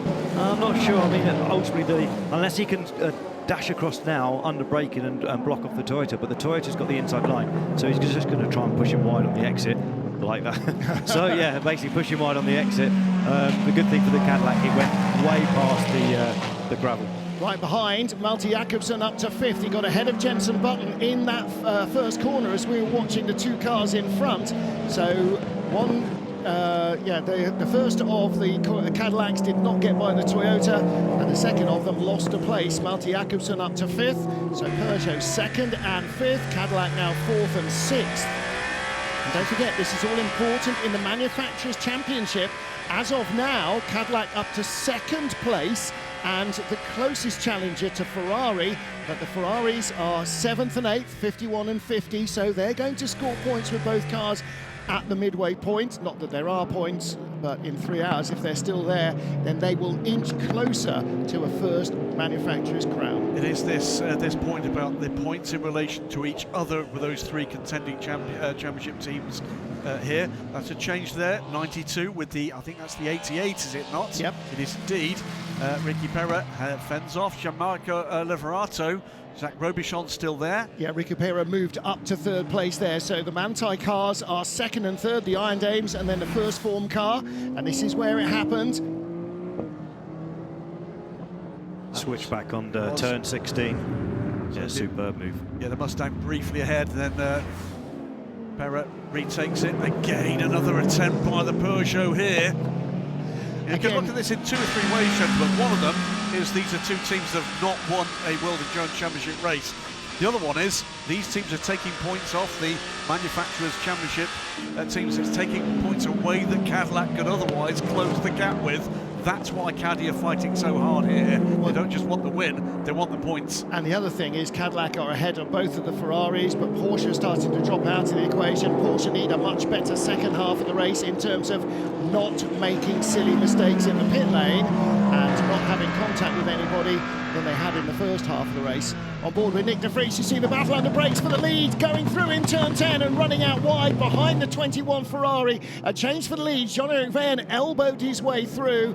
Now, if you're in the driver's room, if you're the driver advisor in the steward's room, are you calling foul or fair? No, fair. Absolutely. Both stayed on the track, and you know, it was a good move from the Peugeot, and just run him out, a bit of contact, but nothing too bad on that one at all. So it's all turn 10. It's going to be difficult. You're not going to be able to get the super clean move into a corner like that. And behind him, let's just compress the battle with the 3 cars, trying to get onto terms now with the new 2nd place car, Nico Veroni, and it is Nick de Vries, Norman Nato, and Melty Jacobsen. And look at that trade now. That is really the double toe from Melty Jacobsen at the back, but it's going to be the Cadillac again trying to go to the outside into turn 1. Who's going to go to the inside? Not room there for the Peugeot yet. Yeah, there is. Yeah, Jacobsen did exactly what he should have done, which is follow the Toyota down the inside channel. They'll both be quicker than the car on the outside on its own. He didn't quite have enough of an overlap to get through, but it might have happened there. The Cadillac had to be very robust, Norman Nato, to get his nose back in front of Jacobsen's Peugeot. Behind even that, we've still got the 38 car is right there, and closing in on this group as well, both factory Ferraris. Yep. So Pierre Guidi is right in there. He's fully engaged with Jenson Button. We're right on board with him. And in his rear mirrors, they're full of Antonio Fuoco. Look behind in the rearview mirror. The next car you can see is Fuoco. Then Fuoco's got about 1.5 seconds to Jean-Marc Gounon in the first of the Alpines. And he's got Alex Ribeiro. Ribeiras right behind him, right in front of him now, because Ribeiras in the 009 has now moved up from 10th into 9th position. Again, that Aston Martin seems to be absolutely flying, even compared to its sister car. It's been a while since we've gone back to green. 10 seconds separates the top 13 cars in this motor race. Yeah, and how much separates the top 7? It's 3 seconds, and 7/10 of that is first to second. Jean-Eric Vergne leads for Peugeot. Now, don't forget, Jean-Eric Vergne came closest to podiums at the first podium for Peugeot team a couple of seasons ago, and the car died 3 laps from the end. Jacobsen around the outside this time. He's done it. He's got by the caddy into the braking zone, did that beautifully. Very little room to do it. And behind the Ferrari on the inside of Jenson Button as well, Alessandro Pierre Guidi. Wait for it, did he get through? Yes, no, he didn't. So the 2 Ferraris are still behind Jenson Button's caddy. But the caddies in this second part of the race starting just to fall away a little bit in overall pace, and again the pass for the lead, Darren. Superb move. I mean, he just jinked out last minute, fired it down the inside, a little bit of contact, both fighting for the same bit of tarmac, but the main thing for Vergne is he didn't lose any more places. It would have been really easy for him to get a bad drive off turn 11, and then suddenly he's behind the Toyota as well, so he's done well to manage the situation. We will put Mikel and 4 new tires. If we have an interruption, we will stay on the side. But you're doing well and you keep pushing. Now, almost everybody took new tyres during the virtual safety car. I was looking to see if Cadillac had. They did. The car that didn't, they had 2 old left side tyres, the number 50 Ferrari, so it's at a little bit of a tyre disadvantage. Nevertheless, it's still in the hunt. On the inside goes the Toyota on the Proton car. The Proton car going off to the outside. Can't keep it there. Can't keep it there. Digging up the dirt, and the Toyota's got the momentum, and here comes the Cadillac as well. Here comes the Peugeot too. It's to the outside this time for the Toyota, but the Peugeot's got a good run here. What a phenomenal motor race this is turning out to be. Malte Jakobsen down the inside. Does he get them both? No, not quite. Nick He de Vries is does, on the he outside, does, though. because there's a GT car there as well. No, he can't quite do it. Yeah. Cracking stuff. De Vries had great traction there out of turn 1, Darren. It was absolutely fantastic stuff. And beside, look, that's Alessandro Pierguidi just behind. He's gone by Norman Nato, so he's up to 5th place ahead of the lead Cadillac. I mean, that all started at turn 16. Very robust move by Nick there on the exit of 16. It's the other Cadillac. It's the other Cadillac. It's ahead of Jensen. Yeah, all right, but look at... Oh, contact! That's Fuoco on button, and he needs to hurry up because right behind him, underneath him actually, is Alex Riberas in that Aston Martin. He's attacking the Ferrari. They've gone by Button's car. Has Button got an issue? Because he's now been passed by the Porsche of Kevin Esch as well. And Alex Riberas up into 6th or 7th. Yeah, out turn 6 there, and losing all the momentum for Jensen there. Maybe a bit too robust on the exit. Again, another one for the stewards to look at. Jean-Eric Verne leads for Peugeot as it is carnage behind in the Hypercar task. There's the 38 car now down to 10th place, and there is a little bit of breathing space before Jean-Marc Goulon gets to him. About half a second back with Alex Riberas down the straight with 009. This is for 7th on Fuoco. It's absolutely like it's come off the catapult of an aircraft carrier. Lead battle at GT3 on Change for the lead. Iron Dames are through, and another Porsche Toyota affected that because it slowed down the McLaren, and the Iron Dames managed to jump through. So Rahal Frey leads for the first time for the Iron Dames. United Autosports McLaren down into 2nd as the 99 car goes around the outside. Wow. This corner here in particular, you can see all the marbles on the outside through 4 and 5. Big risk for the hypercars when they're trying to go around the GT cars at that point. Some contact there, 009 and the McLaren. Yeah, Riberas trying to fight his way through on the inside, but as you said, sliding around on the marbles. So there's Jean-Eric Verne leading by 1.4 from Nick de Vries in the Toyota up to 2nd. Then Malte Jakobsen up to 3rd. 009, this is Alex Riberas, 7th place. Yeah, what Ferrari really didn't want today was the Aston Martins being this quick, because they're a pick here, the battle they're trying to have with the Cadillacs. And the Peugeots, of course, as well, because the Peugeots are ahead of all of them. No, in terms of manufacturer points, I'm talking here. Yeah, but it's still taking points away. It most certainly is. But this is amazing stuff. 4 or 5 brands involved in this battle. Whatever the controversy, whatever the talking points in the background, right here, right now, we got this right. Now starting to stretch out a little bit. Look at the Aston Martin down the stretch. That's Alex Riberas trying to close in on Norman Nato for 6th position. Nato has to go defensive. Riberas licks the stamp. No, not quite the full send, but a little lock-up from the caddy. Here's the chance to go underneath him.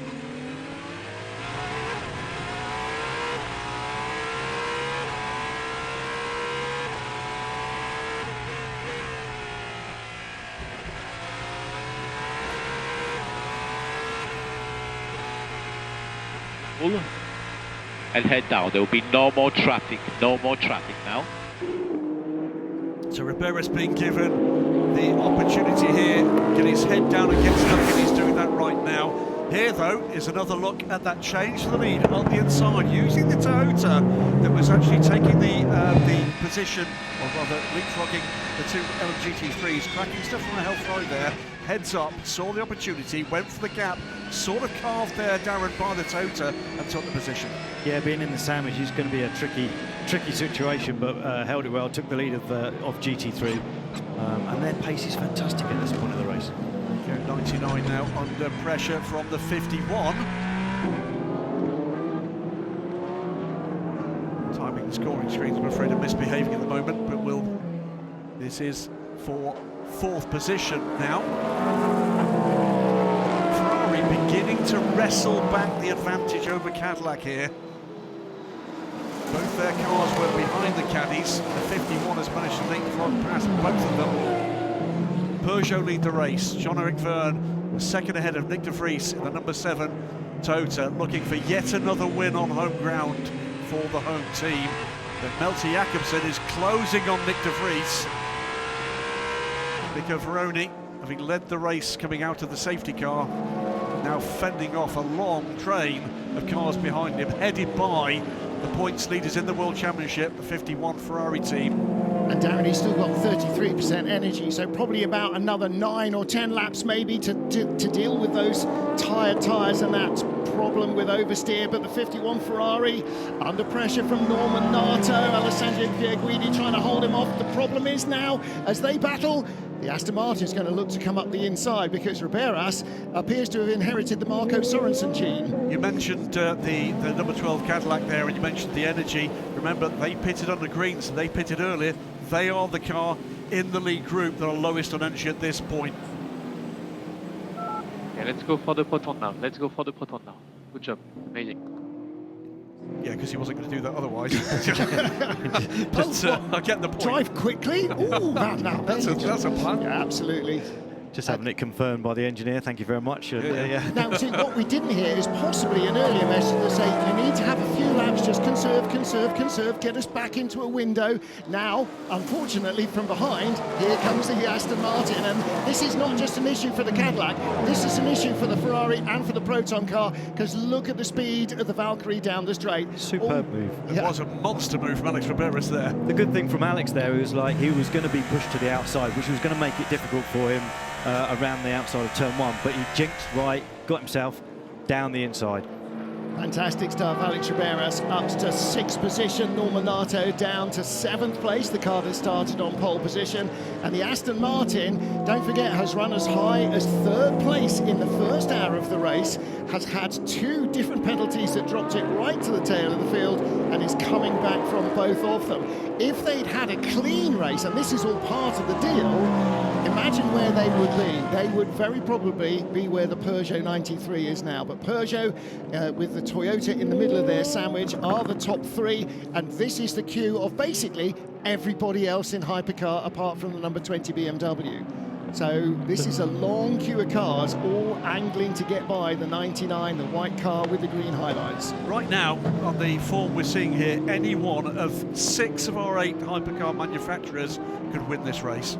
Alpine lagging a little here in this order, but they could come strong in the second half of the race. BMW with 1 bullet left in the gun, and that one has had a bit of cramp along the way. Side by side down the track strip comes the Caddy. It's got the ponies at this stage. Can the Ferrari come back? No, it can't. Yeah, Norman Nato judged that one well, didn't he? Here comes the Ferrari back down the inside, the number 50 car, Antonio Fuoco. I mean, that shows how long this straight is, isn't it? The fact that you can make a move, think you've done, and then the toe's still long enough with the straight to be able to have another move back and take the position again. But the problem for these guys at the moment, you look at how far the leading 3 have pulled away from the Proton Porsche, and everyone else is being bunched up behind that car at the moment. So they need to get past him just to make sure they can keep the top 3 honest to the next round of stops. Yeah, that's a valid point. The top 3 are covered by 2.6 seconds. It's 7 seconds back from Malte Jacobsen Peugeot in 3rd to the Proton Porsche in 4th. So everybody here could probably go quicker. The problem is they can only go a tiny fraction quicker, and that takes laps of planning and attempting to try and make a difference. And at the moment, there is clear road in front of them. There are 3 LMGT3 cars probably a lap away, but the rest of the LMGT3 field, it's going to be another couple of laps between them and the hypercars arriving. So you've got to make the move yourself. The key car, I think, in the order at the moment is the 6th place car, the 009 car. They're on the move there. Running out wide, 12 of the 6. That is a change. That is a change for 8th place. 009, the hands of Alex Ribeiras, is making progress, catching Alessandro Pierguidi, and we've seen he's got Darren Turner good pace on the straight. Can he leapfrog both? Cadillacs both had 4 new tyres. I don't know why they're struggling here. The Porsche comes back at the number 12 car to change as Alex Riberas makes that move stick. Let's get down to Corvette and catch up with the TF Sport team. Ben Keating's job on the track is done, but not yet off the track. You're sitting back there, you're looking at all the data. The 33 TF Sport Corvette still in a position to do well in this one. What are you able to tell them about battling through all this traffic? Yeah, it's a fun race. It's interesting. All the cars are pretty close on speed, and there are lots of different strategies going on out there. Yeah, we were all about saving fuel in that first couple stints, so the second safety car kind of ruined that strategy for us, but we just came in to try to undercut, try something a little bit different. So we'll see how that works out after everybody else comes in for a stop. Yeah, I'm happy we've had no mistakes so far. We've got a car that's capable of driving up there, and we'll kind of have to see how it works out with the strategy. Fingers crossed for you guys. Yeah, thank you. First of our LMGT3 stoppers, by the way, is Sebastian Boe, the 59 Aston McLaren. Meanwhile, the Aston Martin, that was at the forefront of my mind, has arrived and driven past Pierre Guidi and Verone and just raced away. Into the pits comes Norton. That was the car lowest on energy, but 009, as we said just a couple of laps ago, looked likely to be the determining factor here. Watch now the gap to Malte Jakobsen. 8.7 seconds as the pass was made. Now Alex Riberas is off into the distance. Dominato on pit lane. Can he close the gap? By how much and by how quickly? And Darren, the way that the Aston just left the 99 Porsche shows how much Nico Verone has succeeded in holding everybody up. Yeah, absolutely. I mean, obviously he's battling with the tyres at the moment. The good thing for the 009 is the leading pack are now catching up with the GT cars, so that's just going to start to slow themselves down. In the pit lane is the Hertz team chosen Cadillac. They had 4 fresh tyres at the last stop, and that's left sides only. So they were used tyres. They probably had done some laps in qualifying. Won't have used anything that would run in free practice. And 99 still holding up the queue of cars behind him. This currently is the 2 Ferraris, as this is our race leader. So Peugeot out front, and a handy 2-second lead over the Toyota of Nick de Vries now for Jean-Eric Verne. Malte Jakobsen is quicker than the Toyota and is closing a couple of tenths a lap. He absolutely is. Keeping an eye on the gaps behind. Problem for the 2 Ferraris here is their strong points are not helping them to pass that number 99 Porsche, and they've not got the straight line speed to do it on the straight. You can see it again here. It's allowing the number 6 Porsche, Kevin Estre, up into 8th to get back into contention here, and that again is important in championship terms as well as in this race. United Autosports McLaren 95 in the pit lane. Sean Gelael has come in from 2nd place. That means Porsche now 1-2 in LMGT3, with the Iron Dames ahead of Manthey first form and Harter Racing's Aston Martin up to 3rd. So Aston really resurgent in both classes. Alex Riberas in 4th place, is closing on 3rd place Malte Jakobsen. He's closing on 2nd place Nick de Vries in the Toyota, who is 2 seconds behind Jean-Eric Verne. But let's hear from the 51 Ferrari. Come on, mate. Let's not focus on that. 6 laps to go. Let's try to take all the opportunities. Some traffic coming. Let's be close. Well, this is now the meat of the LMGT3 field that they're going to close in on. So he's got to try and jump Nico Verone. But behind, Kevin Estre has caught the 50 car. They might want to just minor contact there as they came through turn 10. It was mighty close with the GT car. There was, yeah, spot on. Just a brush at the rear of the car. Don't think any harm done there. All 3 cars managed to clear the Lexus as they come down onto the start-finish straight. Verone is clear. Not a massive advantage in either direction here between the Porsches and the Ferraris. That was young Finn Geersitz in the Lexus, trying to hold his line while everybody else in the hypercars cut inside him. 009 passing the number 5 about a couple of hours ago, trying to go by on the pit straight with all 4 wheels off. There'll be no further penalty because he gave that place back, remember. Meanwhile, 99 still in 5th place. I mean, this is a really, really strong. This is perhaps the most convincing outing for the 99 Proton Porsche in 2 years of racing that car. And Nico Pino and now Nico Varone have really risen to the challenge. And their third driver waited to get in, Neil Jarni. Well, he will be really looking forward to try and move that car up the order as well. That won't be probably for another 30 or 40 minutes, but yeah, that's a good lineup.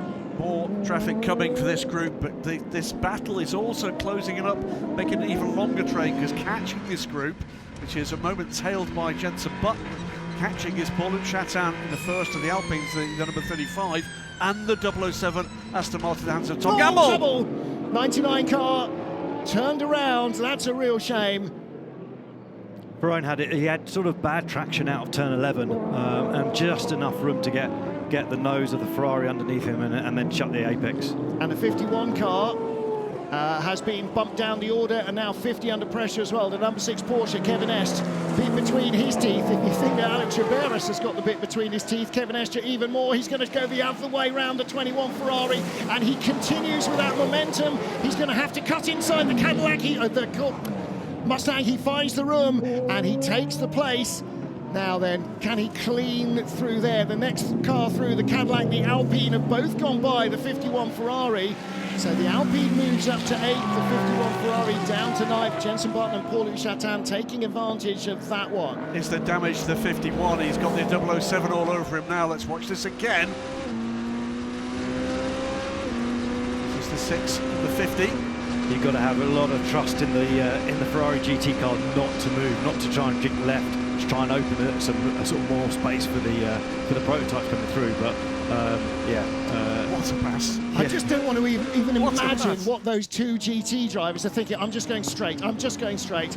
So it continues then, Ferrari versus Porsche. Don't forget, these are the two marques that are battling, or were battling coming in here as the top two in the manufacturer's standings, and now they're both ahead of the two Cadillacs, and so now that sort of swings in the other direction. This is definitely not over. Kevin Est just ahead of Antonio Fuoco, and Alex Riberas a long way up the road behind Jenson Button. In 38, and there is a drive-through penalty being issued to the 36 Alpine. That's down in 16th, so that'll be an irrelevance. But yeah, that's for an earlier incident. 99 Porsche still going in the hands of Nico Varone, but he is outside of the points now. Big mover, he's big backwards is this car. The 51 was 5th, now 9th, would he be 10th? Because side by side now with Tom Gamble and the 007 Aston Martin. I think he's going to get that done. Yep, the Aston had the legs on the straight. He turns in on the inside, and Darren, that's going to be hard to defend for the Ferrari. He's done it, though. Ferrari's still got the inside line now for turn 3. It depends if Tom wants to be brave and hang it out on the outside. What do you Which reckon? he does, yeah, which he does. Makes it all look very easy, completely easy on that sort of move. So yeah, fantastic. That's why sports cars have 2 seats, because you've got to fit the cojones in somehow. LMGT3 leader, by the way, on pit lane. So the Iron Dames are pitted. Manthey first form now lead LMGT3 as we ride on board with Alessandro Pierguidi. This is the battle for 9th place. Pierguidi challenging Tom Gamble. So working their way through the GT field. Watch these. There is that battle. Watch this pair, by the way, can tell you that Malte Jakobsen is with Nick de Vries under half a second back. Wow. Getting close to a Peugeot 1-2. Who'd have written that script? I know. That's on your bingo card. Well done indeed. Now here's the incident. The Ferrari on the 99, 51 sticks its nose inside. It's on the curbs on the inside. Darren? Yeah, it's all from the corner before, like out of turn 11, a bit poor traction from the 99, a bit more momentum from the Ferrari, but he wasn't close enough. You know, it was a lunge. And he was so close to getting taken out by the back of the Porsche. And the 50 car goes through. We need a left to get into space. I suppose this couldn't for the moment.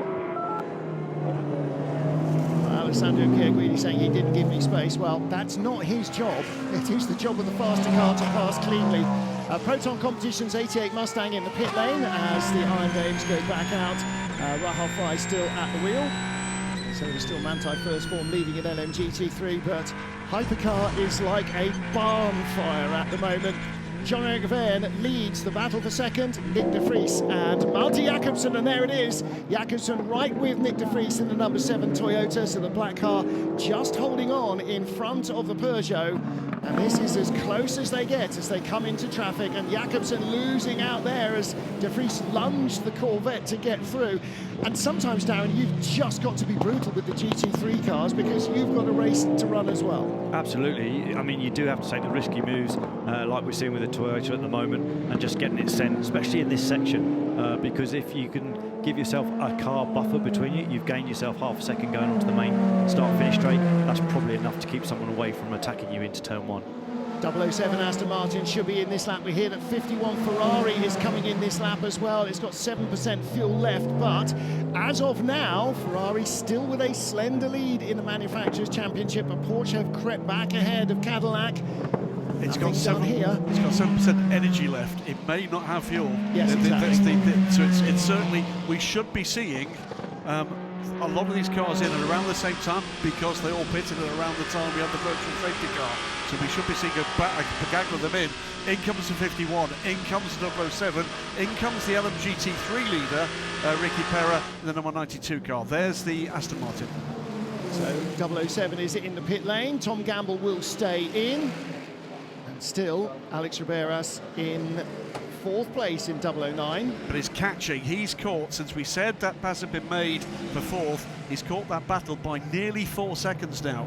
Right, what bits can we not see on the front? The left front dive plane has been flattened a bit on the nose of the Ferrari. Are they going to change the nose? I think with a dive plane like that, you just leave that, I would imagine. It's still sort of attached. The other thing to note here, by the way, Alessandro Pierguidi stays aboard that car and is in a warning flag for track limits now. So that will be a restricting factor for him in terms of where he can battle.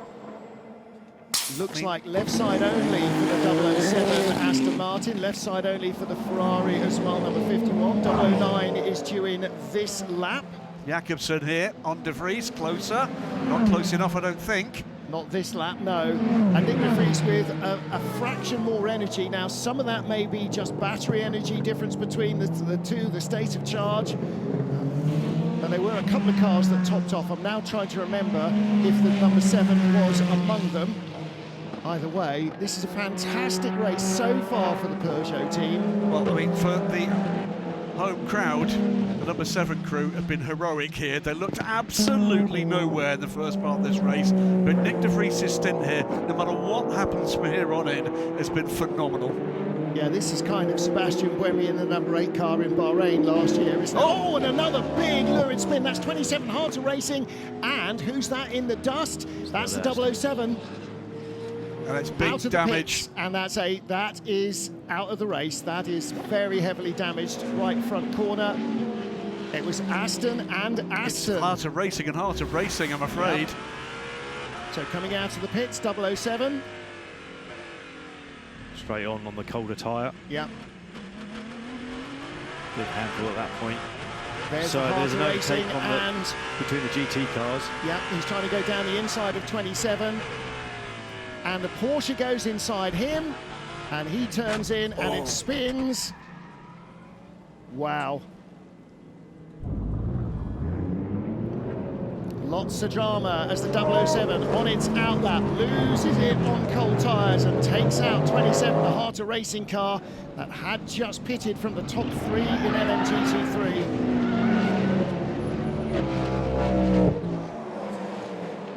I'll get a gear. You've got your front corner's hanging off, mate. That's rotten luck for Tom Campbell. That is rotten luck for the crew of 27 as well. Innocent parties in that. In fact, had they even stopped the Heart of Racing team, I think they had just come in. Zach Robichon still at the wheel. Tom Gamble is going to try and drag it back. That's going to be really difficult with that amount of damage on the right-hand side and just trying to get around a right-hand corner. Left, it'd be okay going left, but you're trying to get around the right. What it might do is prevent a safety car, and that might help 009, which has just had to pit under green. And so actually, that might be a really good call from the team. Get moving. Let's see if we can prevent the safety car. He can't. That's the end of it for 007.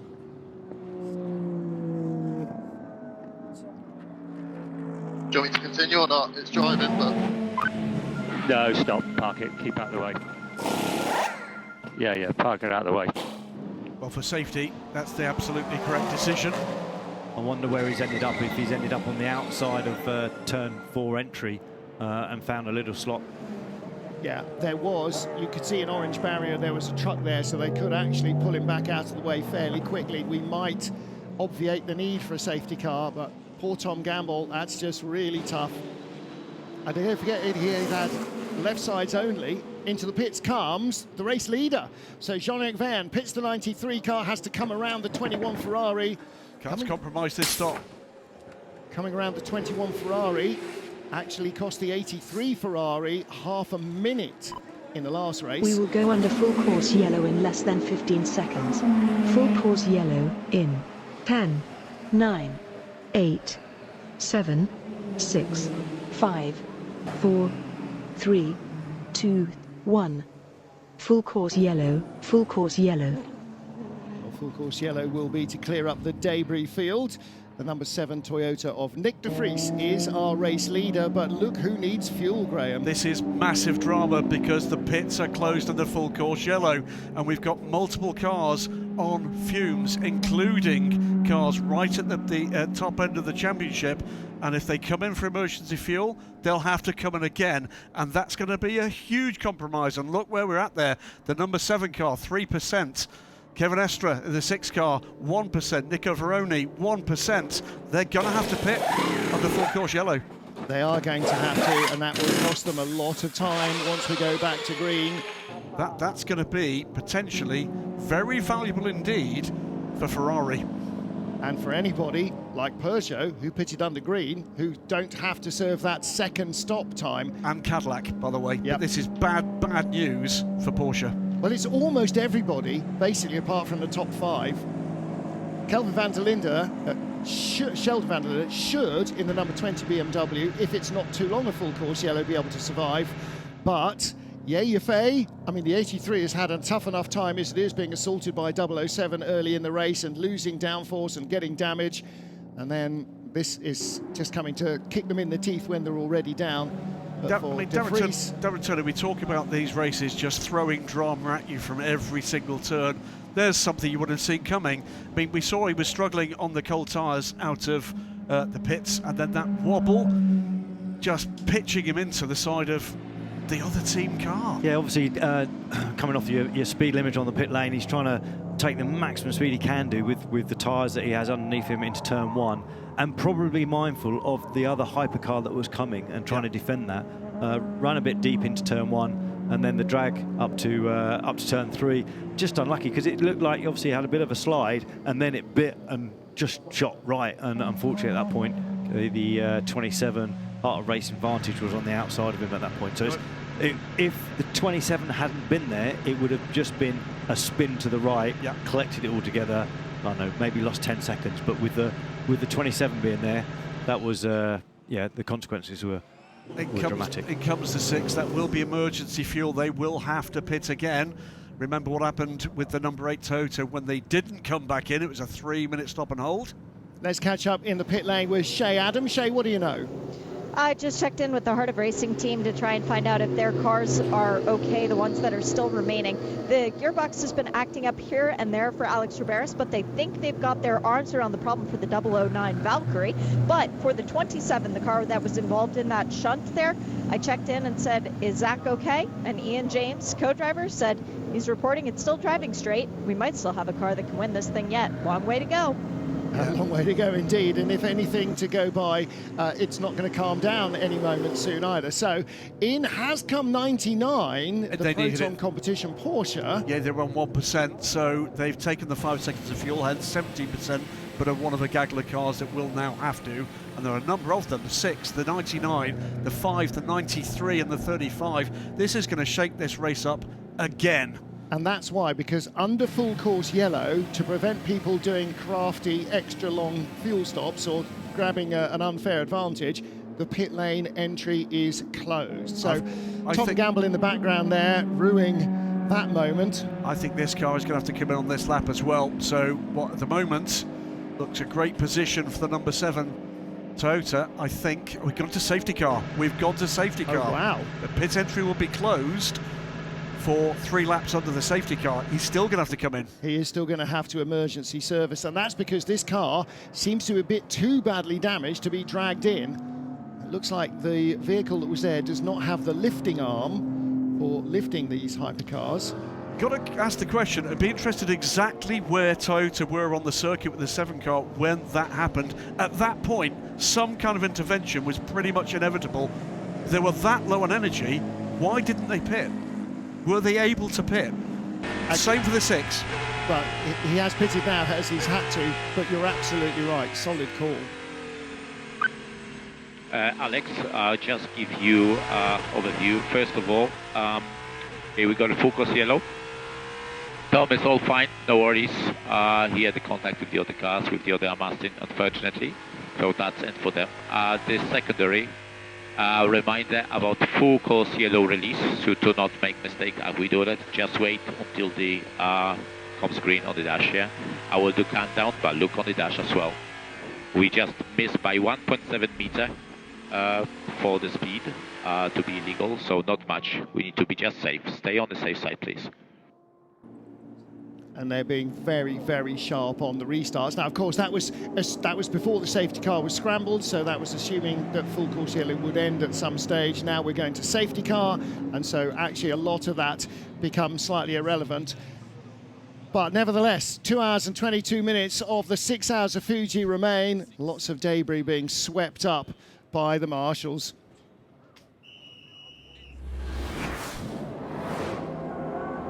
Cadillac dominated qualifying with a third 1-2 on the grid of the season, and they held that into the first corner despite the attentions of Ferrari, Aston Martin and Peugeot, who look very strong. Number 7 Toyota locking up in the first corner and dropping a couple of positions that they could ill afford after an indeterminate qualifying. Darren Leung first into turn 1. It was judged that he'd been a little over-ambitious with his start though, made a move earlier than he should have done, and he picked up the penalty for that. But it was clear, certainly, that the McLarens had pace as the 54 car, last year's winners, got knocked off. James Cottingham taking the lead early on in LMGT3 as the Corvette of Ben Keating moved up in third place ahead of the conservative start of the number 10 Racing Spirit on Aston. Trip over the gravel didn't delay the 5 car too much, but major damage for 83 after being hit by Harry Tinkle's 007, and then a puncture for the number 8 Toyota put them right out of contention, getting clipped from behind by the fast approaching Alpine. A penalty robbed the 009 Aston of third place after a full course yellow infringement, and then it was down to Cadillac battling with the Peugeots.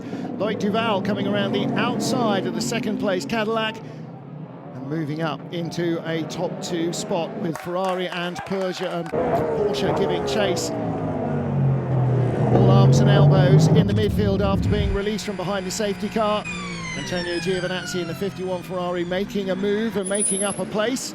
Number 8 Toyota serving a 3-minute penalty after emergency service for that puncture and not coming back in under green. And then the first of the safety cars after the number 15 BMW fresh out of the pit slammed into the barriers. Raffaele Marcello being caught out by the 99 Porsche in front of him.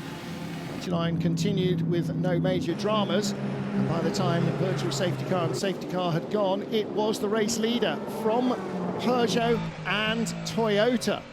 LMGT3 all action with Porsche coming through in the second part of their double stints. Their tyre wear seems to be going well. A lunge for the lead, Jean-Eric Vergne easing his way past Nico Varrone to take the lead for Peugeot. And Varrone then being eaten up by the rest of the pursuing pack.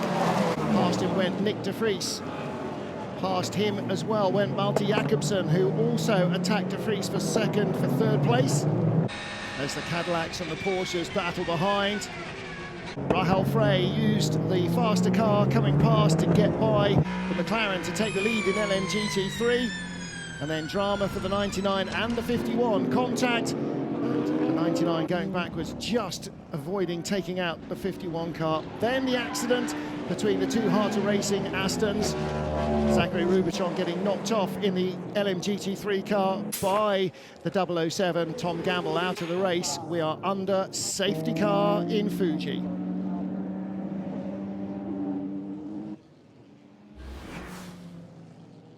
So having headed into the pit lane now, the number 7 Toyota had to go in for fuel while the pit lane was closed. They will have to go in again for another stop, and it is therefore the number 6 Porsche from Penske that leads from the 20 BMW, because they all stopped earlier. 83 Ferrari in third. Number 7 Toyota will drop way down the order because of this stop. Proton Competition still in the top half dozen, and then the Peugeots that were looking to be ascendant are slipping back because they had stopped a fraction earlier under green flag. Still the Cadillacs with the fastest race lap. Norminato on lap 2 of the race. The cars on the move, well, from time to time have been Peugeot, have been Cadillac, and have also been the Aston Martin Valkyrie. Manthey first form, the championship leaders ahead of the Iron Dames. Porsche's 1-2 in LMGT3 from the 33 Corvette and the 95 Aston Martin that led for the first, United Auto Sports McLaren rather, that led for the first part of the race. Behind them, Proton Competition's lead car in 5th place. And the top Aston Martin is 27, currently in 6th position in LMGT3. We're under safety car here in Fuji with the number 6 Porsche leading the field. Kevin Estre ahead of Sheldon van der Linde. So we ride on board. Now the car in front of us is... Caddy. How? Which caddy? Where? Caddy? 38 or 12? Does look like a Cadillac from behind. But it is not the race leader, so the safety, either timing and scoring is wrong, or the safety car has not picked up the race leader. Yeah, that's a bit odd. It's 38, lap down, and should have been waved around. Well, should have passed around, didn't. So, however, we have been told the pass round has been concluded. I think they may have made an error there. I think they may have made an error there. That's the race directors, but the Cadillac team, because you have to tell your driver if you think you are eligible for pass around. If that is 38, and I think it is. Well, yes, it is, because the 12 is way further back. I think there may well be a bit of an issue.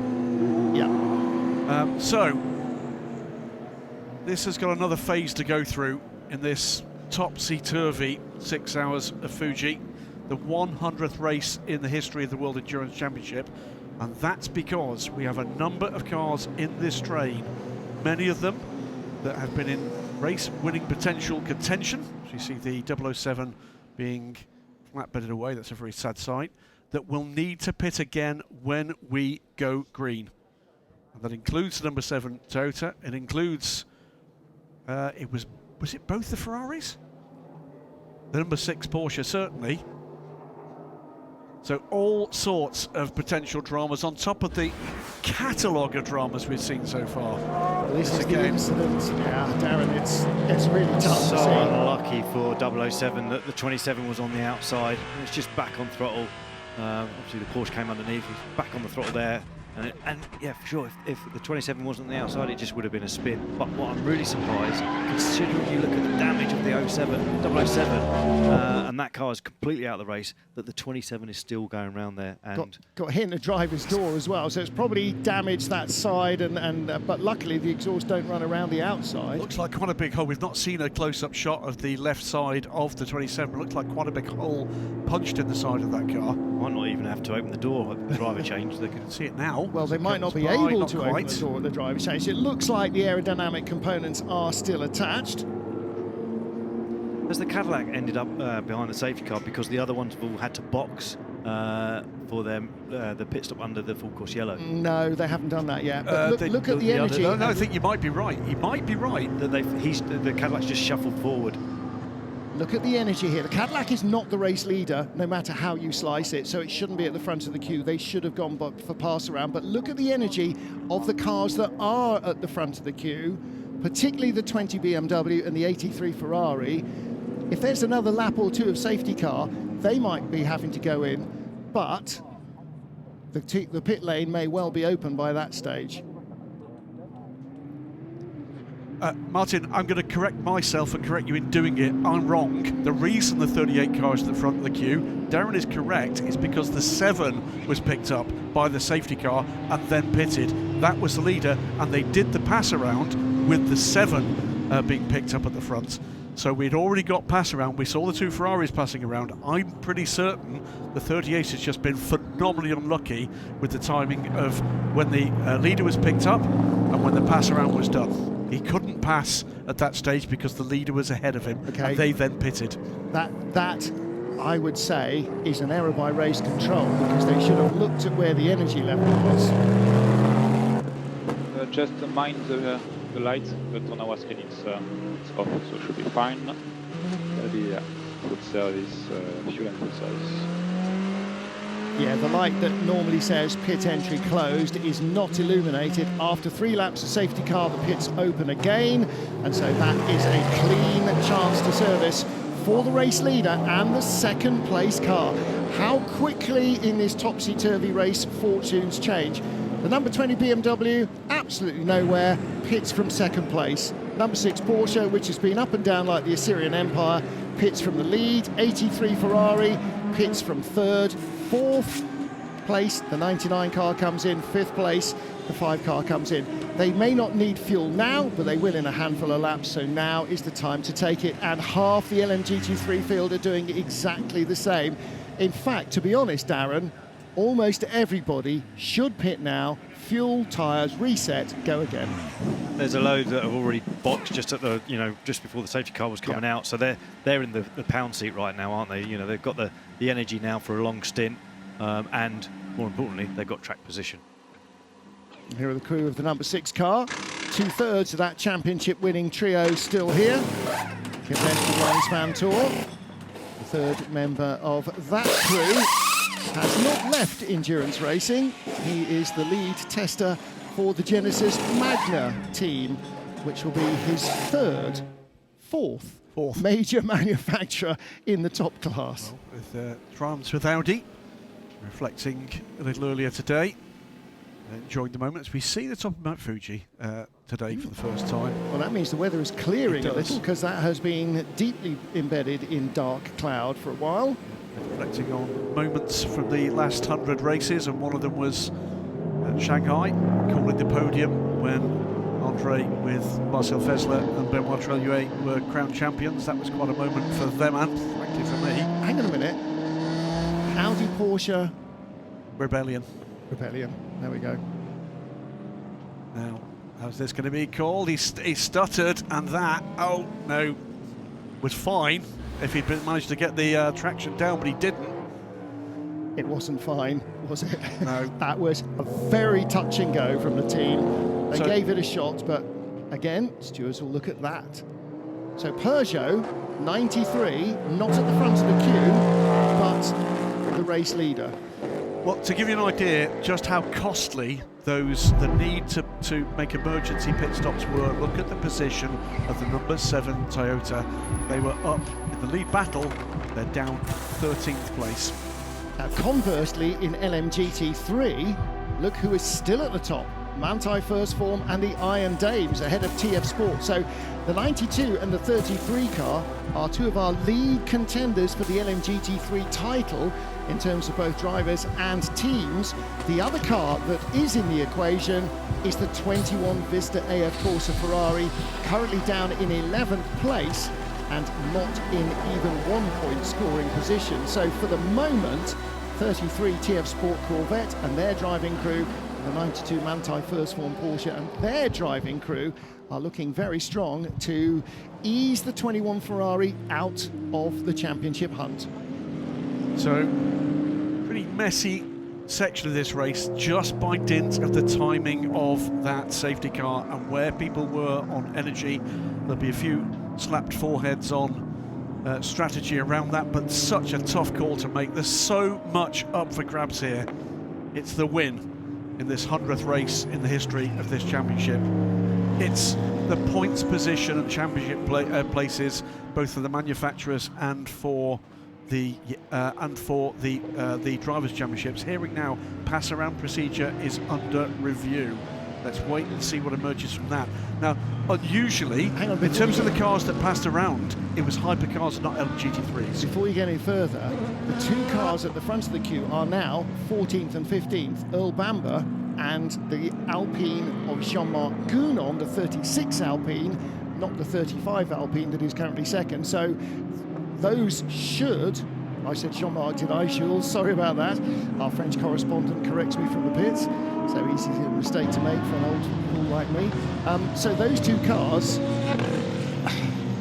again, if you're having pass around, but the race leader has got 1% energy, that's not the time to affect the pass around. I'm sure there are rules and regulations of when you do it, but it's down to the race direction, I'm sure, to decide when it is safe to do it, and when the leader's about to run out of fuel and must pit is possibly not the immediate moment. However, we're all human. I would say just this.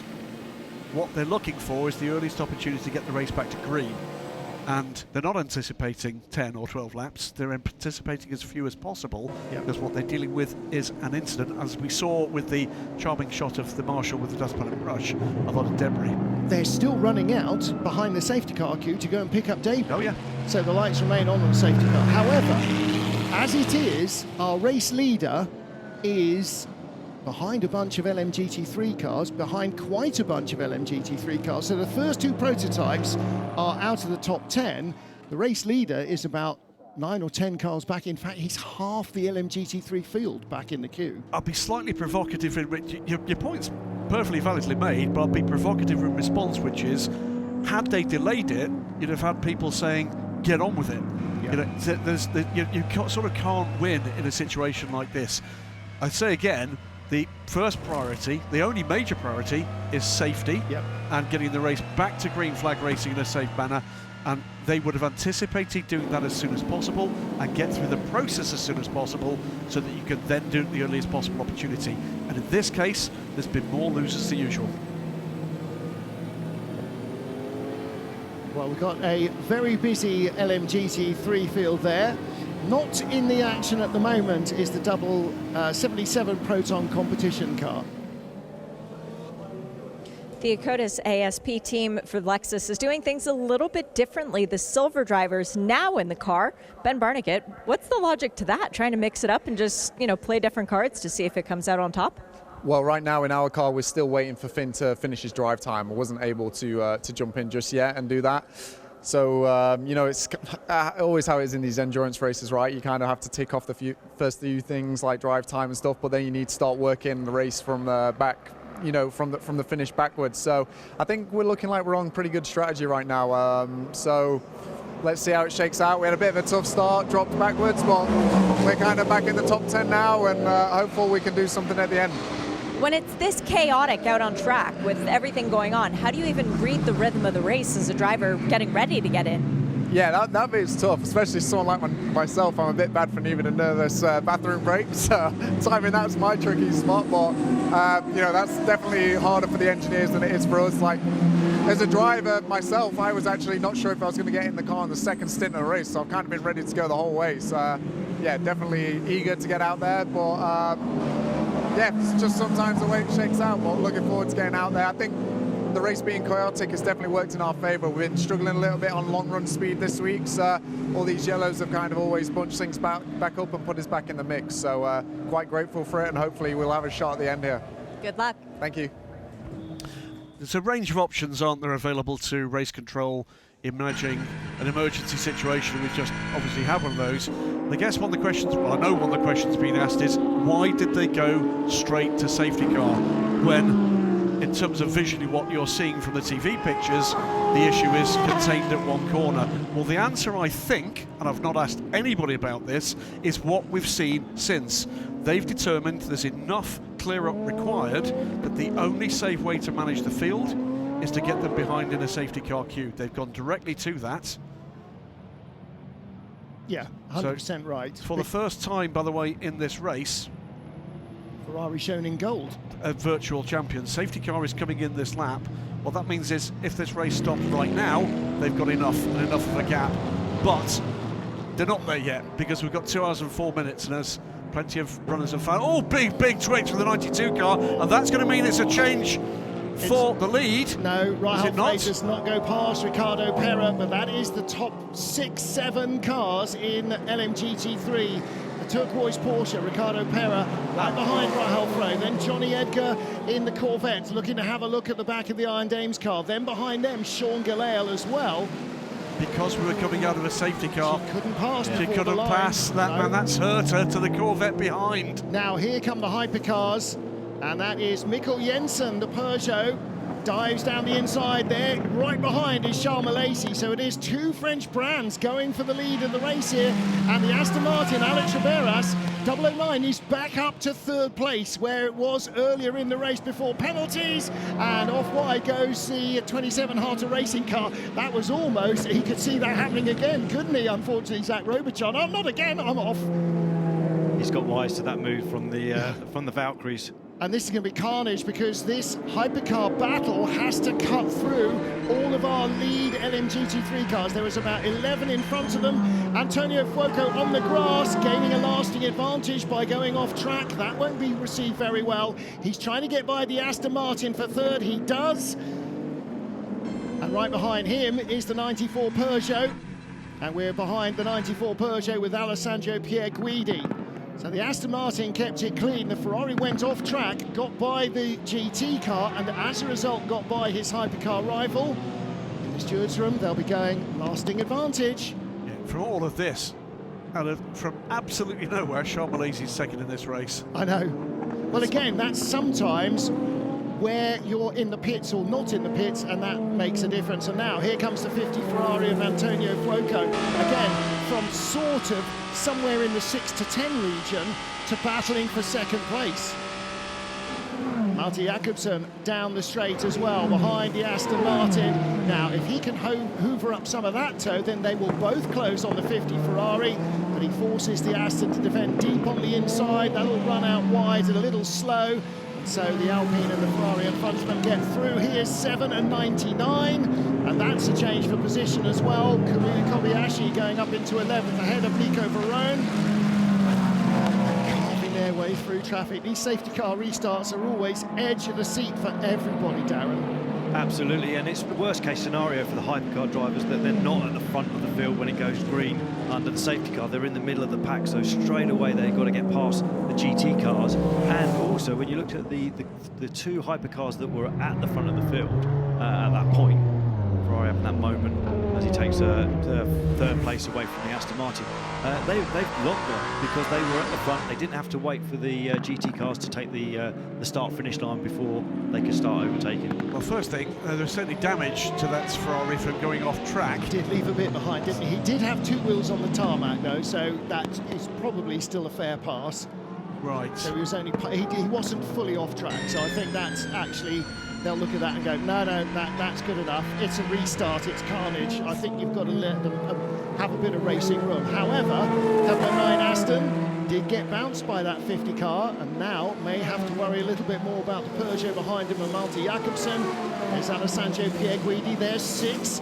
The elastic band between Kevin Estre and the front of the field has tightened up again, and it's 3 wide in LMGT3 for 7th, 8th and 9th place. 7th place is the Mercedes, or well, was the Mercedes of Lynn Hordanius, Finn Gerzitz.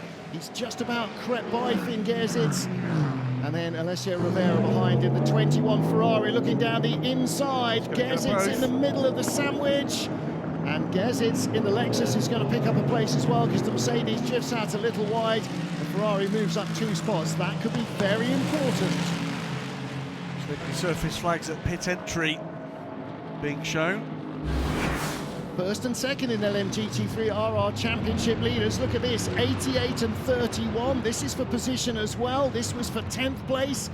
Dennis Olsen in the 88 Mustang, having none of that old nonsense from Augusto Farfus. They've all got their top drivers in now in LMGT3. So it is pro versus pro for the final hour. Not one place being uncontested in this. This is just nuts. Under 2 hours to go, but still 2 hours to go. It's full elbows out at the moment. It really is. Has been the whole race, to be fair. So Yeah, no one's sort of changing tack at this point. And this is part of the reason that we keep coming back to Fuji, despite sometimes, you know, in October when we're coming here, some fairly grim weather, coming earlier in September, sort of avoids all that. But this is a racetrack that allows racing. It's always exciting. With Yeye down in 11th place, not in the points. And he is trying to close in on Kamui Kobayashi, the number 7 Toyota.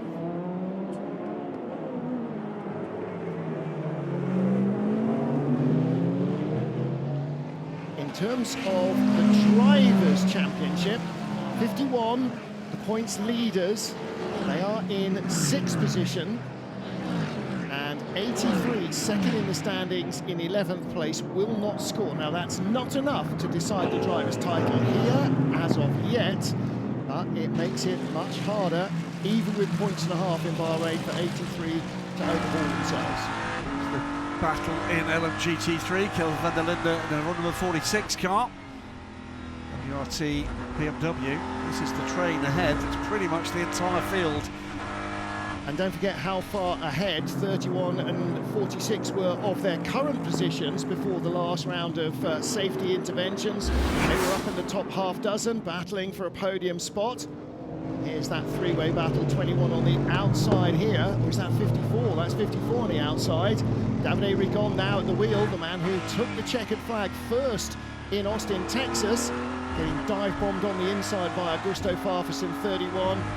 We ride on board in 46, and Darren, that momentum carried the 46 past as well. Yeah, and the Ferrari just lost all the momentum by being pushed wide onto the curbs at that point. What I don't understand is 59, McLaren was leading the race for the first half, and now it's dropped all the way back to timing of its pit stop. Yeah, it was. I think it was simply the timing of the pit stop, because they're so close together.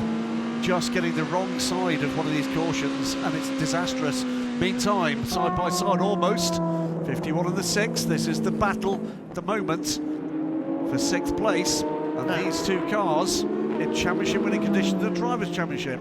Interesting, when we were on board with Kevin Estre, he was being shown the white flag. There is no slow-moving vehicle on track, and nobody's come out of the pits on cold tyres on that lap, so I'm not sure why that came in. 85, drive-through.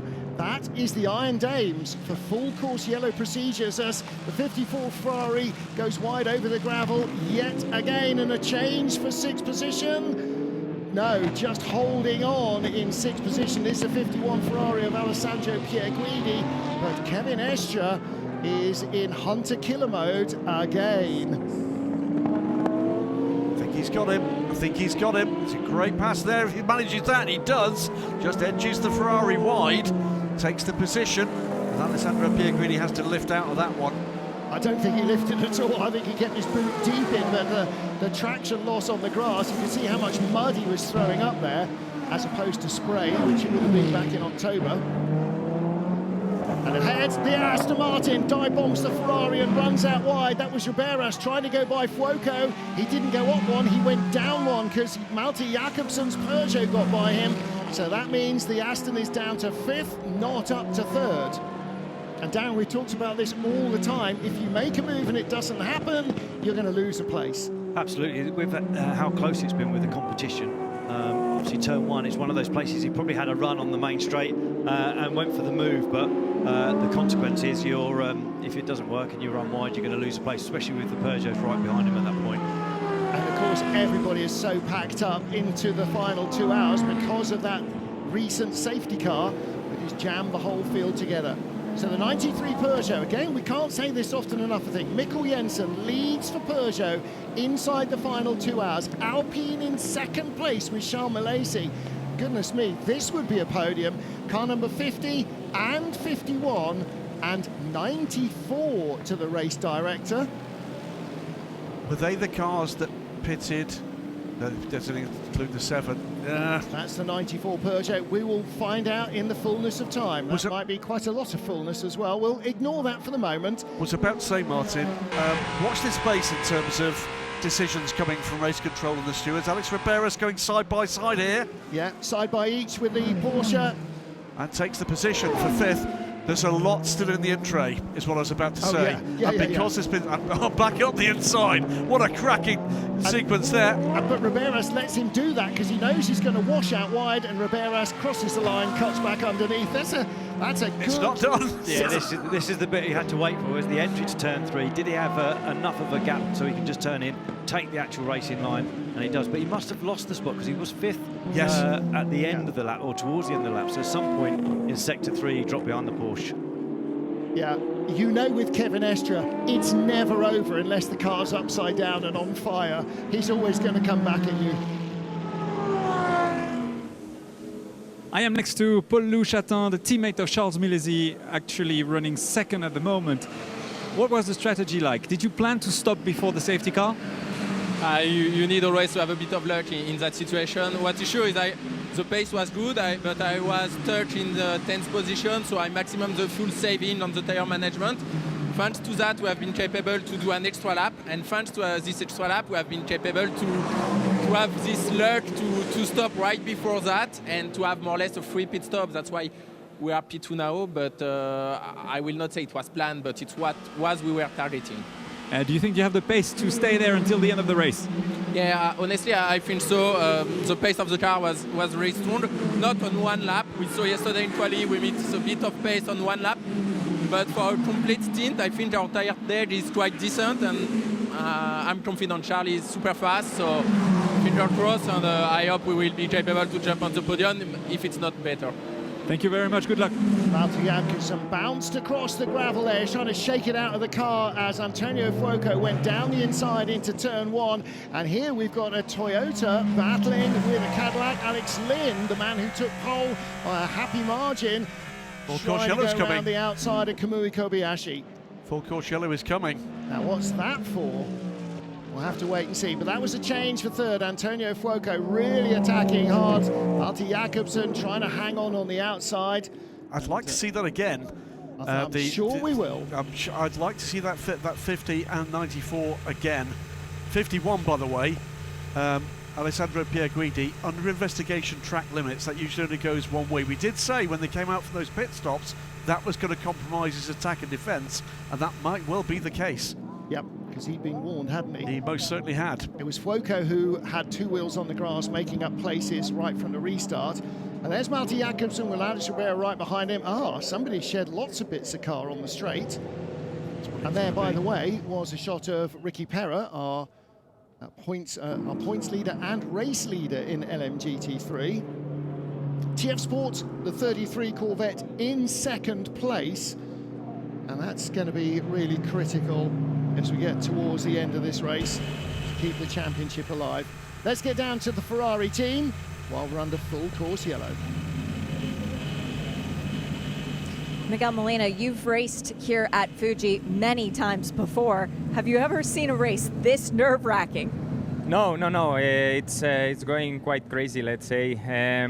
You can see that a lot of things are happening, and from our side, we don't really have the pace as the front runners, but so far we're doing a good job taking the opportunities. So we will try to keep that and try to finish the race in a good position to score points for the championships. It's all about the championship at this point and getting the points for Ferrari? Yeah, for sure. There's the main goal to go for the Constructors' Championship, so we are trying our best to help on that. So far, as I said, we are taking the opportunities. Let's see how it goes, but it's really difficult to fight like this. You've got a GT win in the past. Good luck getting a hypercar win today. Well, yeah, the past was with some GTs. We also scored some wins here, so we are in a good position, but the most important thing is to take the car home and to score points. Thanks to Miguel for talking to me. He actually took his headset off listening to the pit wall telling him when to get in the car, so hopefully he didn't miss his opportunity. Any excuse to sit down in a chair for Shea Adam. Nice work. And the Ferrari team, I mean, both cars, 50 and 51, absolutely determined to try and take that manufacturer's championship for Ferrari and then worry about the driver's title if and when that is done when we get to Bahrain. And that, to be honest with you, since we went back to green, has been exactly, let's just see this again. No change of line there from the number 50 car. No, he just ran him over the curbs. Bounced him as well. Shoulder charge. I'm about to say, when we went back to green, the way in which the Ferraris were trying to progress, that tells the story. They've been told it's about the Manufacturers' Championship. They've been told exactly who the targets are that they need to finish ahead of to put themselves in the best position possible, and that's what they've been doing for the last 20-30 minutes. The final thing to add, by the way, is the absolute disaster story of that last sequence through safety car and the cautions has been for Cadillac, because those two cars, both of which were in contention, are now both outside the top 10, and that's all about when pit stops were taken. Yep, and that's not poor decisions by them. No, that's just timing. Unfortunate. You can see there, car number 12, who rode on board with Alex Lynn for a moment. There must be maybe a hand's width between him and the tail of Kamui Kobayashi's Toyota. So that's going to be a fun restart. Kevin Estre and Alex Riberas, that's going to be a fun restart as well. And here's the Iron Dames. Now, have they served their penalty? They have not yet. So they've been handed a penalty for full course yellow infringement. Rahal Froh will have to serve that. Very, very shortly. But yeah, going back to green from this one's going to be fun and games. So now this was behind Peugeot. This was the Kevin Estre battle, wasn't it? Yeah. The Aston Martin Alex Riberas going by him. And Estre never wanted to lie down and give up a fight, is he? No. He's a fighter all the way, but that was a good move from Alex. Got the power down out of turn one. Full course yellow in 27 seconds. Quite a specific, very slightly late message from Eduardo. 20 seconds. Well, once it gets back to green, watch this get We will through. remove full course yellow in less than 15 seconds. 10, 9, 8, 7, 6, 5, 4, 3, 2, 1. Full course yellow removed. We're back to green, we're back to green. So Alex Lynn had to pull out to one side, but couldn't move until the green flag was lit. Then you can overtake wherever you are on the circuit, and he really made the most of that downturner. They were both on the speed limiter, but Alex just got closest to the zero as he released it. Yeah, his reaction was just that little bit quicker, but I think he'd been playing mind games for about 3 laps. Just being right in the mirror of the Toyota at that point. So yeah, he knew exactly what his plan was. And Kevin Estre got back past Alex Riberas as well. Look, there is the number 6 Porsche ahead of the 009 Aston Martin, so we didn't see that happen at the restart. But as we said, with Kevin Estre, it ain't over till the fat lady has finished singing, had a dinner and gone home in a taxi. So he will continue that battle as we look again at the BMWs, 31 and 46. This is battle for 7th place. Augusto Favres ahead of Kelvin van der Linde by inches. And that gave a bit of a nightmare for the 36 Alpine ahead, where he thought there was a more than Alpine shaped gap. It certainly turned out to be not the case. It's taken 2 or 3 more corners to finally get that done. Now around the outside of the 46 car and get back on with the game in hand. Jules Gounon in the 36 car down in 15th place. He's chasing Earl Bamber's 38 Cadillac. Who is that? Just ducked into the pit lane out at the top of the shot.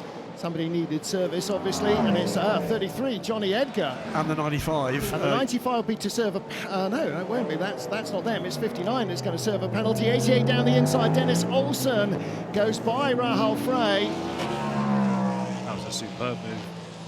That last-minute jinx, you know, the driver who's being attacked is basically thinking, I've got this covered, I'm going to make them go around the outside, and then suddenly they're up down the inside and got the apex. Now, given that this driver's side of the 27 Harter Racing Aston Martin was thumped mightily, enough to rip the front off the 007, actually that survived really well. I'm not sure that that's the car that was barrel rolled a couple of years ago in Monza over the sausage curbs, but that car came back to race again. They build them Ford tough at Aston Martin. Yeah, I don't know if it is that Monza car. I don't think it is. I don't think it is, but the Monza car definitely raced again. So pit stops underway here in LMGT3. This is United Auto Sports number 95 car. Sean Gallale brought it in. Further investigations, Nico Veroni, Alessandro Pierguidi, 14:22. So we're catching up, it's under an hour now. Yeah, under an hour. And that was the incident, no, it wasn't actually. That we still haven't had an answer to the 99.15. I think the 99.50 was where Pierguidi took the lead, rather turned the car around. in turn 10. Yeah. So Kevin Escher still working his way through traffic. No, that's is that Kevin? Yeah, that's Kevin Escher. So who's he got behind? Antonio Fuoco, Kevin Escher right behind him, and Malte Jakobsen behind him. So Jakobsen's gone by Riberas as well. So Alex Riberas, the Aston Martin, not going well at the restart. No, that's not right. Jakobsen was already ahead of the Aston Martin. Oh, was it? So they Kevin both making the move on Jakobsen. So they've both gone by Jakobsen. The Ferrari went by before the full course yellow. It's very fluid, isn't it? Absolutely carnage. Number 5 is way down the order, 7th place, Mathieu Jaminet, as he goes. Okay, that wasn't for position, was it? Let's hear from the Ferrari team. So the Porsche has no target, just so you know.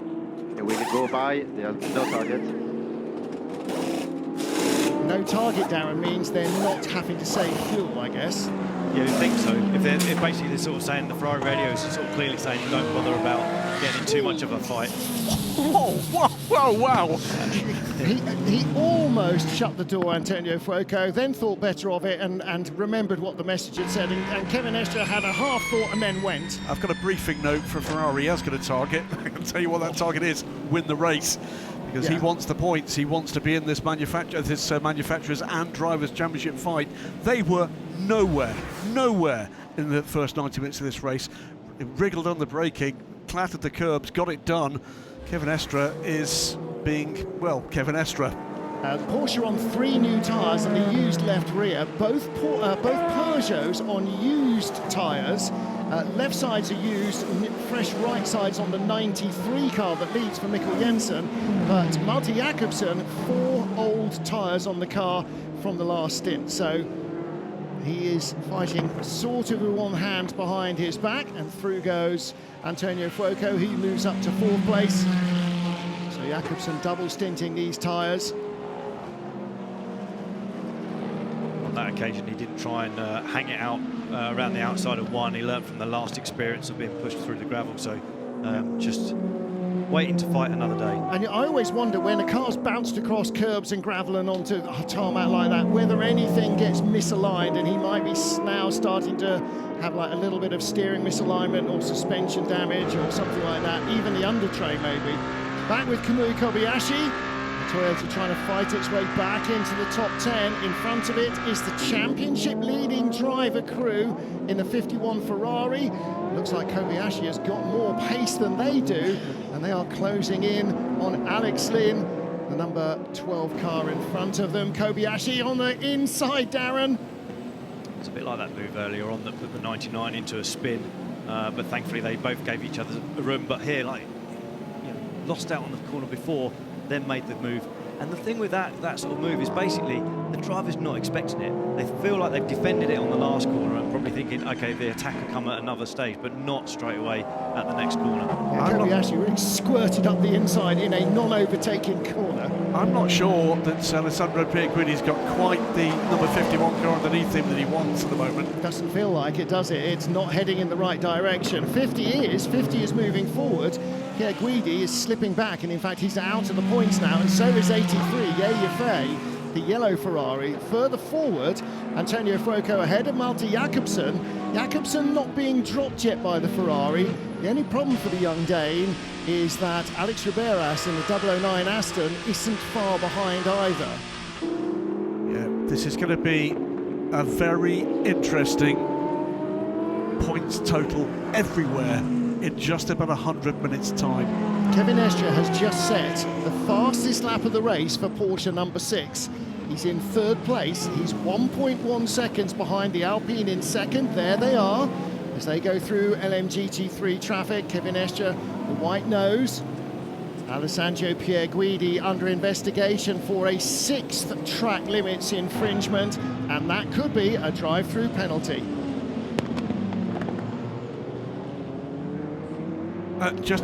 He's been under investigation for a 5th penalty, track limits. Yep. This is now a 6th. It could be worse.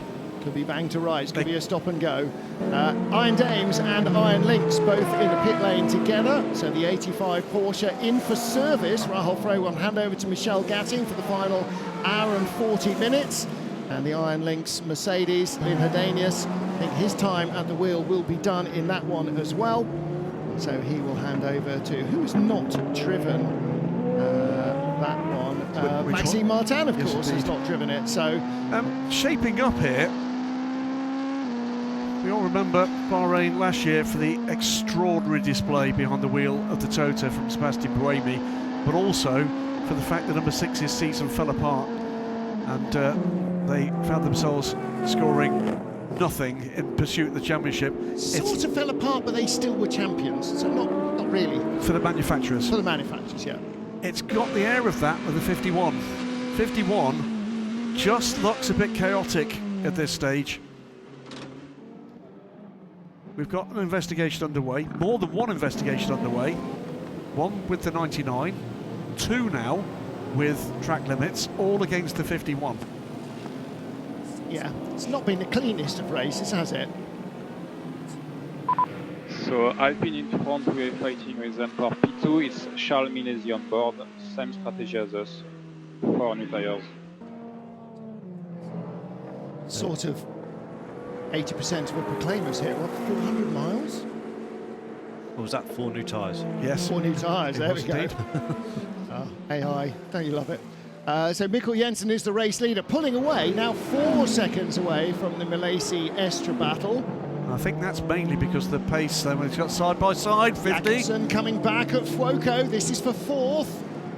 Fuoco is going to have to try and hog the inside line because Malte Jacobsen not going to trust him going around the outside of that Ferrari again, is he? Well, two of the young guns of the World Endurance Championship in this era, and great to see them side by side, nose to tail in any which way they care to be. I was just going to say he's not going to go around the outside. He very nearly did at 3. This is a good day for the CEO of Peugeot to be here, because what a day they're having. Yeah. Well, let's hope for the sake of Peugeot and its fans, its team, its drivers, its morale, that they actually hang on to another podium finish. They were 3rd and 4th at the end of the Texas race. Half an hour from the end, they were 2nd and 3rd. They could have had a double podium, and it's not beyond the bounds of possibility here either. Malte Jacobsen has definitely not given this battle up. Antonio Fuoco's Ferrari might be 4th. Alex Riberas might have closed and brought Mathieu Jaminet with them, but Jacobsen is still fighting hard for this. Ignore the cars going up and down on the timing pylon. Your Mark 1 human eyeball will tell you that that's not actually what's happened. And here comes the Porsche. Mathieu Jaminet looking inside Alex Riberas. Is the Aston Martin starting to burn through its tyres earlier than its rivals? Yeah, this battle, 4 cars, Ferrari, Peugeot, Aston Martin, Porsche, in a battle for 4th place overall. 4 different makes, 4 different ways of building a hypercar. That's what this formula's been about from the very start. And this is a race that shows it can really, really deliver. Riberas at a tyre deficiency. He didn't have new tyres on the last stop. So Malte Jacobsen again trying to crisscross over with the Ferrari of Antonio Fuoco, and Alex Riberas with the 009 have. 009 had a used left rear, a new left front, but the right side tyres are the ones that have been on for the previous stint as well. So everybody else on fresher rubber. Malte Jacobsen attacking hard here.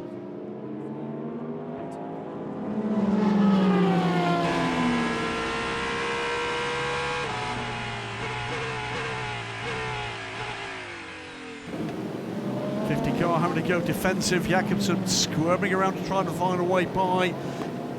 Riberas closes in again. Great drone footage here. Magnificent stuff from that team. But nice little bit of onboard with the Aston, Darren, as well. Just shows how frantic everything is in that braking zone. Yeah, I mean, it is really difficult to be coming down from the speed they are into the slowest corner on the track, but you can see this fighting that they've got going on. They're dropping over a second a lap now from the leading 3. See the Aston having to take a little dab at the brakes mid-corner there, otherwise he's going to run out onto the grass. Mathieu Jaminet behind him had a little run up the inside, but that means he can't get on the gas quite as early, so doesn't have that slingshot effect onto the straight.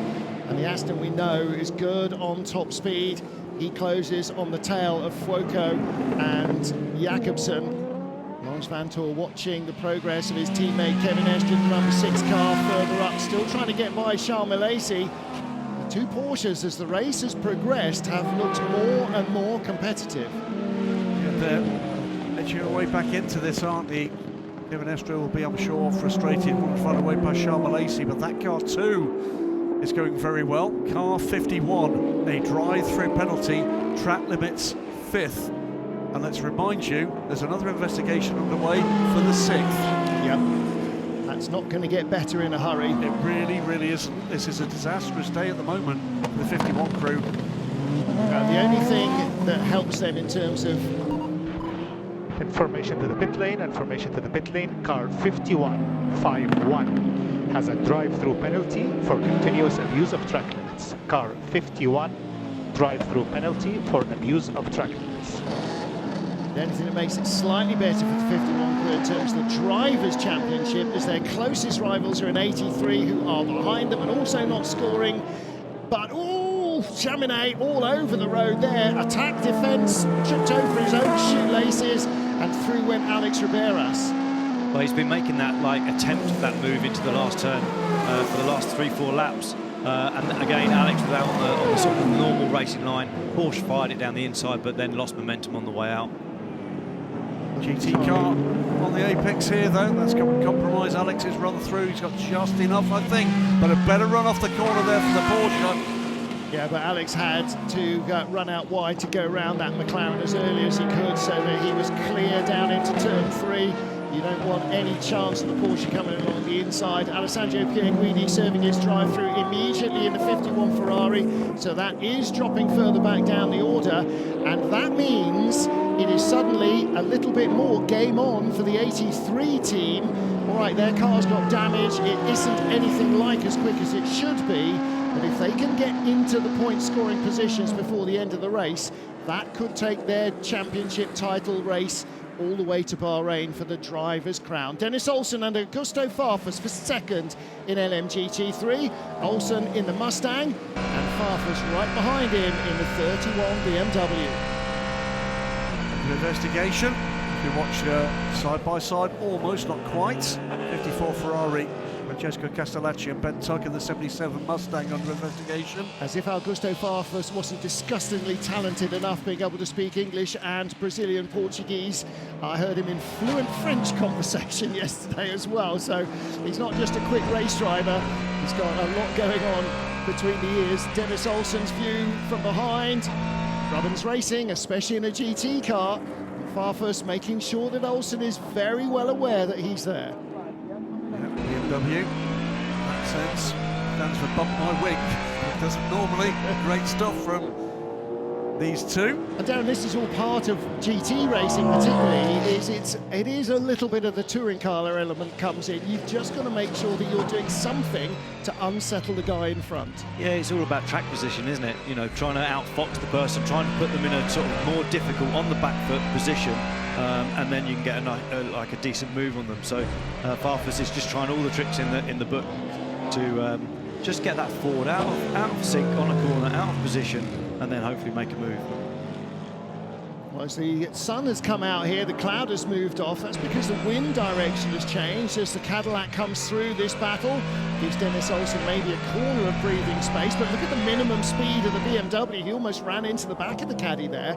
The wind has changed, Darren. We've now got a tailwind down the front straight. So is that going to make life more difficult for the drivers? Yeah, 100% more difficult. It just, you know, you want a headwind if you're going to have any wind direction under braking. So just having it from behind, it's just going to make it a little bit more unpredictable. Not that I don't think that, you know, with the wind speed that we got here today, it's not like it's going to change the braking much, but it just makes it just slightly more difficult to totally know what you've got when you get on the pedal. This might get more interesting still, not because of the battle between these two, which is engaging enough, but because the car ahead of them, the Vista of course, at 21 of Alessio Rivera, 4.5 seconds to the good, by the way, under investigation for a pit stop. Yeah. So another infringement potentially coming to the stewards' room.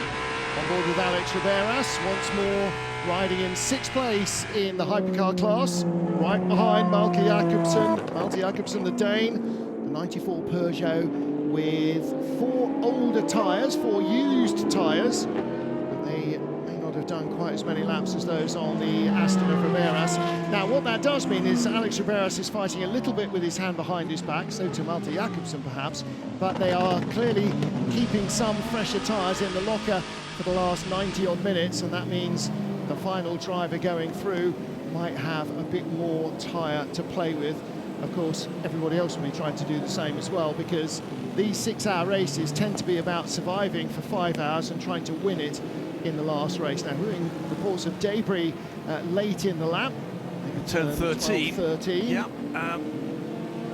More seemed to be too much in the track there. Nobody having to swerve to avoid it, unlike that bit of BMW that was on the front straight earlier in the race. Something over the last couple of laps has meant the number 5 Porsche has just dropped off the back of these guys a few seconds. Maybe it was just traffic, or could it be pace as well? The other change, by the way, that's the process of happening, and it's this battle, the 1, 2, 3. Now, 1.3 seconds between all 3 of them. There is the Peugeot. Alpine still under pressure from Kevin Estre, but the 2 of them have closed in. I think this is going to be for that debris. We're going to go to full course yellow in about 30 seconds. Yeah, they've halved the gap to leader Mikkel Jensen. Jensen's 93 car. Estre having a look and trying to get by the Alpine before we go full course yellow. And the team will be telling him, you've got 10 seconds. You've got 5 seconds. We will go under full course yellow in less than 15 seconds. It coming and full course blocks yellow the inside of 10, turn 10. 9, 8, He's just got to hold him off now until 6, they get 5, to the top of the hill. 4, Estre's going to 3, try and lunge, but 2, there's not enough 1. time. Full course yellow, full course yellow. Kevin decided discretion, the better part of valour, rather than risk the penalty. Now, interestingly, Charles Malaysia looks like he closed a little on Mikkel Jensen there. He has. Oh, well, I mean, as they went into the full course yellow. Yeah. He was closing in any case on pace, without a doubt. So, this is an intriguing 3-car battle now for the overall lead. Peugeot, Alpine, Porsche. And behind them on the track, I think, is our LMGT3 leader as well, the number 21 Vista AF Corsa Ferrari. So he is right there. He is indeed. So both leaders, well, within that camera shot. Okay, now then, just going to have a little quick look at who's got the need to come in. 36 Alpine has only got 6% energy. And he comes down pit lane. So he's in, 5-second fuel stop because the pit lane is closed under full course yellow, so he will have to come back in again the lap after we go green. And Marshall running out to grab another bit of debris. Very keen on having a clean and tidy country, the Japanese, and there's no reason a racetrack should be any different. Let's hear from the Peugeot team. Marshall's on track at turn 13. Mikel, the situation is clear. Alpine, same strategy as us. Porsche, 3 seconds less refuel and 1 stop to go. This is shaping up to be one heck of a finish. In less than 15 seconds. And what's nice in all of that 10, is that Peugeot 9, are trying 8, to figure out how to win 7, this. 6, 5, 4, 3, 2, 1.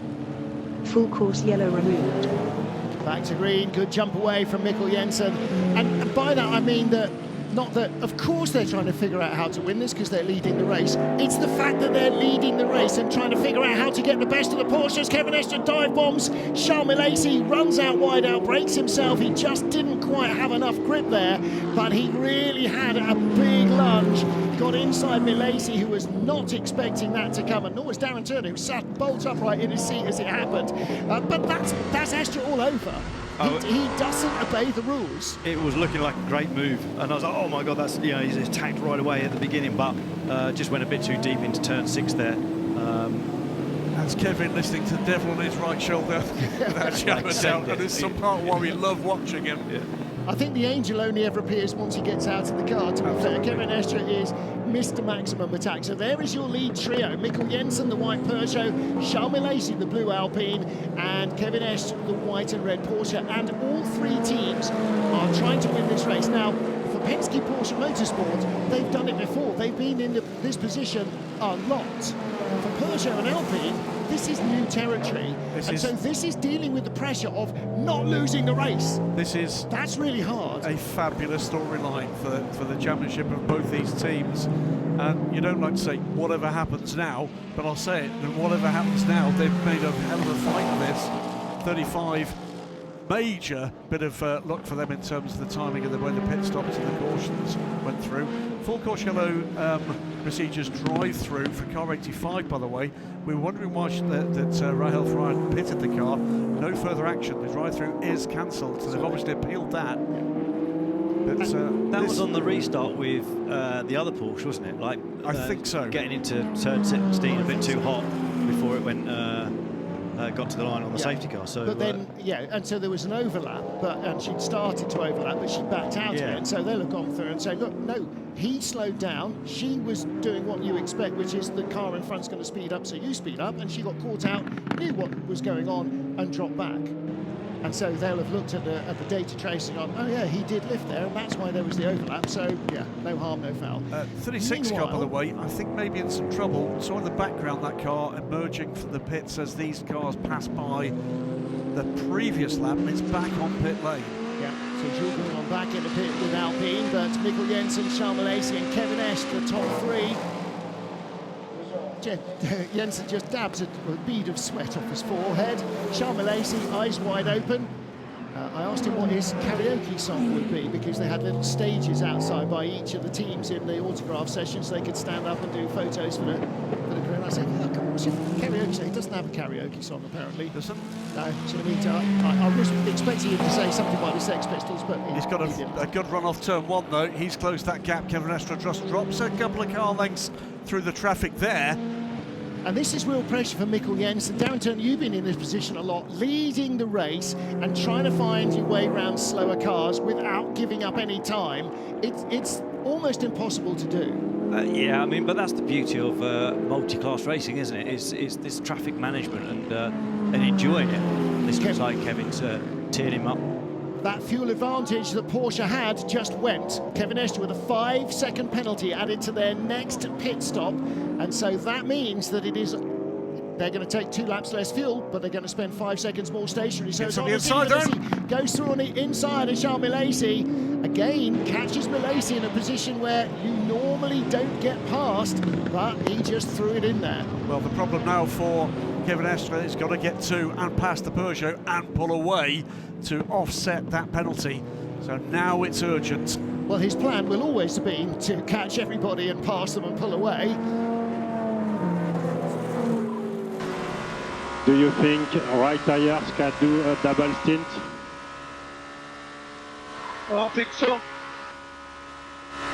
Now, does that mean they've only got 2 tyres left, or do they mean they're going to give up new tyre for less time in the pit lane? I suspect the latter. And again, now they're in that position where they're not just trying to finish the race and finish the race well and battle with one car in front of them, which has been their entire story so far in WC, but they're trying to strategize an advantage to win their first race. And Peugeot will be having exactly the same mental gymnastics in their strategy thinking, and Porsche, well, it's second nature for them. And Kevin Estre is closing on the leader, Mikkel Jensen. This is the other battle. This is the 5 and the 94. Melty Jacobsen under pressure from Nico Jaminet. Chasing Mathieu Jaminet with Alex Lynn. In front of him is Malte Jacobsen. So Peugeot first, Porsche second, Alpine third. Then there's the 50 Ferrari, and then it is Peugeot, Porsche and Cadillac. The 009 of Alex Riberas really fading now down to 8th position. He's been passed by half a dozen cars. More investigations going on in LMGT3. LMGT3 at the moment is the 21 Ferrari that leads. I also think with that message from Alpine is if they're only doing one set of tyres, the outlap will be quicker. So they're going to take less of a disadvantage with a whole new set of cold tyres. Yeah. So that could be a double whammy in that sense.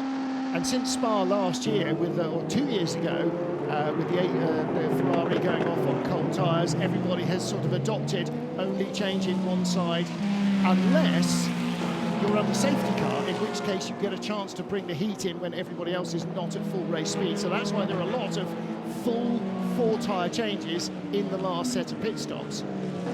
So still, by the way, the 94 and the 5, this is the battle for 5th, not the battle for the overall lead, but Kevin Estre is just about a second back from Mikkel Jensen ahead of this battle. Big finishing positions still being contested here, and they're going to be till the checkered flag. Down in 13th, the 51 Ferrari, and they've just been handed a reprimand for a pit stop infringement, so no penalty for that. Mathieu, just a reminder to go stiffer over on the high speed if you can. Yeah, I didn't get that either. Stiffer rear bar if he can, apparently, is how that translated. Now then, back with our battle for second place in LMGT3. Dennis Olsen in the Mustang, Augusto Farfus in the BMW, 2 front-engine V8 cars that sound very different indeed. And another V8 behind is closing in. That's car number 81. So it's no longer the 33 Corvette that is challenging the leaders. It's Charlie Eastwood in the 81 machine as we go back to our lead battle. Mikkel Jensen from Kevin Estre by just about a second still, and they've hardly dropped Charles Milesi either. Yeah, the LMGT3 battle, Alessia Rivera 6.5 seconds clear, but after that it's tenths for the next 4 or 5 cars in the battle. So again, yet again, coming closer to the final hour, the final pit stop cycle, LMGT3 is beginning to light up. There's a lot of fingernails being nibbled in a lot of garages right now. Got an hour and a quarter still to go. And remember, the 21 car is under investigation. Yep, which might give Proton Competition a shot at a second consecutive. Oh no, it wasn't. They were second, weren't they? They could have won. The first win in Texas.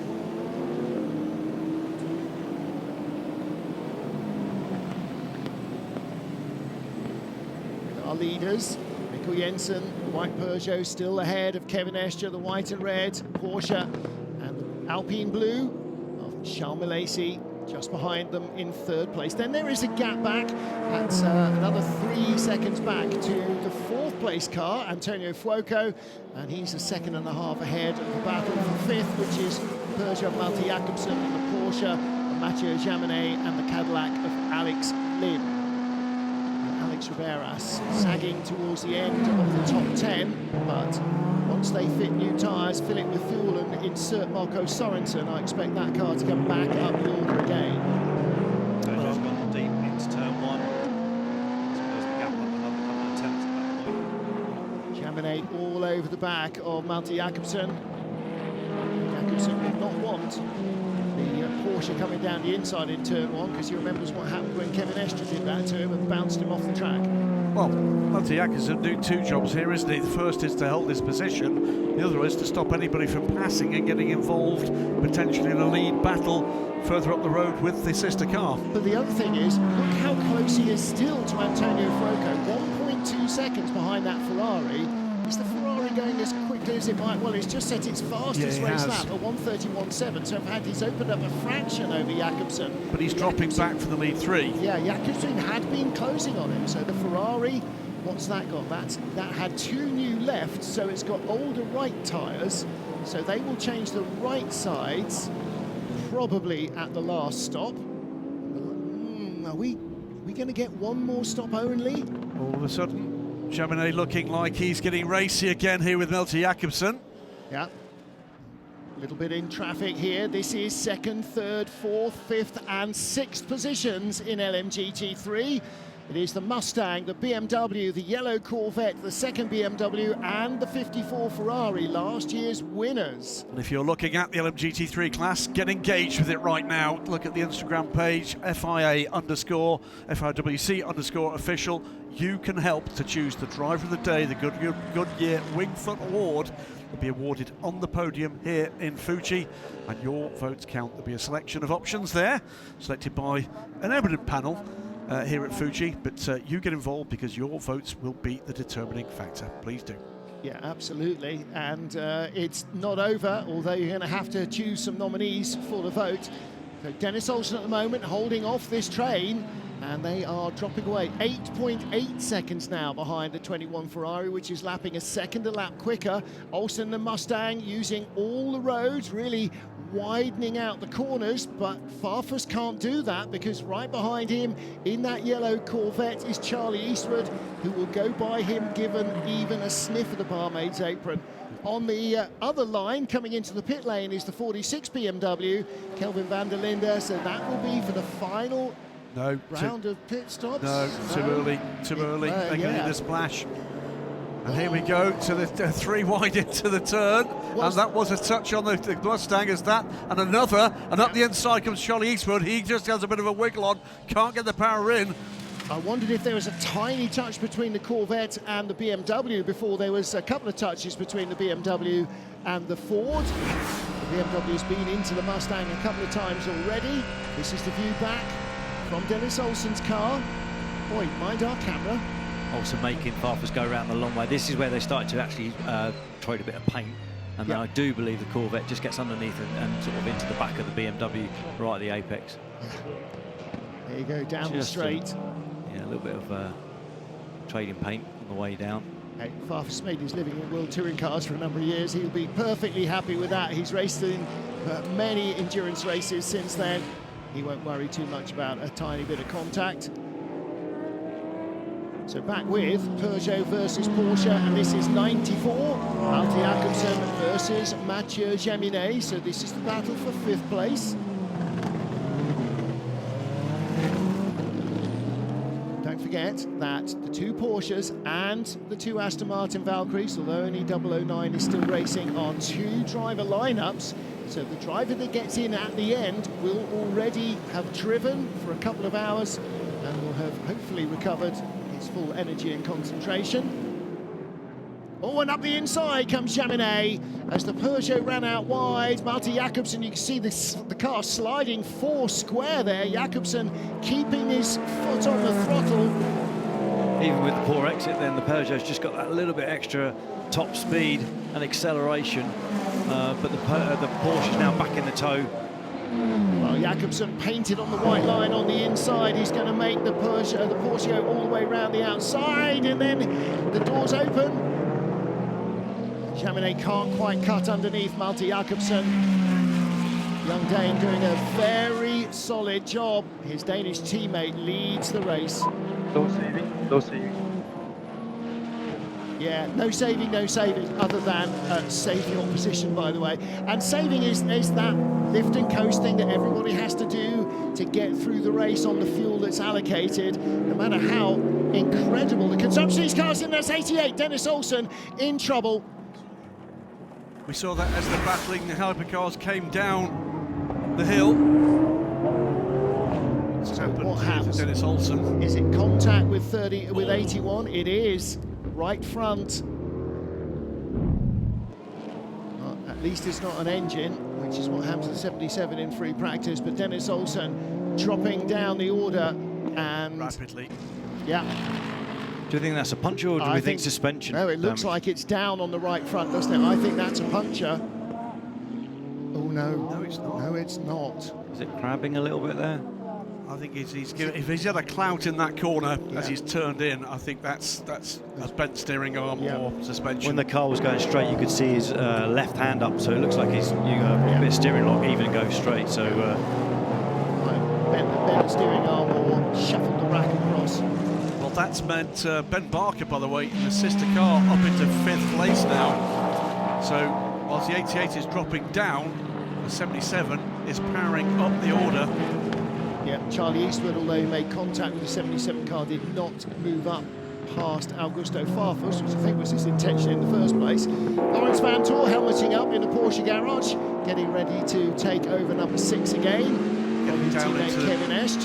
Down into the depths of the energy reserves, and that's the end of the race. Dennis Olsen has parked it. Well done for getting it off track, Dennis. Yeah. Well, he's obviously given up the uneven fight, and again, it may well have been that it was very happy to turn left and not even remotely interested in turning right, which does make getting back to the pit lane pretty darn tricky.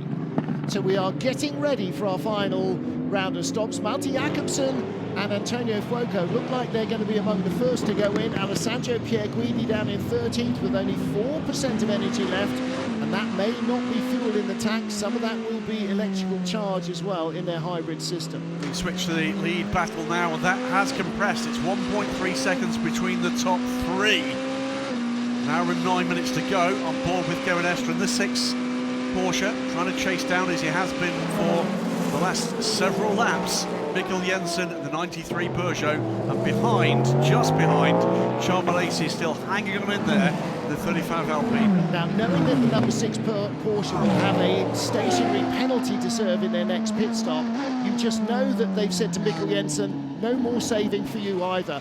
Just stay in front of the Porsche. We'll work the rest of it out after the pit stops are completed.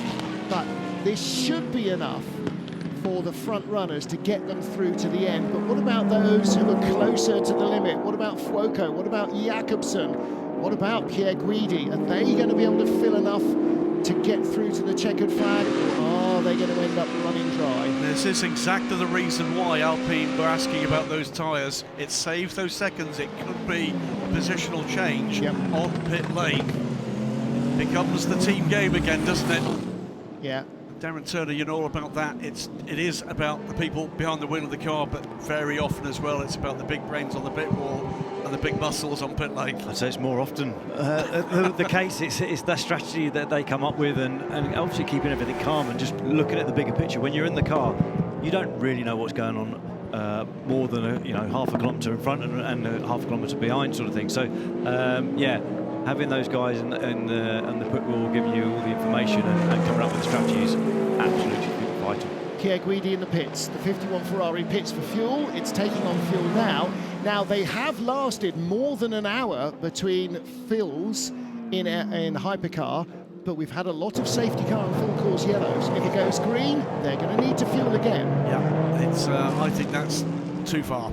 Yeah, unless we get down to the inside the final 50 minutes, we're looking at a splash. Further back, this is Corvette on United Autosports, so that, what's that for? That's 33, isn't it? So Danny Juncadella goes by, I beg your pardon, goes by Marino Sato, last time's winner in that 95 McLaren. Danny Juncadella, named as a hypercar driver next year for the Genesis Magma Racing team. Well done to him. Been doing fabulous things, not just in the Corvette in the World Endurance Championship, but the Oreca in the European Le Mans Series for IDEC Sport, and the trajectory program for the South Korean brand. Mathieu Jaminet with the white flag again being shown. Now they show that to drivers when a hypercar is coming out on cold tyres, and that's Alessandro Pierguidi's 51 car just in front, I reckon. It's James Collado now at the wheel of that car. Yeah, so he's taken over. No, I think that's Antonio Fuoco. Is that Fuoco? Yeah, they're catching him. Okay, well, it may just have been a layover from when they came past the pit lane with Pierguidi coming out. 94 and 5 still battling away. 33 and 95 just ahead of them. The battle for 11th place of Ben Keating, third in the championship, not able to get into the points just yet.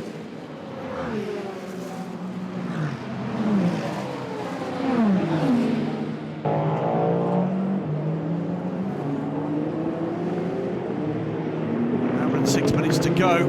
Mikkel Jensen leads Kevin Estre by 1.2 seconds. Peugeot lead the race here in Japan from Porsche and Alpine behind.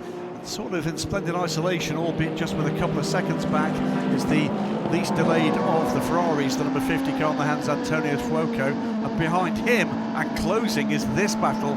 It's another Peugeot versus Porsche battle in that order, as Malte Jakobsen has been fending off a spirited attack from Mathieu Jaminet. Behind that, Alex Lynn pulling back, trying to get back into contention after being stalled by the timing of the pit stops for the Cadillac, which have been running right up front. Is under pressure from Alex Riberas. Leader in the pits, car number 21 for LMGT3. That means Charlie Eastwood's Corvette is our new race leader. Also stopping Augusto Farfus and Ben Barker. So they've come in from 4th and 5th in LMGT3. Still waiting to hear about a potential penalty being applied to 21. That might or might not happen later during the course of the race. Hypercar pit stops coming now, without a doubt. A number of these cars down at 1% available energy, and one of them to pull out of formation is going to be Malte Jakobsen, I'm sure. Yeah, is he alone? Yes, he is. Kevin Esch continues. He's got another couple of percent. That's Mathieu Jaminet, sorry. Mathieu Jaminet, rather. More percentage on board. Also in is Antonio Fuoco ahead. That's the gap. This, by the way, is our race-leading pair. Fuoco thinks he's in Formula E, coming in with 0% usable energy. Well, 0.1 is good enough. Just. As long as it doesn't have to go onto battery only in the pit lane. Fuoco is out. And a battle in pit lane. Malte Jakobsen gets out of the 94 car. Really good stint from him. Fuoco too. He's been battling away. This is for them about not just trying to get to a podium position, but also about manufacturers' points on what's been a topsy-turvy day. So this battle will continue. The Peugeot has taken on Stoffel van Dorn in what is his last race for the Peugeot Hypercar team. So what a time that would be to win a race. And on board the number 50 car, taking over from Antonio Fuoco, Miguel Molina. Team manager Car 38, who are also on pit lane, by the way, to the race director. I believe there is some kind of challenge from the Cadillac teams, the way in which they were or were not informed about pass around.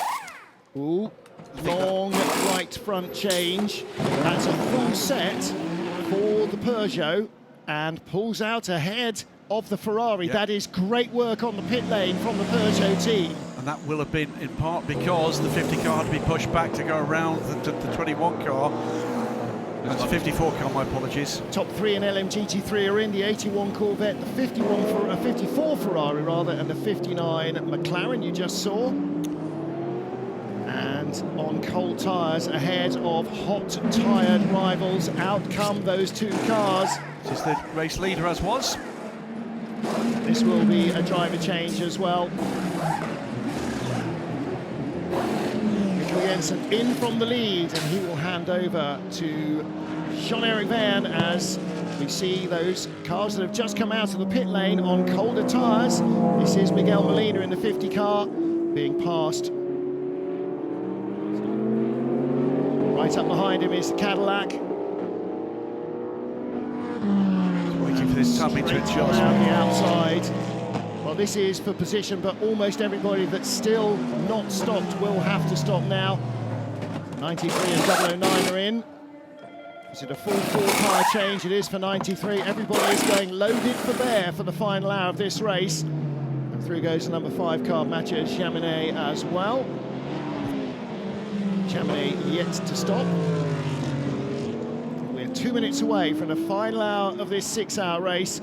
Hopefully this will go green all the way through to the end and we'll get a knockdown, drag-out fight for victory with Peugeot in it, with Alpine in it, with Porsche in it. Will Cadillac come back? What about Toyota? Can they show anything to the front runners? What have they got in the locker? It's the 93. See how slow and cautious you have to be on those stone-cold tyres, Anthony. This must be a nightmare for drivers. Or the pressure in the last stint, knowing that you've got to have a great outlap, no mistakes, don't lock it up, get the pressures and the tyre temp up as quickly as you possibly can. Yeah, it's, there's a lot of pressure for the last driver. Well, into the pit lane, yet more of our front runners. Kevin Escher will hand over the car, I think, to Lawrence Vantor. Vantor was ready, there he is, he's being strapped in, so number 6 driver change. And Charles Milesi is in as well in the 35 car. He'll hand over to Ferdy Habsburg. and can announce that the official attendance for the weekend here at Fuji Speedway, 66,400 avid Japanese fans coming through. And that doesn't include a whole bunch of celebs that we've seen as well, drivers and others that are with the team. So a really big attendance, and the drivers have loved the enthusiasm of the fans in the pit walks and in the autograph sessions. It's just such a fun place to come and race. Indication here of just how hard Kevin Estre has been pushing that number 6 Porsche. It's smoking like a garden brazier. It really is, isn't it? And out comes the Cadillac right behind. So that is 6 and 12.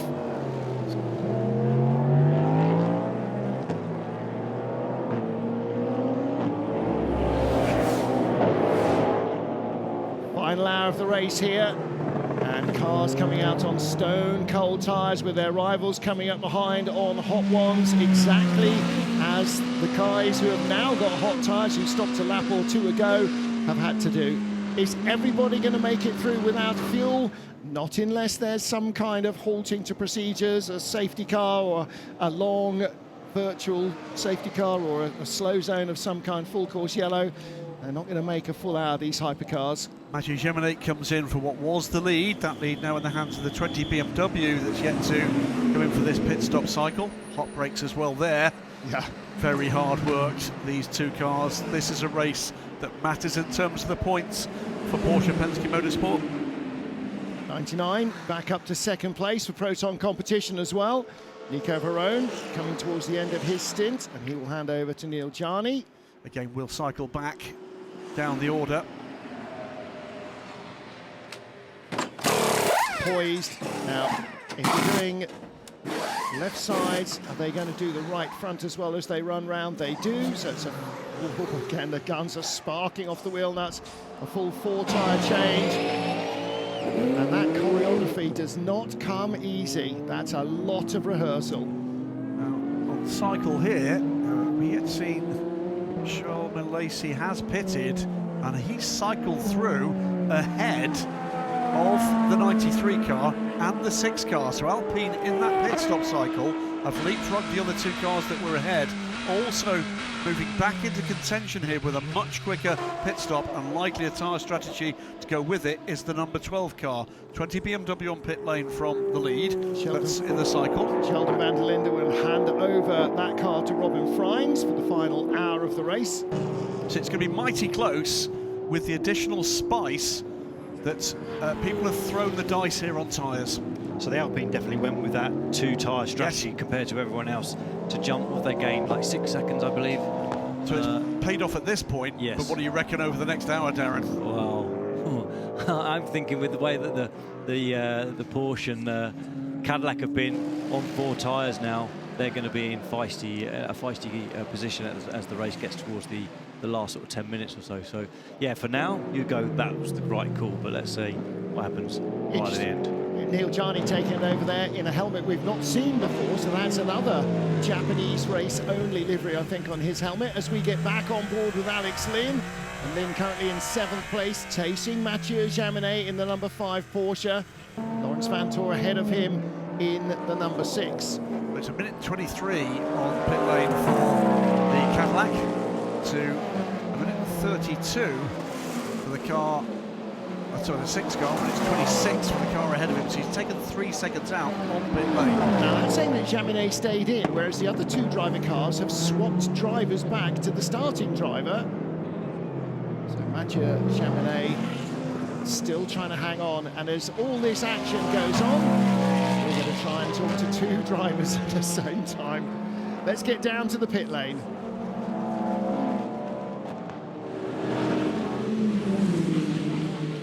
I am with Kevin Estre, who just jumped out of the car.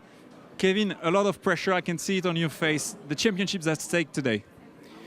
Yeah, well, the race was really difficult, really chaotic. We had a mega start of the race, and we came back to the front. And yeah, the safety car came at the really bad spot for us because we had no fuel, so we had to pit under full course yellow, emergency, and then safety car. We had to pit again and be at the back of the pack. So this threw us really far, but then we were able, with good pace and good strategy and good moves, to come back, have good, strong position. Now I don't know, we are around top 3 after the last pit stop. I'm not sure exactly where we are, but now we are doing a great race. I'm really glad from what we've shown today. Yesterday was a difficult day, but today we showed again that that car number 6 is a great crew, and yeah, I'm really glad and proud to be part of this. Yeah, you can be proud, again, showing how to master the race. Thank you so much. I know you want to go to work. And on the other side, I think, Shay, you're with Alex Riberas, right? Yes, I am. And Alex, last year was the fastest of all the LMGT3 drivers in the field. This year, not the fastest hypercar, but up at the front, battling genuine pace. How satisfying is it for the entire Heart of Racing organization, all the men and women behind the scenes, Team Seattle, that you guys are actually up there fighting for a podium? Yeah, as you said, it's just so fun, to be honest, just to be able to be out there and, you know, racing against these guys that I kind of really much look up to. You know, they are kind of like my heroes, and now we are fighting against them. So I cannot look at them as my heroes anymore. I have to like beat them and try to fight against them, which, you know, finally we are able to do. We still have a long way to go. We're still learning about the car, but I'm just so proud of all the boys and girls of the Heart of Racing, Aston Martin, for the outstanding job they've done with the car. And I have the feeling that this is only the beginning. We're just getting started. Great job today by the whole team. Thank you so much. I agree. Good job by the guys. Great stuff. Alex Riberas, their GT car, by the way, is still in second place. We're going to get a full course yellow again in 15 seconds. Despite having a big hole in the side of the car, 27, running very well indeed. 6. Well, they say don't meet your heroes. He's going to have to beat his heroes. 2, 1. Full course yellow, full course yellow. Down to 80 kilometres now again. And just to clear up any misunderstanding from the last full course yellow that went directly to safety car, the race director can scramble a safety car at any time. Absolutely, he can. It does not have to go virtual safety car first. Often it does, but it doesn't have to.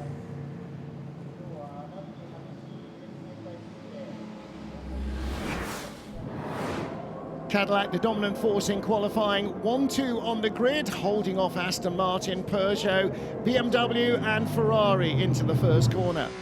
And it was a clean start in the hypercar field, a couple of little errors. Lock up from the number 7 Toyota, costed a spot. In LMGT3, a jump start, Darren Leung got ahead of everybody down into turn 1, but had to serve a penalty. 54 Ferrari got slightly eased off across the gravel by the 81 Corvette. The start of trouble for the 54 car that won here last year. James Cottingham took the lead from Darren Leung as McLaren went 1-2 in the first hour, with Aston Martin and Corvette battling behind. But a mistake by Harry Ticknell caused huge damage to the 38 car, and then a mistake from Ferdy Habsburg also caused a puncture for the number 8 Toyota. That looks like a strong run, might be out of bed. Into the pits from third, 009 Aston to serve a penalty. Safety car for damage, and to clear up some debris, and back to green flag racing with the resurgent Peugeot Loic Duval jumping up into second place to separate the two Cadillacs. A 3-minute penalty for the number 8 car, which pitted when the pits were closed and didn't pit for a second time. And then trouble, the number 15 BMW snapping sideways on stone cold tyres after being caught out by the 99 Porsche into the barriers. Safety car out for barrier repairs, and the 15 car out of the race. At this stage, Cadillac was still looking strong, but away from the restart, it was the 99 Porsche who the safety car had favoured, taking the lead as the Ford Mustang and Porsche battled for the lead in LMGT3. And then Peugeot taking the lead of the race. A robust move through into first place. Number 7 Toyota fighting its way up the order past the 99 car. And then it was open season, 51 Ferrari turning around the 99, lucky to avoid a penalty, lucky also to avoid damage, which came the way of 27, as 007 on cold tyres also ran into him. Tom Gamble out of the race on the spot, and another full course yellow period. Back to green flag racing, Porsche the dominant force at this stage in the LMGT3 category, as Peugeot battled Aston Martin and Alpine in the lead of the race. But the Aston Martin soon dropped off the pace, overhauled by Ferrari and Porsche. The hypercars have to take a few chances to get through the traffic. Kevin Estre diving to second place. A late braking manoeuvre into corner 10 as he charged towards the front of the field in the number 6 Porsche. Getting by the Alpine as well. And then the final round of pit stops just before the last hour of the race. Our current leader, Charles Malaysia, in the 35 Alpine. They gambled on just 2 tyres and took the lead in the pit stops. So, in the shadow of Mount Fuji, it is Alpine who lead Peugeot, with the Porsches in 3rd and 4th. Caddy up to 5th with the number 12 car that started on pole. And the second Peugeot still in a top 6 position. The best Ferrari is 7th. Toyota's number 7 is up to 8th place. BMW and the 009 Aston still in the points. Outside the points, the 83 car that's second in the championship for drivers, the 51 car that's leading the Drivers' Championship. And right now, Ferrari's hopes of tying up the Manufacturers' Championship here seem to have faded, and that is likely to go with all the other title races down to the season finale in Bahrain in November. Yep, as we said a little earlier in the programme, worst places to go in the winter than a long weekend in Bahrain. Come and watch some motorsport with us. You would be made very welcome, not just by the WC paddock, but the fine people at the Bahrain International Circuit as well. Now, here in LMGT3, though, that's your race leader and your championship leader, and it is possible that Manthey First Form, if all goes their way, could end up with the titles in LMGT3. They lead the team's title, and their trio of drivers who've been the same all year lead the drivers' standings. Their closest rival, the 21 Ferrari, is 4th. Their next closest rival, the 33 Corvette, is down in 13th place and out of the points. So it's becoming very much a 2-horse race, and unless the 21 Ferrari can do something, looks as though Manthey First Form should tie up the LMGT3 titles in the next hour. But, as we know, an hour in World Endurance, anything can happen. So, top 3 overall, as we watch side by side the 50 and the number 7. Kamui Kobayashi under attack here from Miguel Molina. Lead this race with Charles Malaysia, taking the gamble to change only 2 tyres. Last pit stop, take the time, take the track position. It's the virtual Manufacturers' Championship. As you can see, it's not been a great day for Ferrari on the form we're seeing there. Neither could at that stage make that move stick. So the number 7 car powering back, trying to make the best of the car they've got underneath them, have led this race. And you see the top 3 teams there does not include last year's Manufacturers' Championship winners, Toyota. That's the season they have had. I'm not sure that they've been out of the top 3 in their entire careers in FIA WEC. Absolutely certain they haven't. Yes, there's only been 3 manufacturers at most for most of that time. Last year they took the championship, snatched it away from Penske Porsche in the final race, in the final stints in the final race indeed. Robin Frine's taking a sniff here at the number 50 car, so the pain for Ferrari in terms of the points tally at the moment could be heading in the wrong direction for their taste. Not least because the number 50 car of Antonio Fuoco, which is currently lying in 8th place, is under investigation for an incident with Malte Jakobsen, and the 51 car of Pierre Guidi for an incident with car number 12 Alex Lynn. So both Ferraris may end up or may not end up with penalties. We'll wait to see how that works itself out. In 9th place with Robin Frines. Yeah, we're almost at the point where there's so much under investigation, it's probably better to wait and see what happens for the out tray rather than the in tray. There are 46 minutes to go, everything's still up to grabs.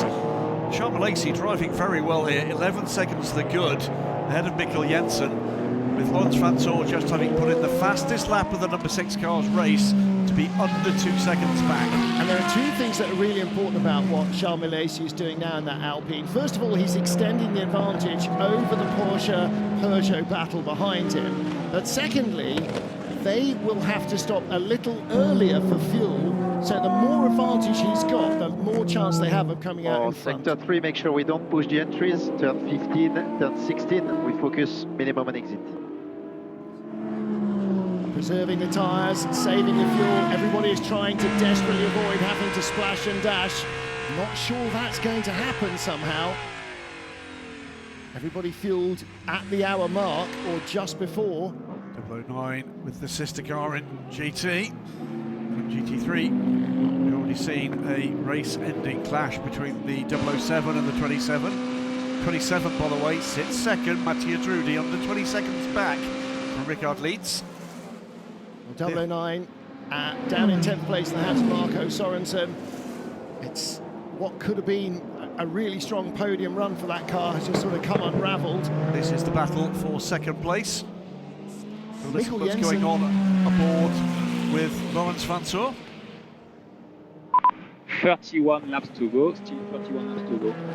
They are going to struggle more than us at the end of this stint, so more the laps, the better it will be for us.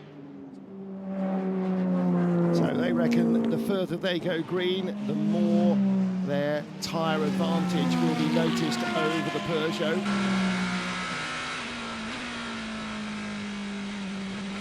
Inside the last three-quarters of an hour in Fuji. The sun's come out to play. There's talk in the week that we might see rain here. It's not been a sniff of it, and it's been a magnificent stage for what's been an absolutely blinding race in both classes. I've had a couple of reports from outside that there's been the odd spit and spot, but that was nothing that really worried the teams at all. Here's the battle for the lead in LMGT3, and this is absolutely critical for the AF Corsa Ferrari Alessio Rivera, and that's because the final stop has been completed by Richie Leeds and also by Mattia Drudi in the heart of racing Aston Martin, the Manthey Porsche coming in from the lead. Again, remind you while we're with our LMGT3 pack, Goodyear's Driver of the Day, the Wingfoot Award, that will be awarded on the podium here, and the selection for that winner will be made by you, the viewing and social media using public. Vote now on Instagram at FIWEC_official. This is a critical battle. The 21 Ferrari trying to keep themselves very much in contention in the championship. They are chasing the 92 Porsche. If they finish in front, they will defer the championship decider to Bahrain. Meanwhile, the Aston Martin, again, the irrepressible Marco Sorensen, came from 17th to 7th after the drive-through penalty that took him out of 3rd place, and he's all over the back of Miguel Molina's Ferrari.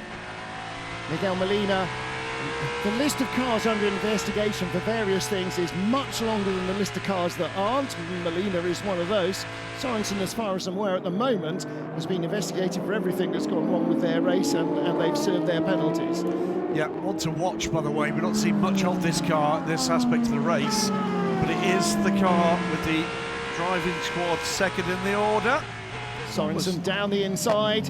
He's just set the fastest lap of the race for that car. It was also the fastest lap in the entire field on the last lap. So that is the quickest car on track right now, the 009 Aston Martin. It was quite a slow lap last time around for Miguel Molina. Has he got a problem of any sort? We'll keep an eye on that. Robert Kubica is catching this pair, and I think that's in part the reason why Sorensen was looking for a way by quickly. But the pace of the 50 car, what's going on there? You're implying that Sorensen is looking in the mirrors. I don't think Sorensen is looking in the mirrors. Not today, Jim.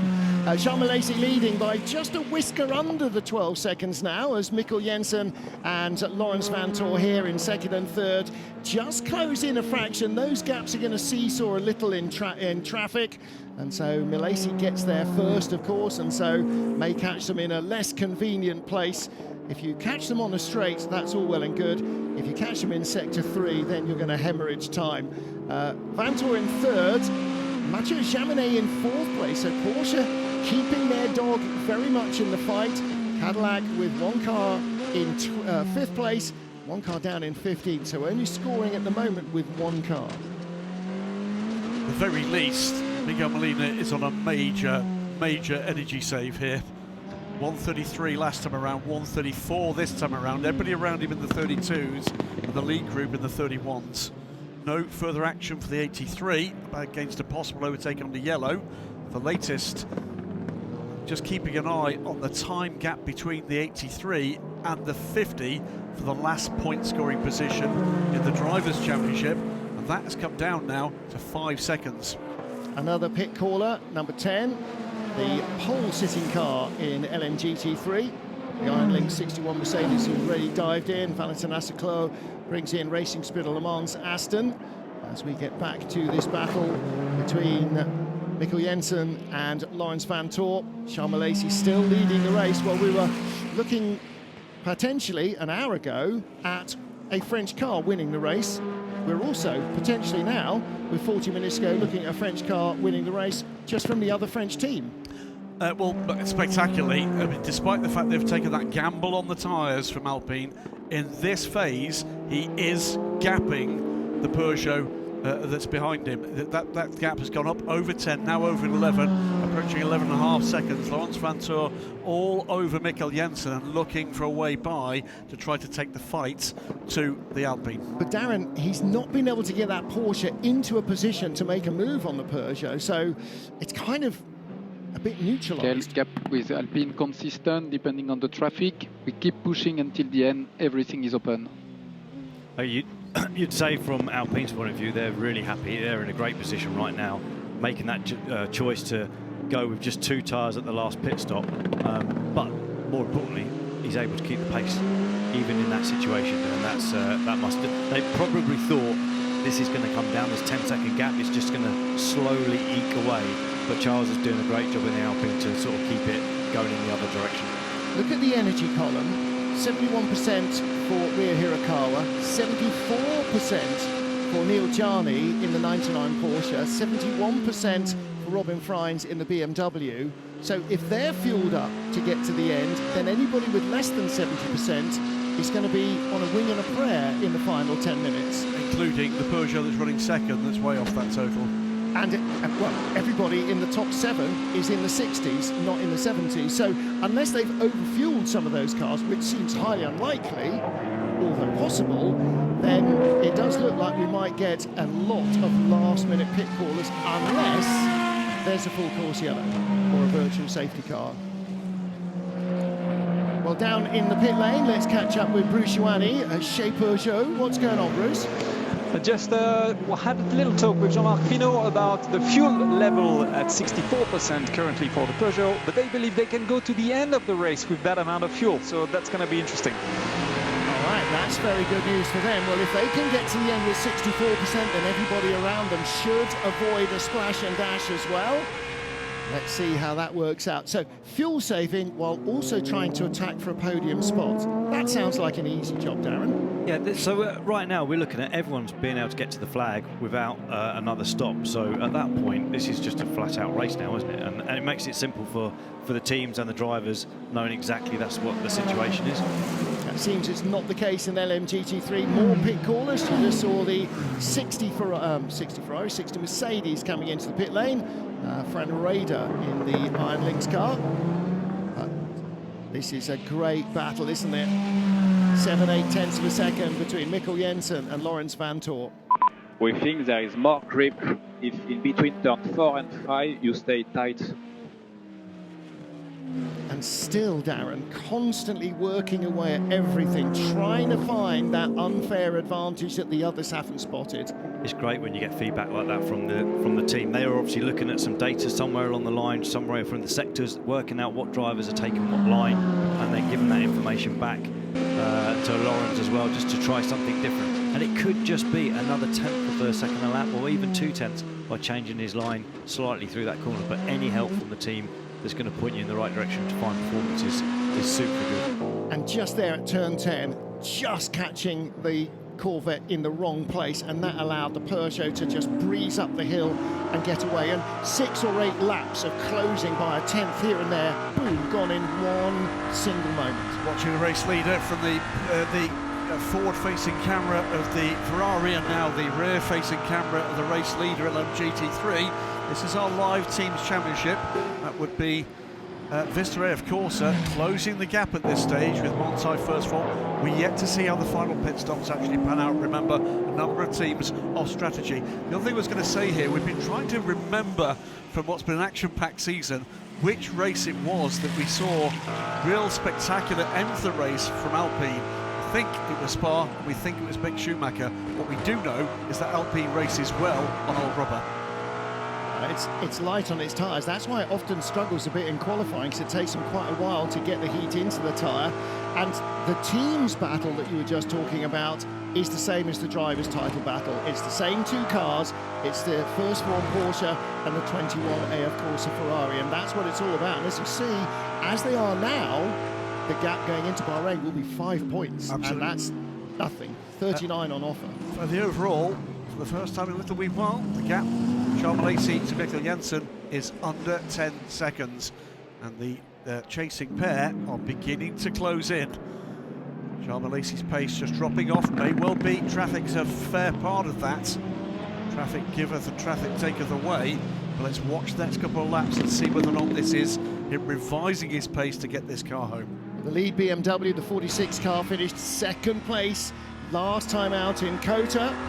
That is their second podium. They took second place in Imola as well.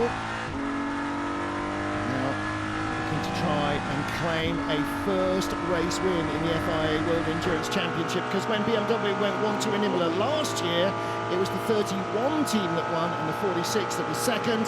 So Valentino Rossi's been a visitor to the podium, just not yet a race winner in a second World Championship discipline, with rather more wheels than all his previous race wins. But that 46 car, significantly less energy in all the cars behind. So I think it's going to be a trip down pit lane before the end of the race for the 46, whereas pretty much everybody else is sitting around the 54, 55, 57% margin. They're at 37. But cars that we've seen pit are now in the 70% fuel remaining, so anybody less than that, you're assuming, might have to stop at some stage. And stopping earlier or later, the earlier you stop, the more fuel you have to take on, because there are still more miles to get to the end. The later you stop, the shorter time you're putting fuel into the car, because you've got less distance to cover before the end of the race. Still the chasing pair, by the way, nibbling away at the lead. This, though, is the 94 Peugeot, trying to get onto terms with Alex Lynch, Stoffel Van Dorn. The 94, trying to get onto terms with the 5th place Cadillac. Well, you can see, as of now, Ferrari adding just 1 point to their current tally. That's 10th place with number 50 car, whereas Cadillac is scoring for a 5th place finish, and Porsche 3rd and 4th place finishes. So that's a total of 27 points that, if nothing changes, would be added to their tally. So there is the caddy of Alex Lynn, and right behind him, now closing in, Stoffel Van Dorn in the 94 Peugeot. And again, if he takes this position, then Cadillac lose a few more points in the battle for the overall Manufacturers' Championship to Porsche, and they will still outscore Ferrari. But they need to try and grab every point they can with the 12 car, because the 38 is not in the game. Just a camera shot a few corners ago where Alex was going through turn 10. You could see the sun's down now at such a low level, so that whole drive up from 10 up to 16, especially with the screens at this stage of the race being quite dirty, it does make it really difficult visibility-wise with your sun in your eye at that point of the circuit. Stoffel Van Dorn all over the back of Alex Lynn. Okay, we start to see deck coming for the car in front. We need to keep on pushing. Starting to see the car in front, tyres degrading. That means they're seeing it sliding around a little bit more, and he'll be aware of that as well, and he goes by under braking. Down into turn 10. First chance he had. Little round of applause there from the Peugeot team in the garage, as Stoffel Van Dorn moves up to 5th place. 2nd and 5th for Peugeot. Yeah, that's a gap, by the way, for the lead. Still around the 9.5 second mark, nibbling away. Alex tried to close it in, just probably a bit too late. Stoffel had already made the sort of move, and then kept it nice and slow on the apex, just to kill the momentum from the Cadillac, and then just had a nice drive out through 11. And what a difference it's made. Look at the lead that he's got across the line now. He's going to come across the line about a second ahead of Alex Lynn's Cadillac. 0.948 of a second, in fact, so that's not too bad considering he was behind after the end of sector 2. Yeah, Peugeot moves on. Yeah, uncorked from that. Let's see what progress Stoffel van Dorn could do now. Make now. He's 7.5 seconds back from Mathieu Jaminet. It's still Charles Malaysi leading, back over 10 seconds again now. 31 minutes to go. Ahead of Mikkel Jensen, Alpine from Peugeot. What a day for France. And then the two Porsches, who were, to be blunt, nowhere in the first hour.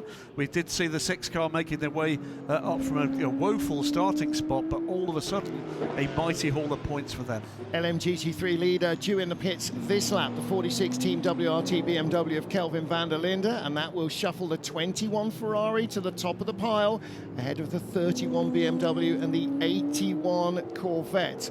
So who else needs to stop and how long will they have to stop for?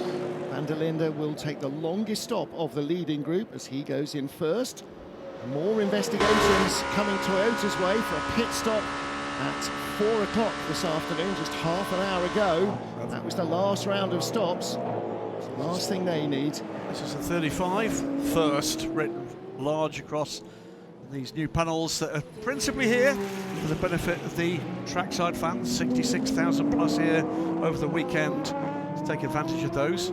But looking at the timing and scoring, Marco Sorensen is beginning either way, with or without that investigation, to close the gap to the number 7 Tota. Once again, Goodyear Wingfoot Award, the drive of the day in LMGT3. You can vote against a number of options. Quite well involved somebody aboard this car. FIWC_official. Your votes will determine who's on the podium to receive the Wingfoot Award at the end of this race. So from the lead, the 46 BMW, the first of our front runners to stop. And they're not going to brim the tank. They'll only put in enough fuel to get them to the end. They will have calculated that to the last couple of grams, Darren Turner. You don't want to carry any more weight than you need to. And of course, fuel in the tank is weight in the car. Absolutely. I mean, they're just going to put the minimum they can get away with, no tyre change, so at least the outlap's not going to be too slow, can get straight back on it. With the weight change of like a half a tank of fuel, it's not going to be too much of a difference in terms of balance. There's your new leader then in LMGT3, the 21 car, and as of now, Vista AF Corsa for the first time take the lead of the championship by 2 points from Manthey First Form, the 92 car down in 8th place. Of course, this is not how they finish, at least not yet. There's the 92 car, came here as the points leader. Yeah, 8th place at the moment. Richie Leitz has got 4.7 seconds to find to get onto terms with the car that was leading the race. Buemi, Ricardo Leitz, James Collado, only drivers to make 80+ appearances, all with a single mark, and they're all in the race today. Yep. Some of the others that have more starts than that have been with different manufacturers. And one of them, Christian Reed, has sort of retired, sort of, until the next time we see him with a helmet on anyway. Keep an eye on GT3 at the moment, correctly so, but also we did say we keep an eye on that closing gap for 10th overall. Robert Kubica in the Drivers' Championship challenging 83 car is now under a second and a half behind the 50 factory car. That's going to be an interesting dynamic. Yeah, I don't think Kubica is going to pay any attention to radio messages in the final 27 minutes. If he gets behind 50, he's going to try and go by because they want to win the driver's title. And if they don't score here, then it has to go to Bahrain, and only the points in Bahrain will count in their battle, particularly with the 51 crew. So Charles Malaysi leading the race for Alpine, and behind him in second place Mikkel Jensen, and Jensen still a second clear of Laurens Vanthoor. For all of the encouraging messages from the Porsche pit wall, Vanthoor cannot get within striking distance. He just can't get close enough down. It keeps sort of ebbing and flowing between like half a second to 1.5. Most of that will be the traffic, but yeah, it seems that the Peugeot has got the hand really in terms of it can at least run at the same pace as what the Porsche is capable of. And again, Alpine, fantastic with the two-tyre option, got that track position, made that little buffer. And actually, here we go, Peugeot's just gone off turn 3. Yeah. This could be an opportunity for Laurens. Too much curb on the inside, didn't he? You saw the sparks fly, and he ran out wide as a result. Now Vantor is in striking distance, and traffic, the 46 BMW, could be the real problem here for the Peugeot driver. Mikkel Jensen, maybe a momentary miscalculation as he was worrying about the traffic.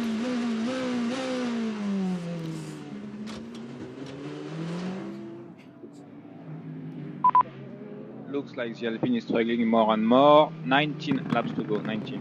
You are catching him. Interesting, he's getting the gap to the Alpine. That means they've taken as read that he's going to go by the Peugeot. Which could be right now. That could be right now. Oh, but the McLaren on the outside is going to mean that Vantor can't run out wide. McLaren's still there. Now he's on the straight effectively, but that cost him momentum, and there's breathing space for Mikkel Jensen. I've noticed on turn 3 the bollard got knocked out of the way probably about an hour ago, and more cars have been cutting that curb on the left, and it looked like on that lap then Jensen just went a bit too far over it. That was contact. Marcus Sorensen, the back of the number 7 Toyota, and mercifully both emerged relatively unscathed. Same corner where Tom Gamble made contact with the 27, part of Racing Aston. So Sorensen rushing up behind that Toyota, and I think being caught out a little by the speed of approach. Maybe Kamui Kobayashi just had a little fuel save or something there. Kamui got away with that. It looked like no major damage. Back to battle for second. Mikkel Jensen still with Laurens Vantor. Half a second, 6/10 behind. 24 minutes and change to see whether or not it's going to be Alpine with a third hypercar victory in the FIA World Endurance Championship. Never forget the grandfather car in 2022 that held the banner high, but it certainly would be the first for the A424. Or would it be Peugeot, Mikkel Jensen in the 93, or a Porsche going to follow up on triumphs here previously with another, with the 963 and the number 6 car. He is super close now, isn't he? All over the back of Mikkel Jensen. Laurens Vantor, Kevin Estre is wheeling him on. Laurens Vantor with a bit between his teeth, but again, the Peugeot just stretches that margin down the straight. I'll tell you, by the way, 10th position has gone the way of Robert Kubica. Well, that didn't take long, did it? 2 laps ago, it was Kubica's closing on the 50 car. Now he's gone by into 10th place as we watch the battle for second. It makes no difference, by the way. Well, it does make a difference in the Drivers' Championship. It makes no difference in the Manufacturers' Championship points for the 50, because the 83 is effectively invisible for that. Not a factory entry. So that means that although it doesn't finish 10th, the 50 car gets points for being 10th, because effectively there is no 10th place car, because 83 is a privateer entry. But Giuliani is closing. He's away back, 13 seconds back, and closed nearly 3 seconds on the previous lap. So that's one to watch. But of course, that doesn't matter either in terms of manufacturers' points, because that's a privateer Porsche as well. So if they're invisible, unless you're pushed down to 12th place and you're only given points for the position that you finish in, as opposed to how many cars are in front of you. Not the case, correct. Yeah. So in LMGT3, it's going to be about who's on the edge, who's able to save fuel, and this is the point at the moment. If you're under pressure, that's going to make it more difficult. And I think it's the top 2 cars are the 2 that are closest to the edge. How close? Well, we're going to find out in about 22 minutes and 34 seconds. We are indeed. The other Alpine in the pit lane, the 36 car with Mick Schumacher at the wheel. Charles Malaysia continues to race on at the head of the field. There's the sister car.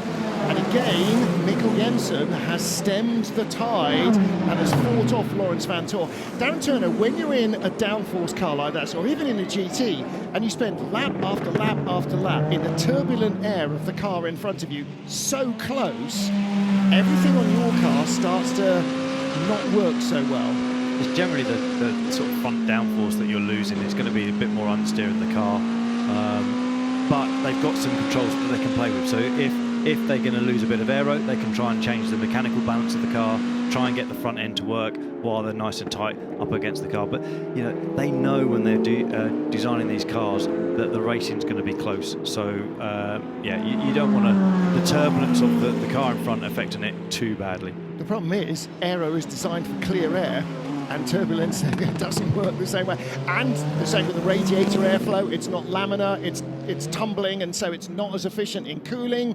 The brake cooling isn't so efficient. The tyres start to overheat as they're understeering and scrubbing.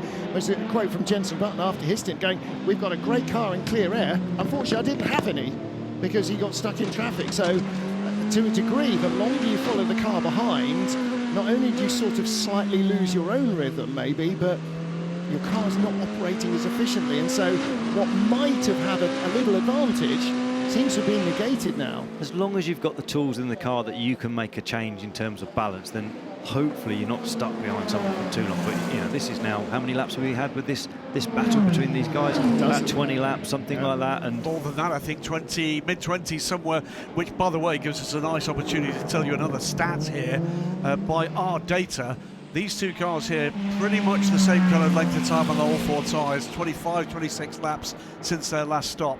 The car ahead, the Alpine, left side, the same kind of age as that, right side, 72 laps. If this is a winning run from Charles Malaysia, it's going to be one of the stints of the season. Well, he's had the advantage that he came out in not so much in clear air, but with nobody up his backside. So if you haven't got a driver pushing you hard from behind, then you've got much more chance of driving in a way that the car is comfortable with, haven't you, Darren? You can allow the car to sort of almost dictate where it needs to go without having to wrestle it and fight it and shut the door and bounce it over curbs like these two are doing. Other than having to sort of navigate the GT cars, basically he can keep to the line that he wants and just slightly underdrive the car and not be in that sort of situation where you're overdriving because you're in the heat of the battle. Other than having to try and get past 17 GT cars. Yes, you're absolutely right. I'd sort of forgotten that in my theory. Looking here at the 77 Mustang, Ben Barker just ahead of 46. That's Sheldon van der Linde, and whistling through them comes 51 Ferrari. Kelvin van der Linde, van der Linde's confused again, and the Ferrari tried to get around the nose of the car and didn't quite make it. It is the 50 car of Antonio Fuoco. It's been dropping back, it's lost that position, as we said a little earlier, to the 83. Pace has not been there for quite some time. Car 51, by the way, that 6 track limits one we said must be 45 minutes ago. It's a 30-second stop and go penalty for the 51. Utterly disastrous day for that crew. Yeah, it really is. Well, that's why the 50 car, and it's Miguel Molina, not Antonio Fuoco now, got sideways because he got wrapped around the nose of the 46 BMW. We're back on board with the 46 car. This is the battle for 6th place. Kelvin van der Linde and Ben Barker. So the car is front is 4th position. If we can pass him, we need to pass him. And as he says that, there he goes. So Kelvin van der Linde doing exactly that. But look at the 92 car. Remember, that's our points leader in this battle. This is the battle for, what is that, 6th, 7th and 8th. So it is BMW, Mustang, the blue oval from Ford, and the blue Porsche from Porsche. Yeah, the good news for the Porsche is immediately these two are wrestling each other again, not paying any attention to what's going on behind, and the Porsche is suddenly right on them. And Richie Leitz will be taking no prisoners here. If he can get inside the Mustang, he absolutely will, and then deal with Kelvin van der Linde if he can as well. Richie Leitz, one of the old guard of the FIA World Endurance Championship, one of the most experienced, and with multiple titles in multiple classes of GT racing. And the man with the driest sense of humour this side of the Sahara Desert. Well, Austrians are renowned for their sense of humour, aren't they? They are. Going past is the 99 Porsche, the Proton car in 12th place, chasing Miguel Molina in that 50 Ferrari. He's still a few seconds back, 4 or 5 seconds back, and he's now losing ground in this battle because Molina got by them, sort of, at turn 10. And Ricardo Pera in the first form Porsche has won the driver of the day vote. This is Ricky's car in the hands of Richard Leitz. Richie Leitz, you've raced against him for many, many years. He's a very, very tough guy to beat.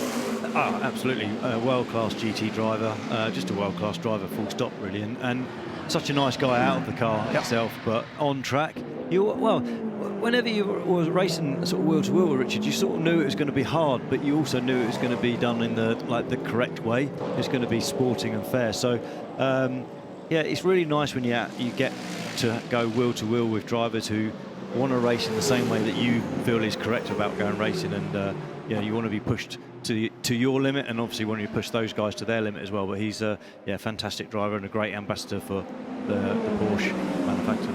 Car 51 in the midst of its 30-second stop and go for track limits, battered front end on this one. Also car 59 for United Autosport sits 5th in the LMGT3 battle. The Hansa Gregoire Saucy, that will be getting a 30-second stop and go, overtaking on the safety car 2 hours ago. So there's still action to come in the paperwork department.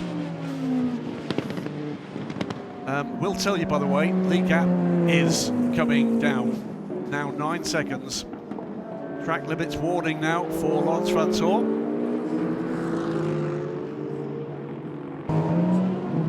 I'm losing too much front when I get close to him, and I don't have the traction then. I don't know what to do, I'm stuck with settings. Just losing too much downforce. And as the car washes wide and understeers wide, he's exceeding track limits. Yeah, or he's doing it trying to cut the corner to allow for the understeer and sort of overcompensating. But that says everything. He's tried every tool that he's got in the box to try and get a mechanical balance to try and help that understeer, but there's just nothing left for him to be able to do. And that was the critical thing for Mikkel Jensen as we see the Porsche go by the Mustang for 6th position. This is points in the Drivers' Championship in the bag, if he can make that stick. Ben Barker coming back at him, trying to go around the outside into turn 3. The Porsche's still there. Barker cuts his nose off. Well, neither were giving an inch there, and Richie Leitz saw that door was going to close and so had to take to the curbs. More in it for Richie Leitz at this stage for a race-ending error or clash. I think he was prepared to give that corner, but he looks at the moment like he's got the racier car. Yeah, and they need to finish. They must finish this race. That Manthey First Form team, whether it's in 6th or 7th or 8th, it doesn't matter. Their rivals, the 21 car, currently leading, so they must score to have a better chance of taking the title when they go to Bahrain. More investigations going on. We'll catch up with those if decisions get made. The stewards have only got 14 minutes in which to do so. Vista AF Corsa now with a 2-point lead still as it remains. But this is why this is critical, because that could switch it the other way around. Every single point now, as in every race of the season, is what makes your championship. But you see that the Porsche has got pace, and so if Ben Barker can hold him off here, they're not really in championship contention, but it is a position and racing drivers don't like giving those up. So that means that Richie Leitz is going to have to try even harder to go on. 13 minutes to go. Charles Malaty's gap 9.3 seconds, coming down but not quickly enough to be a reason for alarm. There it goes. Leitz on the inside. This time it's a much later dive. There's a little bit of disturbance there as the Alpine went through as well for the Mustang. A little bit of applause there from the Manthey team. Last year's champions in drivers and teams category with the First Form crew. I beg your pardon, with Pure Racing, now with the First Form crew, looking to double down on that. On board with Lawrence Vantor, 3rd place, just ahead Mikkel Jensen. And all of that defence by Jensen, all of those moments where Vantor got so close, desperately important to hang on and not allow any chance for the Porsche to get alongside you. Black and orange flag, by the way, for Ben Barker, who's on board with Lawrence Vantor. Tyre pressure, so that will be a technical regulation. Yep. They have tyre pressure monitoring system in the cars, and if the pressure drops too low, that becomes a safety issue. There's a minimum safety level of tyre pressure and camber mandated by the tyre manufacturers for each of the classes. So Michelin dictate those for the Hypercar tyre, and Goodyear dictate those for the LMGT3 tyre. And now running out wide, here comes the Porsche on the inside. Finally, is this going to be the change? And it might be. Oh, goodness me, Mikkel Jensen. Well, I was about to say, it's the right moment to look back and see where the historical landmark sits. Alpine, last win in the FIA World Endurance Championship was Monza in 2022. Peugeot have never won in the FIA World Endurance Championship. Their last international sports car win, the ILMC, the Intercontinental Le Mans Cup, Zhuhai, at the end of 2011. Porsche, last month, Kota. Let's hear from the Peugeot team. Very good, Mikel, very good. You keep going, you're doing well. 7 laps, 7 laps. So close, so close. It's been a battling run from all of these guys, hasn't it? It's been a fabulous race, and yes, the overall freneticism of competition may have just dipped as these have put themselves into battling pairs, but every position has counted, and it's been hard fought and hard defended.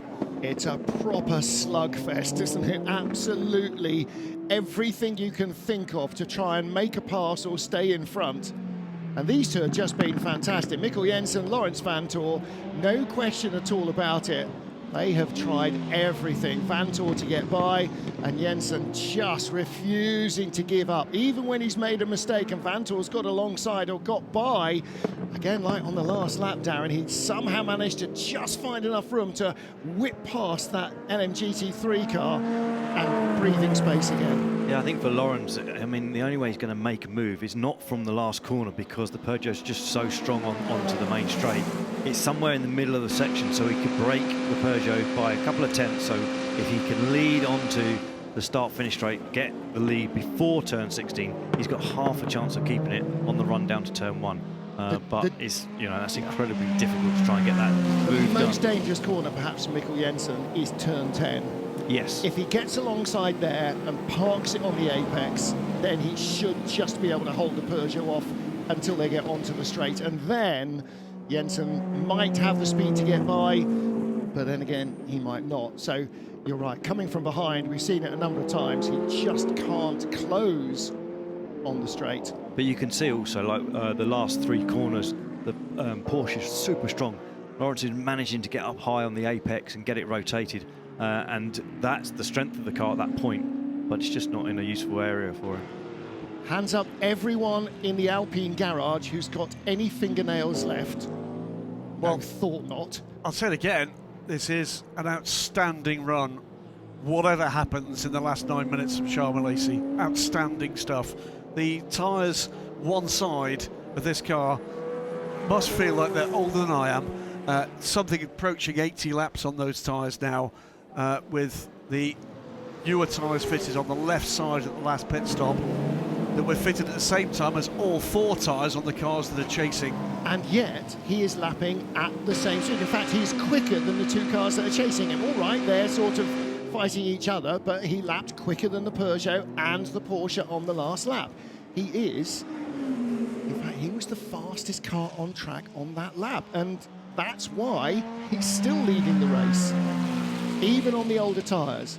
And that tells you something, and this tells you something as well about the Peugeot, that they've not given up track position or lap time, even on older tyres, against the Porsche. So this is maybe part of the reason why Alpine and Peugeot have struggled, is that they're too gentle on their tyre sometimes when you need to be more aggressive. Meanwhile, talking about aggressive, 46 and 92, side by side. And this is the battle for 6th position. 5th. It is for 5th, yeah, that's right. Richie Leitz ahead of Kelvin van der Linde. Coming into that, van der Linde goes back past. It was only a few laps behind ago that Richard was probably about 3 seconds behind the BMW, so he's definitely got more pace to be able to close that gap. But is it enough to make the move stick? Well, they've eased away from Ben Barker in the 77 Mustang in 7th place, way behind them. Meanwhile, it is still the 21 Ferrari that leads from the 31 BMW and the 81 Corvette. And there are 31. We're on board with 81.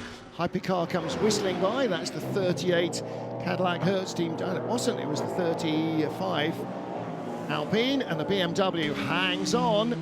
Charlie Eastwood attacking hard. Let's hear what the team have got to say.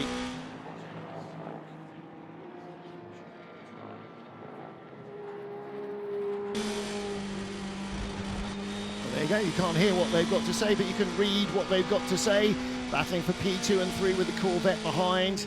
Everything you've got. 2 to go, then we box. Now, if they're going to have to stop, it looks like the other cars in the top 3 are going to have to stop as well inside the final 10 minutes. So if they've got to stop, let's have a quick look at the GT3 Energy. That is the 31 car. That's going to mean that the 21 car has to stop as well. So it is game on here for real points. Yep. And tight as well, I'd say as well, for maybe the number 81 car. And the 92 car should come zooming up the order here. We're hearing from the pit lane, Bruce Joanny reckons a splash for the top 4. So 21, 31, 81, 54. And that means this battle is for the lead. Might be the race. Yes. Well, this is 31.81, so it is the 46 BMW. 31 breaks for the border now and peels into the pit lane. Would say there's quite a big gap to play with here, so that this is going to be really, really close. In the last 5 minutes of this race, it could be turned on its head. It always does it, doesn't it? Every single time. Well, it was wets to slicks, wasn't it, in Qatar, that suddenly saw 4 cars race through the order. Ferrari achieving its first LMGT3 victory in Japan last year, but of course the 54 car, that was that team's 3rd win in GT, 2 in GTE AM, in his 31, and out goes 21 and 31. So Charlie Eastwood leads now. Does he need to stop? We believe he does, yes, with 3%. Davide Rigon, first to the flag last year, with 6%, 5% last week rather. 2 weeks ago, probably not going to make it through unless you're Rivera 10%. Now I'm sure that Augusto Farfus hasn't got 99% fuel left. That might be a slight glitch. Well, he might just have stopped, but they won't have brimmed the tank. Thought not. That's a big error if they did. But all up for grabs. So frustrating, I'm sure, for the number 6 car. But let's recognise what's been a stellar run here from Mikkel Jensen, the 93 Peugeot. And it's still not over because Lawrence Vantor is right there. Could this be the move? Not quite again. He comes tight in that final corner, and that allows Vantor to run out wide and use the momentum, and that gives him more speed onto the straight, which is the last thing the Porsche wants to do. It seems that the gap is closing as he gets through sector 3. But it's just not enough to make the move and make it stick before he gets into 16. I don't see any solution. And you just hear that frustration. Yeah, neither to us. 5 laps to go, 5 laps. Maybe turn 15, but yeah, difficult to find any solution. It's, I mean, Lawrence Vantor has got his big boy attacking pants on. He's going to send it. It's going to be a last lap lunge. It's almost the only thing that's left. Any opportunity, like here, right behind the Mercedes, if the Peugeot gets held up, this could be it. Corvette through and done. Its tiny splash of fuel is on board. It should get through. That wasn't the chance that Lawrence Vantor needed. It didn't hold up Mikkel Jensen's Peugeot enough. But that's what it needs. That's what's going to swing the balance, if anything. So 31 BMW has been through the pits, 21 Ferrari has been through the pits, the 81 Corvette has been through the pits, the 54 sits at the top as we watch again, closing in, maybe turn 15 they were saying. Is it this time? Will there be an error? There hasn't been so far. And different cars make their lap time in different ways. We can see from this that the Porsche makes a lot of its lap time in sector 3, the Peugeot makes a lot of its lap time on the straight. And here he goes again. Lights the afterburner and away he goes, and this has been the frustration for Lawrence Vantor for what must seem like the last 3 months. And if the position's reversed, if Vantor was in front, he'd hold up the Peugeot all the way through onto the straight and then might well have enough to stay in front by the end of it. But that's not where the positions are right now. Mikkel Jensen is 2 minutes and change, maybe 2 laps from the end of the race. More to the point, so is Sharma Lacey, and if those tyres were going to fall off a cliff, there's very little time for it to happen. 54 Ferrari, Davide Rigon leading in LMGT3, 2 minutes to go, 1% energy. They had the race win taken away from them with a penalty in Qatar. They are going to have to give it away. He peels into the pits, 21 Alessio Rivera, back to the top of the pile. I think that's the winning move for the 21 car at this stage.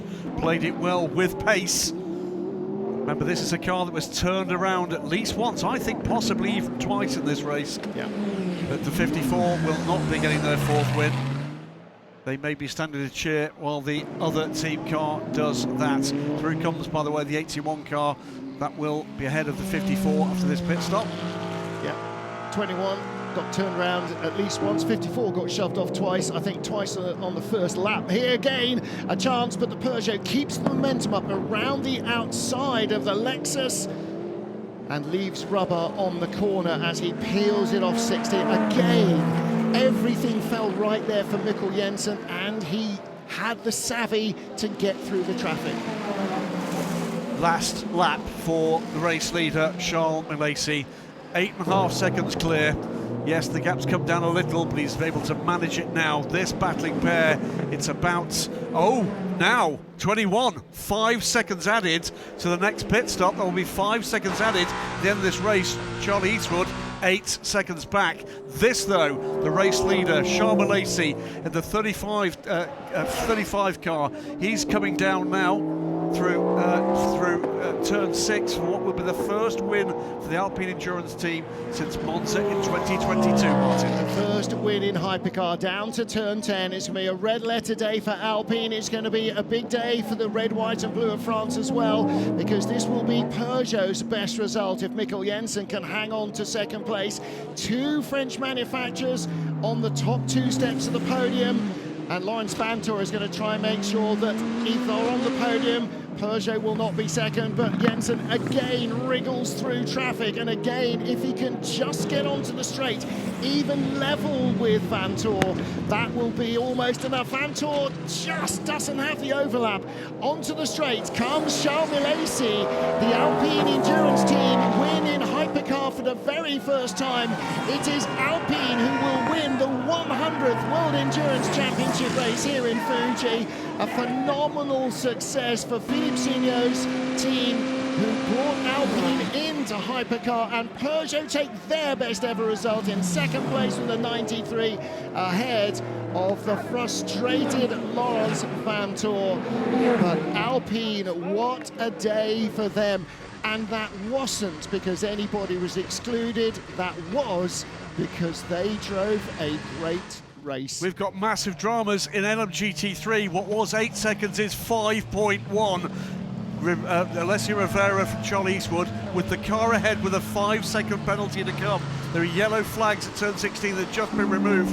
What is the gap going to be? It's under 5 seconds. Could this be changed at the line? Looks to me like the 21 car is going to cross the line ahead, or is he? This could be the second race in a row where an of course, a Ferrari wins only to not win. Charlie Eastwood 3.6 seconds back. I think he's out of fuel. Alessio Rivera may be on fumes. I think he's out of fuel. I can see the Corvette. Eastwood in the background. He might not even beat him to the checkered flag.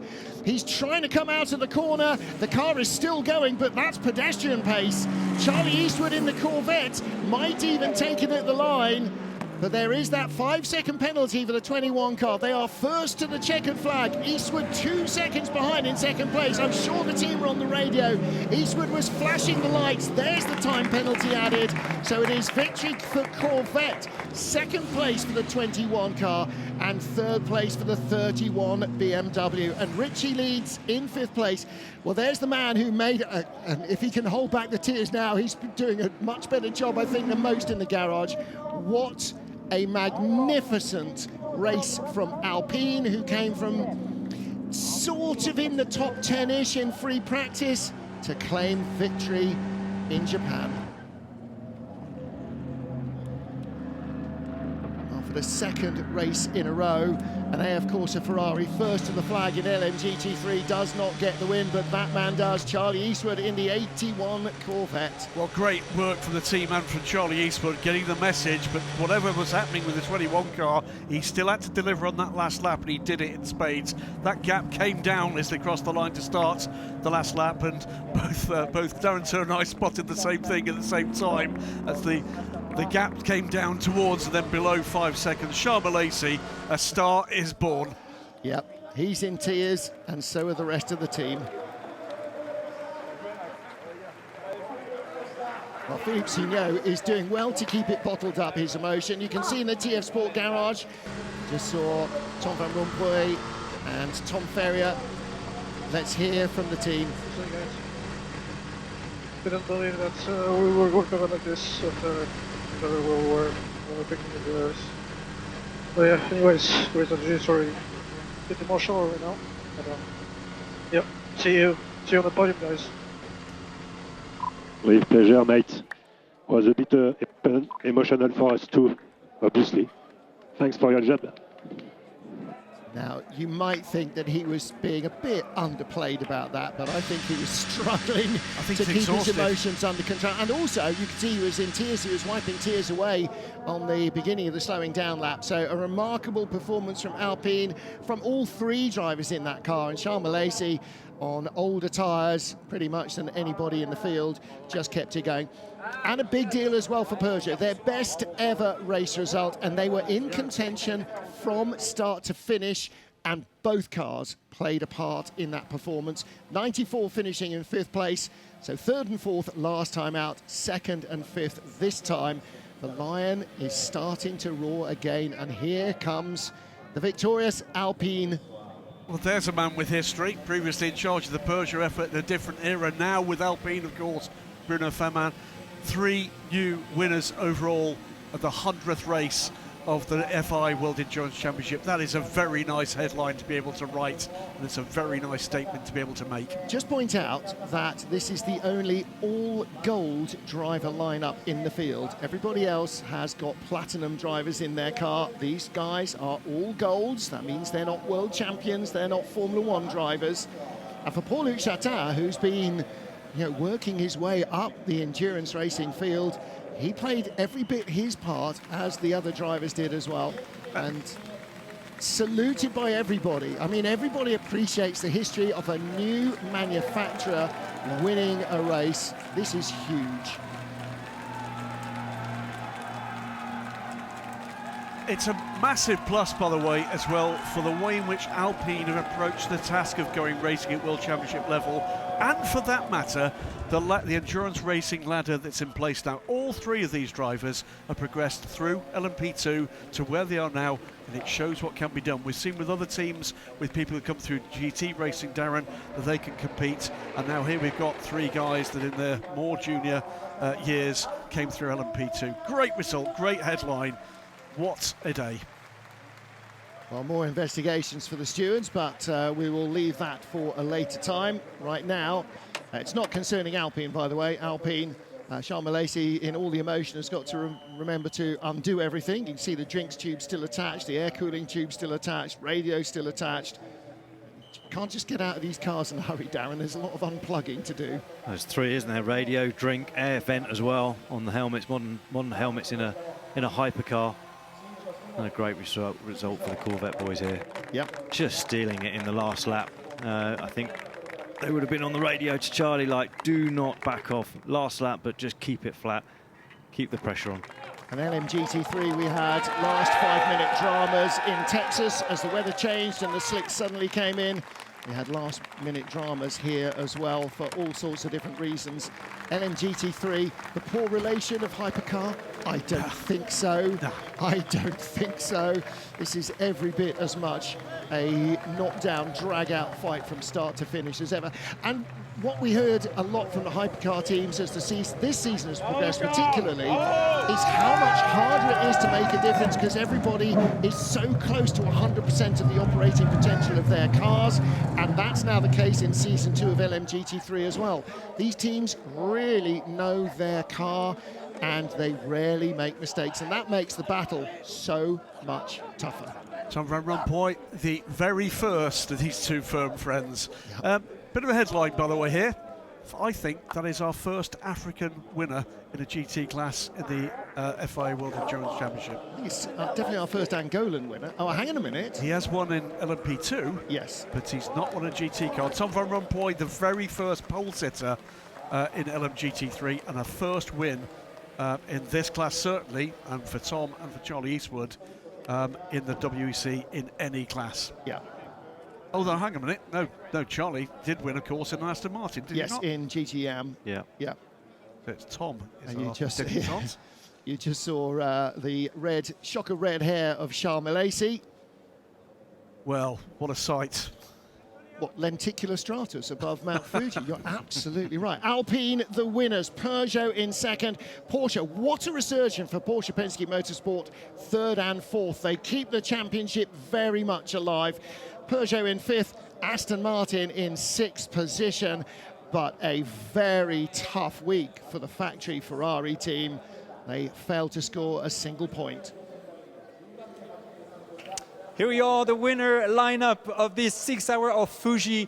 Who took the decision of changing only 2 tires? The move that was key for that win.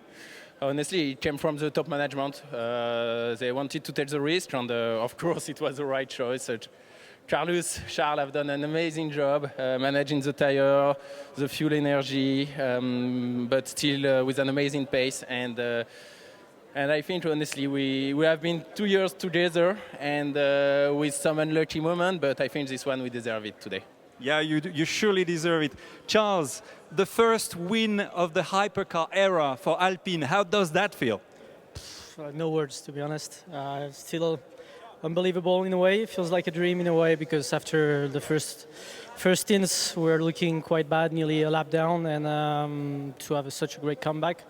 I think the team did an amazing job. First, the car was good in race pace. Not a lot of degradation on our side, and yeah, the strategy with the focus hill, I think, made us gain a lot of positions. And yeah, I think the last stint was probably the longest of my life. For us too. Yeah, I thought they were going to come back as like a rockets, and yeah, I think we just managed to have a great race car and no degradation. So yeah, not a lot to say more. Well, they didn't come back because you kept that 10-second lead and you did an amazing job. Ferdy, first win with Alpine as well. Alpine is a big family. Everybody's like cheering up. I understand the win, but it's a real joy for everybody, and you guys are so close together. First of all, I have the coolest 2 teammates on the grid. Anybody in the world would be the luckiest guy in the world to be teammates with them, and I couldn't thank them more for everything they've done. I want to also shout out 2 friends of mine that came out from Europe to cheer me on, and it's thanks to them partially that we got to win. And about the most epic crew of dressed Smurfs standing over there. I don't speak any French, but I can say enough to say merci beaucoup to all of you bastards for putting everything together this weekend, and we deserve that, man. You guys deserve it. We're going to call the Alpine crew the Smurfs now. Now, guys, it's time to go and celebrate with the champagne on the podium. Thank you so much again. Congratulations. Amazing victory for Alpine. Thank you, guys.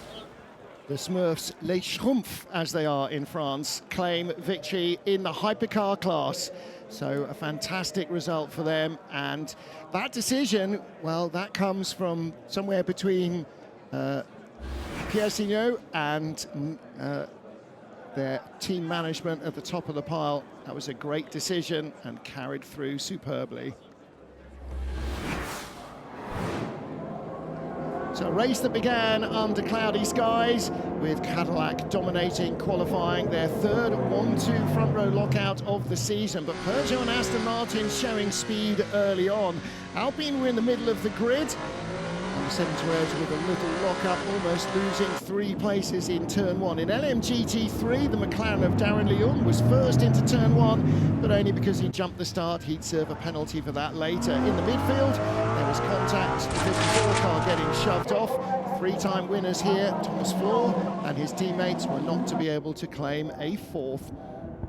Corvette versus Aston Martin early on, as James Cottingham took the lead from his teammate, and then the 007 Aston turning around the 15 BMW and puncturing the 83 Porsche, and then the contact with the number 8 car of the 36 Alpine, which cost the number 8 car a puncture, a pit stop, and then a penalty. Safety car came out, and after the safety car resumed, it was clear that the Peugeots had plenty of pace. Loic Duval moving up into second place around Sebastian Bourdais, as the Peugeot challenged to lead the race. 3-minute penalty took the number 8 car completely out of the equation.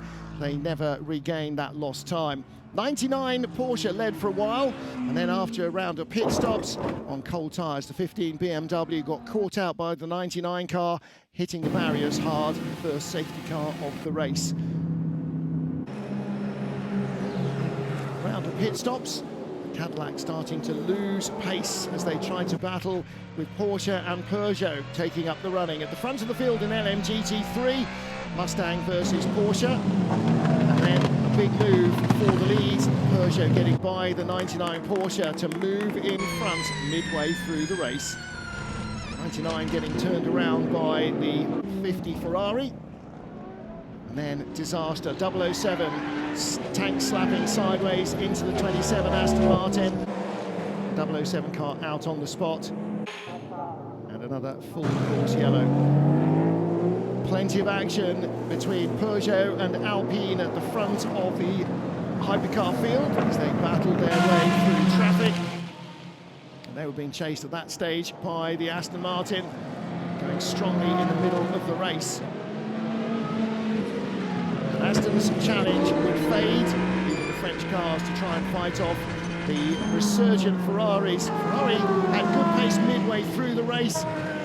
Operationally, they didn't make the best of their opportunities. Penske Porsche did, however, the number 6 car moving up into the top 3 at about the 4-hour mark. 81 Corvettes coming out on top at the end after a tough race with the 21 Ferrari and the 31 BMW. And in the hypercar class, it was Alpine who claimed victory. The first time the Alpine hypercar program taking a win. With the 93 Peugeot, the team's best result, second place finish, and the number 6 Porsche, a two-handed effort from Kevin Escher and Lawrence Vantor, rounding out the podium in third spot. And for Philippe Signot there and the rest of the team, it's a massive, massive moment. They felt at some times, Graham, that they just couldn't get the car to work, and then sometimes they got so close and either fate or operational problems got in the way. It's been a kind of pendulum performance, hasn't it, for them this season. We will make just a quick apologies to mild language you may have heard in that post-race interview. But about to go to the podium. Most disappointed crew on the podium, without doubt, the number 6 Porsche crew.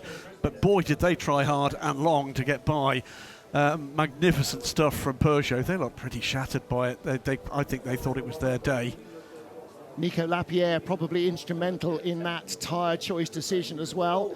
He runs the Cool Racing team CLX now, yep. in as was Cool Racing in ELMS, yep. And also is very much as part of the Brains Trust of running these cars. There's a kind of look there from the 3 Peugeot guys towards the 3 Alpine guys that had the air of damn you. Well, it was so close. Genuinely, it could have been them, it could have been the Alpine, it could have been the Porsche team, you know, but for a couple of operational errors, it could have been Aston Martin. They really had the pace. The 009 Aston Martin really had the pace here. And in traffic as well, and actually that's really important. The one team that looked as if they were never going to get there after about the second hour of this race was Ferrari.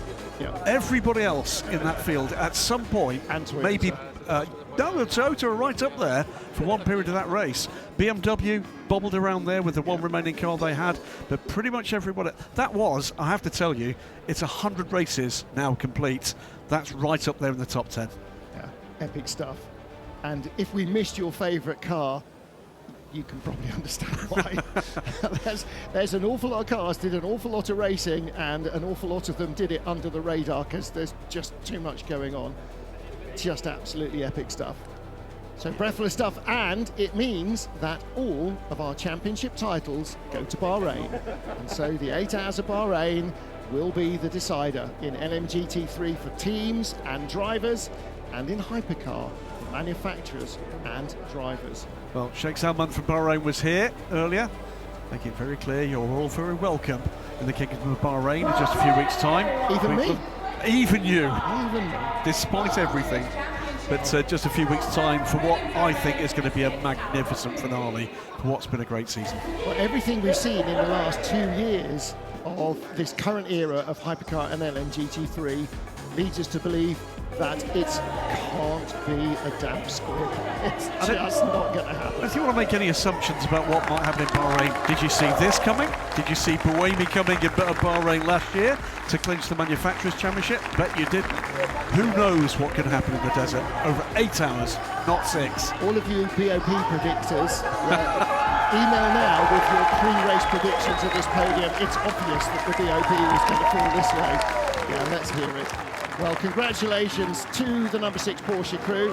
And don't forget, Penske also finished in 4th place for the number 5 car. So the captain doesn't get the win yet. But in Bahrain, who knows? They might be in the hunt for the manufacturer's crown at the end of the race as well. And big cheers for Peugeot. Huge cheers for the Alpine team. I think the Marseillaise is going to be very strongly sung here. Best ever result for Peugeot in WEC, and the best results for this new Hypercar program and Alpine.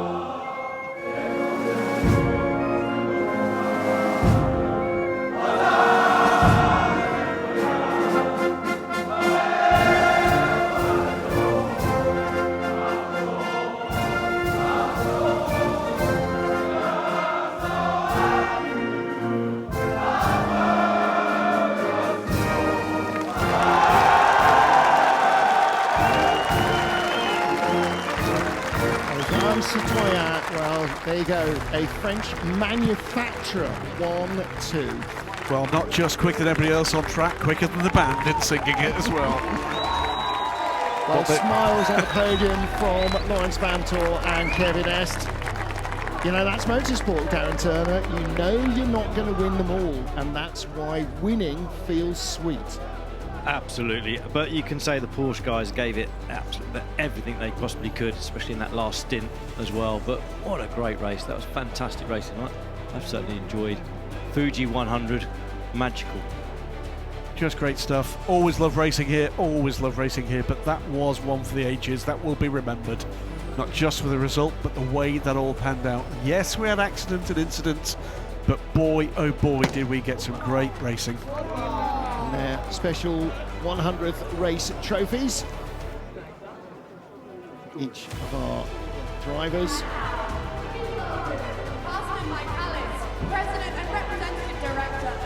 And it's really important as well, Darren, not just that you get into the lead and you somehow hang on, it's crossing that Rubicon. We're no longer people who think we've got a car that might win.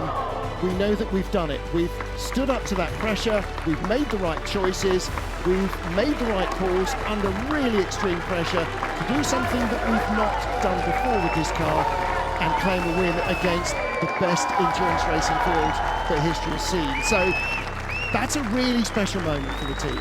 It just builds on the confidence, doesn't it, in the team. They're going to go away now, regroup after this weekend, head to Bahrain, just knowing that they've got a win under their belt.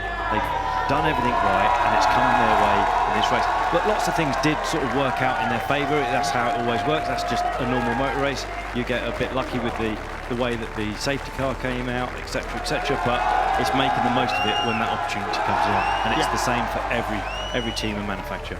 And the same with the Peugeot crew. They certainly had their foot in the door trying to take the win all the way through. They held on magnificently for second place. Third and fourth, last time out in Texas. Second place, the team's best result. They are tantalizingly close. If that car is as fleet of foot in a straight line in Bahrain, maybe it will be race 101 that goes the way of Peugeot. Trophies galore and big smiles there. You're absolutely right, DT. Things came their way in the middle of this race, but that was a hell of a fight to win it.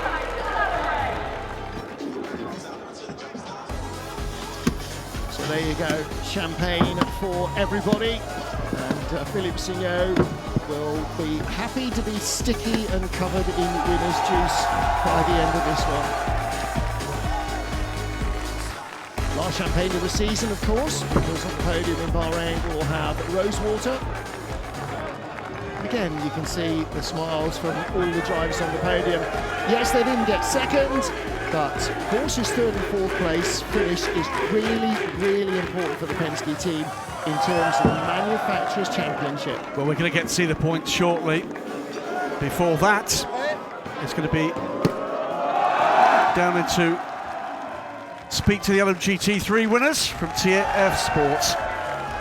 What a win. Charlie, did you know what was happening? Did somebody tell you on the radio? I didn't have a clue, to be honest. It was one of those races. Half of us were on one strategy and another half, but they were on a fresher tyre, so we didn't know the gaps, and they just kept saying, just keep pushing, and then, well, we boxed in fourth, and then I'm in second, and then halfway around the last lap, I got told that he had a 5-second penalty, and I was like, oh, we might actually win this, so I didn't have long to dwell on it, but what a performance by the whole team. Just a... yeah, great race from start to finish. Fantastic win. So you only knew on the last lap. That's amazing. Rui, first win, amazing. How do you feel? Yeah, I mean, it's such a surprise. I already lost my voice because in the end we didn't know if we were going to finish P4, P3. And then, yeah, it seemed like P2 was secured. At the very last minute, the other car got a penalty and we jumped to the lead. And yeah, just incredible race by the whole team. It was very tough there today. I mean, the car's scars speak for themselves, but very happy with the win. You can be proud. Congratulations. Tom, we've been speaking a lot over the races. I think this is well deserved. You're putting such an effort every time. Yeah, true. I think it's a real team effort today. We didn't saw it coming during the race, actually, but we kept on fighting. So I'm really happy with my first win in WEC. And congrats to the whole team, and thanks for all the effort. So, congratulations to you, and time to celebrate. Thank you so much. Craziness as ever from LMGT3, all decided in the final 5 minutes, exactly as it was for totally different reasons 3 weeks ago in Texas. And so this time it is the 81 Corvette that takes it. And as we say sayonara to Mount Fuji and the Fuji Speedway, we'll start to turn our attention towards the final round of the championship, the 8 Hours of Bahrain, and it is there that the championships will be decided. We'll take a look at the points as and when everything has been shuffled around after the race. And for the 21 crew there on the right-hand side, there'll be disappointment that they had that penalty in the final couple of minutes and lost the lead by just a couple, lost the race by just 3 seconds at the end of 6 hours. The 31 BMW crew, Yasser Shaheen in the centre there, Augusto Farfus and Timo Boguslavski, there in the centre, coming through to claim a podium in third place. Yeah, it's disappointing, isn't it, for the 21 team to lose it in that way. We can only presume it was a fuel issue at the very end of that race for the 21 crew, but they fought well. Alessio Rivera was as epic as he always is with Simon Mann and Francois Heriot. And the critical thing is they scored points for second place, and the 33 Corvette only scored points for 8th place. So they're lucky that it was the 81 and not the 33 that was ahead of them. And for BMW, a little like Porsche Penske, one car on the podium, second car in 4th place. The 46 car was in 4th at the flag, ahead of the championship leading 92 car. So 92 finished in 5th. They will have eased away a little bit from the 33 crew, but these guys, the 21 crew, have closed the margin in the teams and drivers' championship title race. From the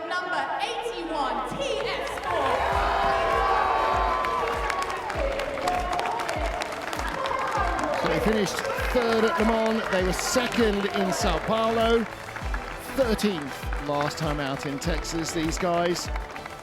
They retired in the season opener in Qatar, and their other point score came from a 6th place finish in Imola. Now they have their first win of the season, the second for Corvette, because the 33 car were the winners in the season opener in Qatar back in February.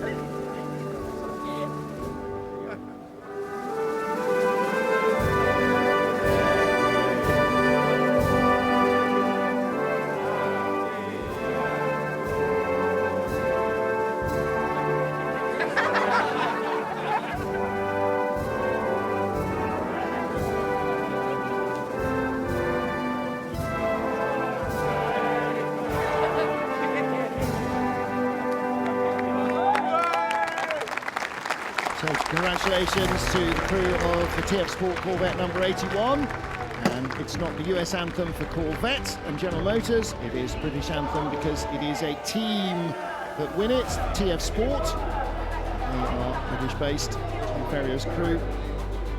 Yeah, this TF Sport team just keep writing headlines, don't they? Winning pretty much whichever class they care to actually contest. LMGT3 just the latest. Sits ahead for them in the coming years. Well, they already run cars successfully in LMP2 as well, the European Le Mans Series, so they've got the prototype arm and the GT arm nicely working together. Who knows, maybe one day they'll end up being somebody's supplier of choice in Hypercar. It would be well deserved if it was. So Rui Andrade from Angola, from Ireland, Charlie Eastwood, and from Belgium, Tom van Rompuy. Very multinational crew in that 81 car, as the 33 team are indeed.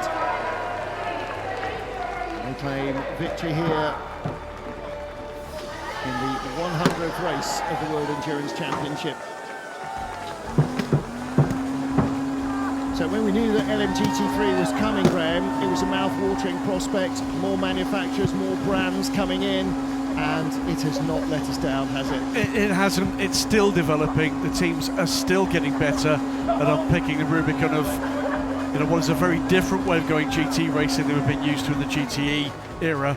But what we're certainly seeing is new names, both in the teams and the manufacturers and amongst the drivers, coming to the fore, and a whole different generation of talent. So let's take a look at our results, and hopefully we'll get a look at the points as well under a half moon here in Fuji. So in the Drivers' Championship, the 51 Ferrari team continued to lead. Their margin is now down to 14 points from 19 over the 83 crew, the yellow Ferrari. Car number 6 moving up into 3rd place and easing away from the 12 crew in the Cadillac host. And they are in 4th ahead of the 50 Ferrari crew. It does look like it is going to be likely a 3-car race to the finish. And Ferrari with the manufacturer's lead from Porsche and Cadillac, and Alpine and Peugeot racing up the order away from BMW to try and close down the margin over last year's champions Toyota. Just mathematically, the 12 Caddy can still do it, but there we are with the overall result in LMGT3. TF Sport take it. On adjustment post-race from 3 seconds from up by the 21 Ferrari, Vittore, of course, that crossed the line ahead, the 31 BMW third, and all sorts of storylines behind, including from a number of championship contenders. 36 cars started, 2 hypercars, the 007 Aston and the 15 BMW didn't make it to the flag, and the 88 Proton competition Mustang didn't either. Manthey first form lead, and it is a 11-point advantage over the 21 crew, and the 81 car still in contention.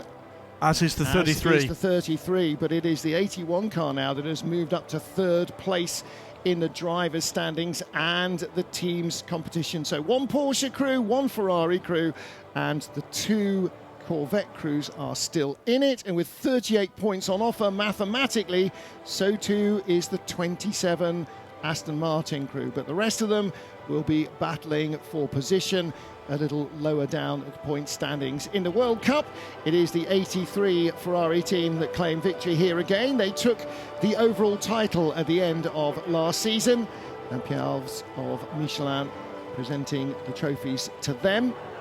And they finished in the points, so just a single point coming here for the AF Corsa team.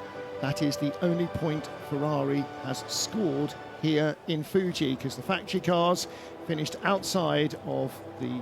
Oh no, the 50 car scored a point as well, didn't they? It did, with the 83 being invisible for manufacturers' points, but pretty much a disaster for the Ferrari factory crew. Didn't look like that during the week, did it? But were unable to deliver today. Pierre-Yves from Michelin. Yeah, too many mistakes for the 50 and the 51 Ferrari crew. Penalties that they did not need to attract. Michelin Sports Car Operations Manager.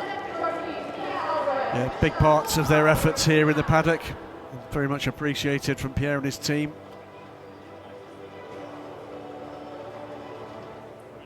Beautiful trophies for this 100th race. They really are, aren't they? They'll be ones to treasure.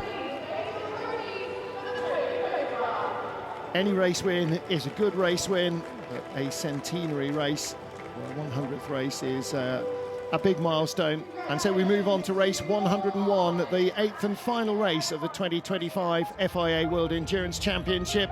And that will be in the Kingdom of Bahrain in early November. Until then, from everybody here in Fuji, from the whole WCTV crew, from our pit reporters, Shay Adam and Bruce Ioane, from the guys in the booth, Graham Goodwin and Darren Turner, my job for now is to say thank you for joining us here in Fuji, and join us again as we get to Bahrain to sort out the championship titles in November. 8 hours of frenetic action. Who's going to come out on top? There's only one way to find out. Join us then. Until then, from Fuji, sayonara.